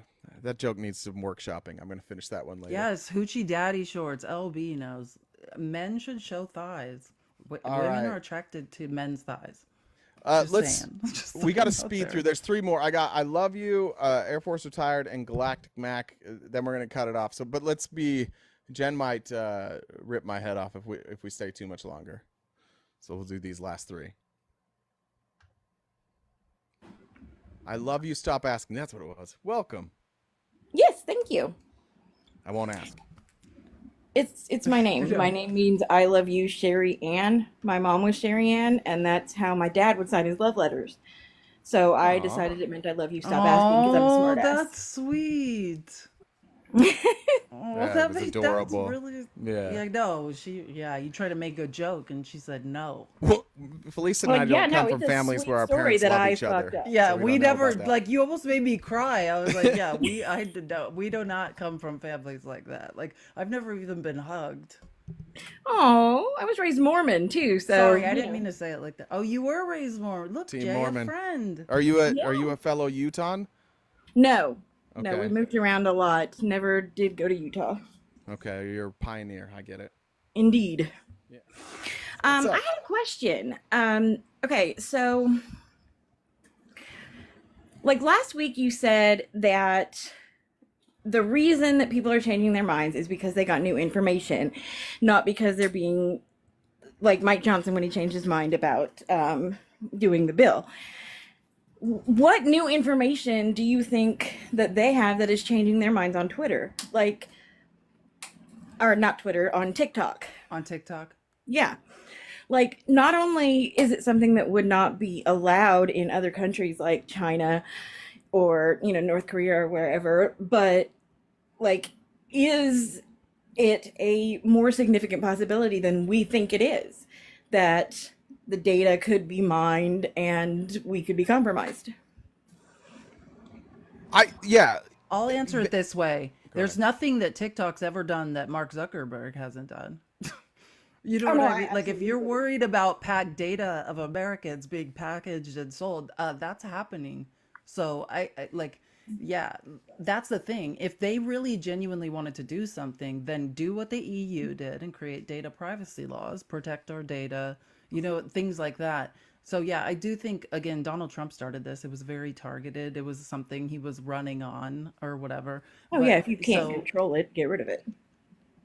so what is I believe that there are security briefings on TikTok that make people feel like, oh, we need to do something about this. Sure, but I think you could get the same security briefing on any tech company. The American tech industry is terrifyingly deregulated. It's never been regulated. And if you care about TikTok, then you should worry also about all the rest. Oh, but those are Americans. Yeah, well, that's the thing, right? There's the other thing is people have to remember that just because you are a congressperson doesn't mean you're intelligent or a free thinker. In fact, a lot of times, especially in like a non-polarizing race, like you don't really have to be remarkable at all. You just have to say the right things to get into office. So these are people who largely don't think for themselves anyways. Like they're literally when they show up like the Free Dumb Caucus, they wake up and they have a memo like, here's what we're doing today, here's what we're talking about today, here's the things that we're tweeting about today. Like they just wake up to a schedule. They're nothing more than paid actors, most of them.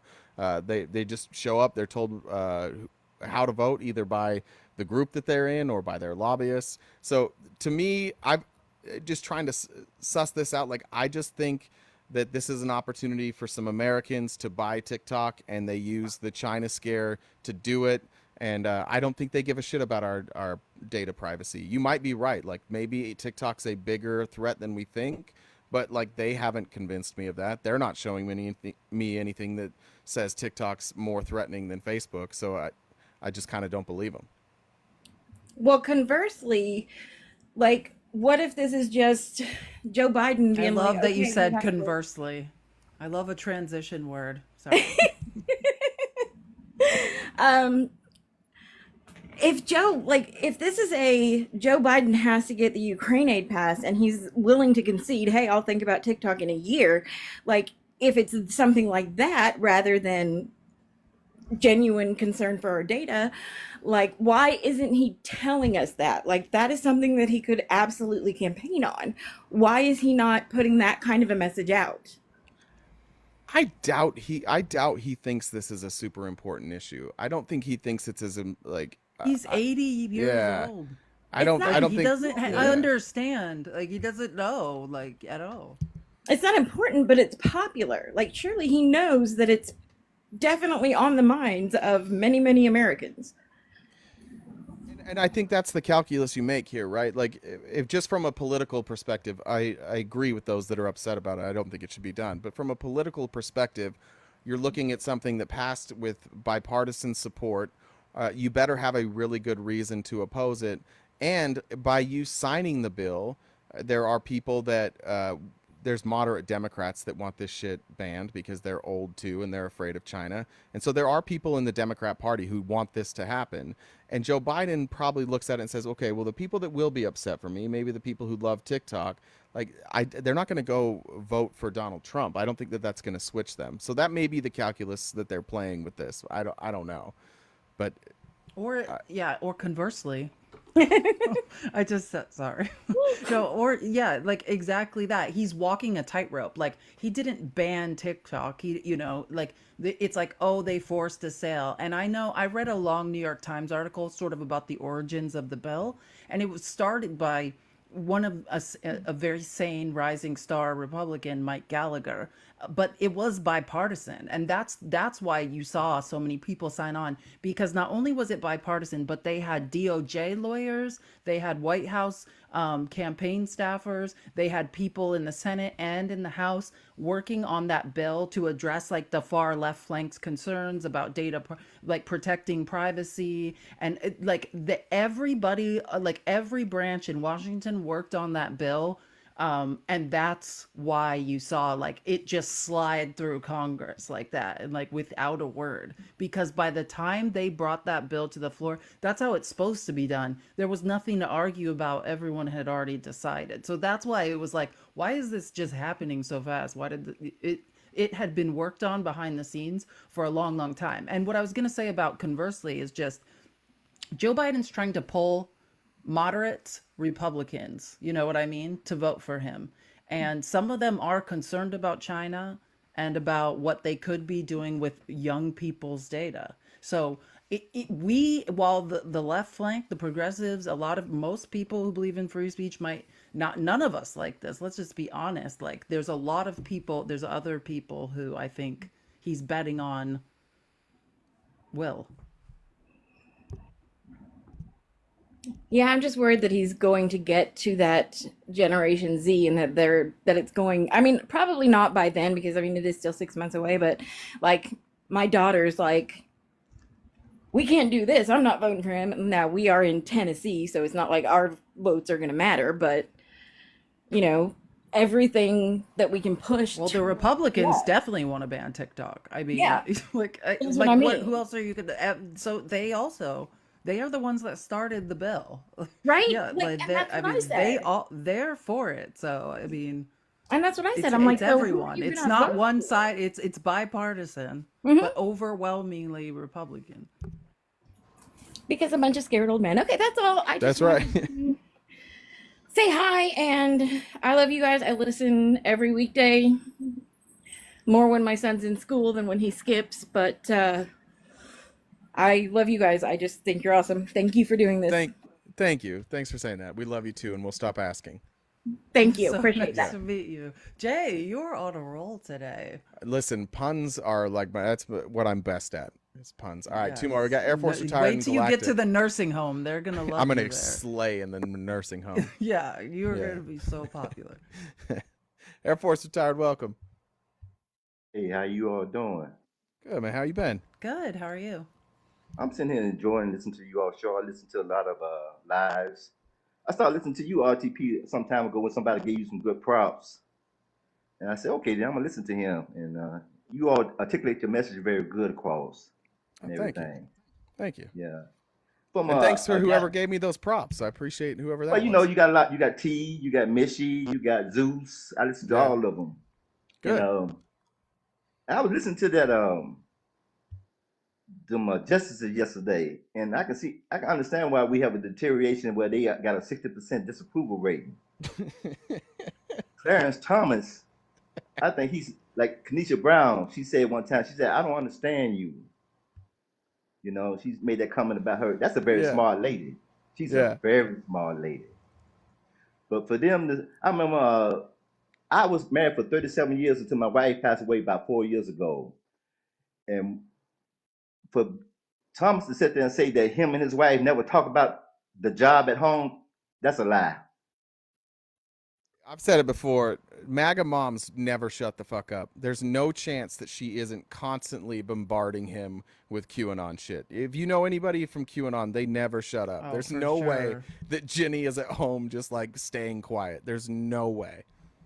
I agree And with you. honestly, think about it, Air Force. Like if that was true and they truly had never talked about work at home at all, why wouldn't he recuse himself? Like if he believed that she didn't have culpability, why would he stay there to protect her? Oh, I think it says the opposite. He won't recuse himself from that because he knows she's done something. oh, I believe you because I was thinking along the same lines. That's why he won't recuse himself. But if you notice, he didn't say very much yesterday too. He said about 2 or 3 He's statements, and that was totally been it. silenced. John Roberts has told Clarence Thomas to pipe down. It is so obvious. Clarence Thomas last year was in oral argument. Oh, when Roe v. Wade was yelling up a store. You know what I mean? Like talking every time, every chance he got, and now you barely hear him saying a word because he is compromised. No one wants to hear from him. Yeah. Let me ask you a question.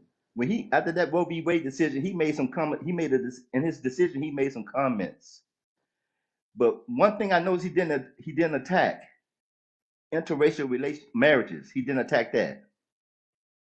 If you notice in his decision after Roe Yeah. v. Wade, you know.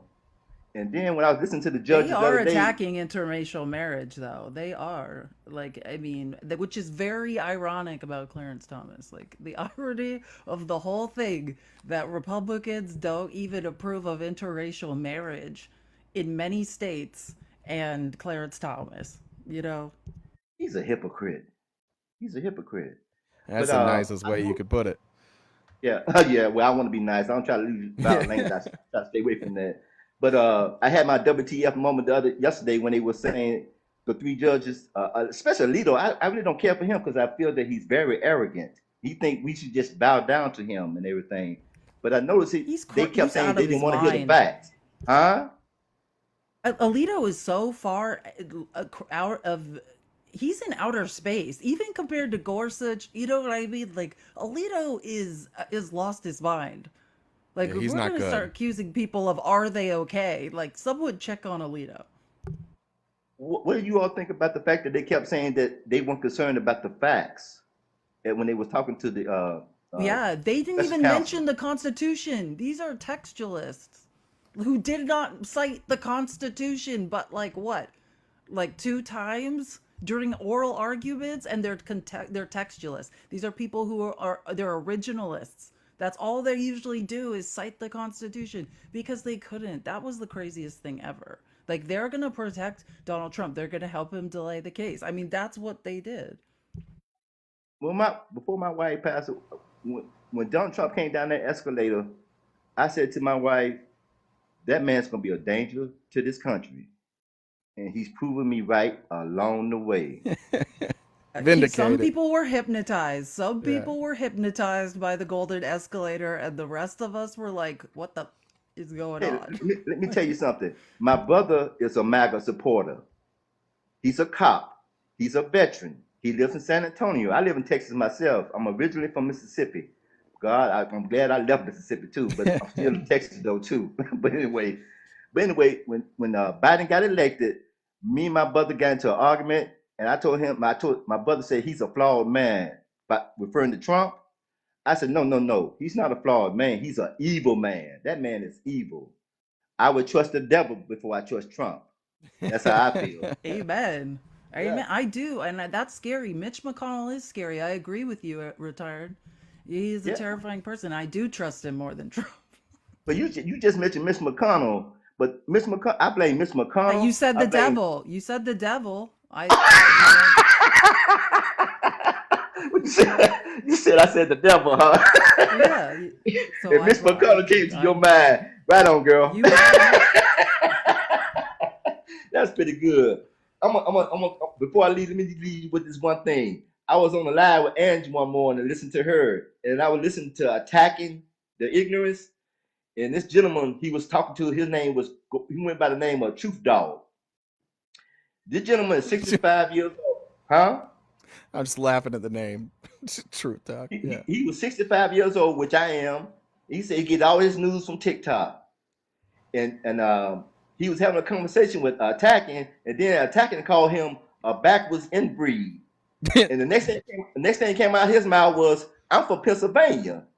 And I just busted out laughing. I said, that man did not get what he said, did he? Yeah, it kind of proved the point. Yeah. Yes, it did. Well, you all have a good one. I appreciate you letting me up, Thanks, okay? man. Thanks, man. Have a Y'all good take It was care. weekend. so Y'all nice have a to good meet weekend. you. Take care You now. too. All right. Bye. Bye Last but bye. not least is a Well, galactic look macaroni. who it is. The fuck do you want? What? Hey, what's brackin', superstars? What's up? No, I'm not here to bust your balls. I actually wanted to thank you. I figured out the dosage for the gummies, and then I was there for the live live. Oh, with that was insane. and that guy who really wanted to Yeah, it take was you out. Seabiscuit and Blaze or whatever their names were. I think it sounded like an American Gladiators lineup. When that he was had there. this?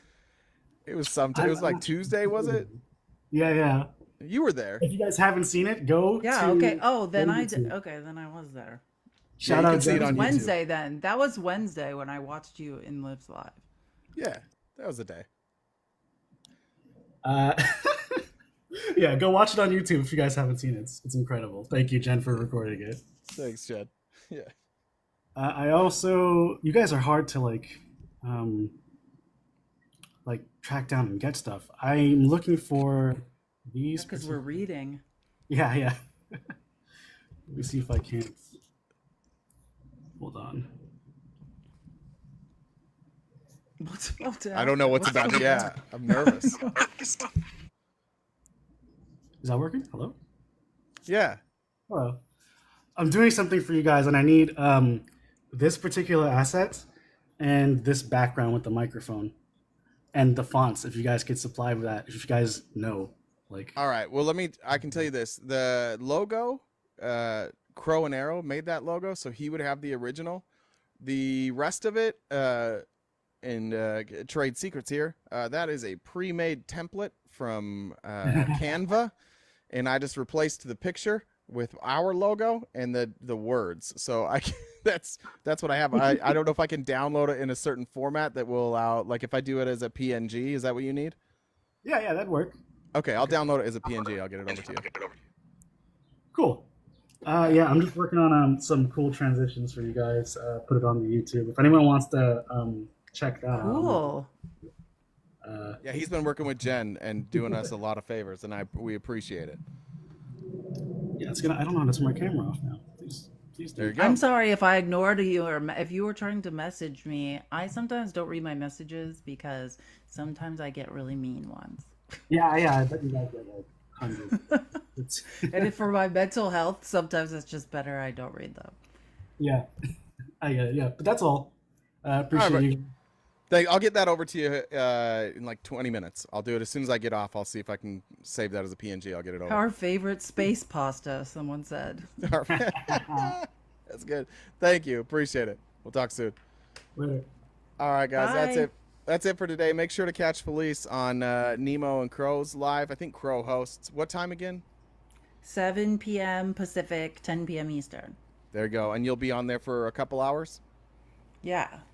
Okay. If you guys run into something that you think is fun, feel free to send those lives to me. I'll be around later tonight. I got some stuff I got to get done, and then later tonight and Saturday. But if you have something that you think would be fun for us, let us know. Also, if there's anybody out there that wants to collab and you have an idea, that's the main thing. But have an idea first of what we should do together, because I'm not an idea person. Feel free to DM us anytime. Any last words, Felice? No, this was a good live. I had a fun day. Thanks, wait, Dale. sorry. I forgot. Bye, Jen, Dale. I forgot bye, Dale. I forgot about Jen. Jen has a comment. Oh God. What's is the it really difference embarrassing? between? I already know. What's the difference between jelly and jam? What is it? She's typing the answer now.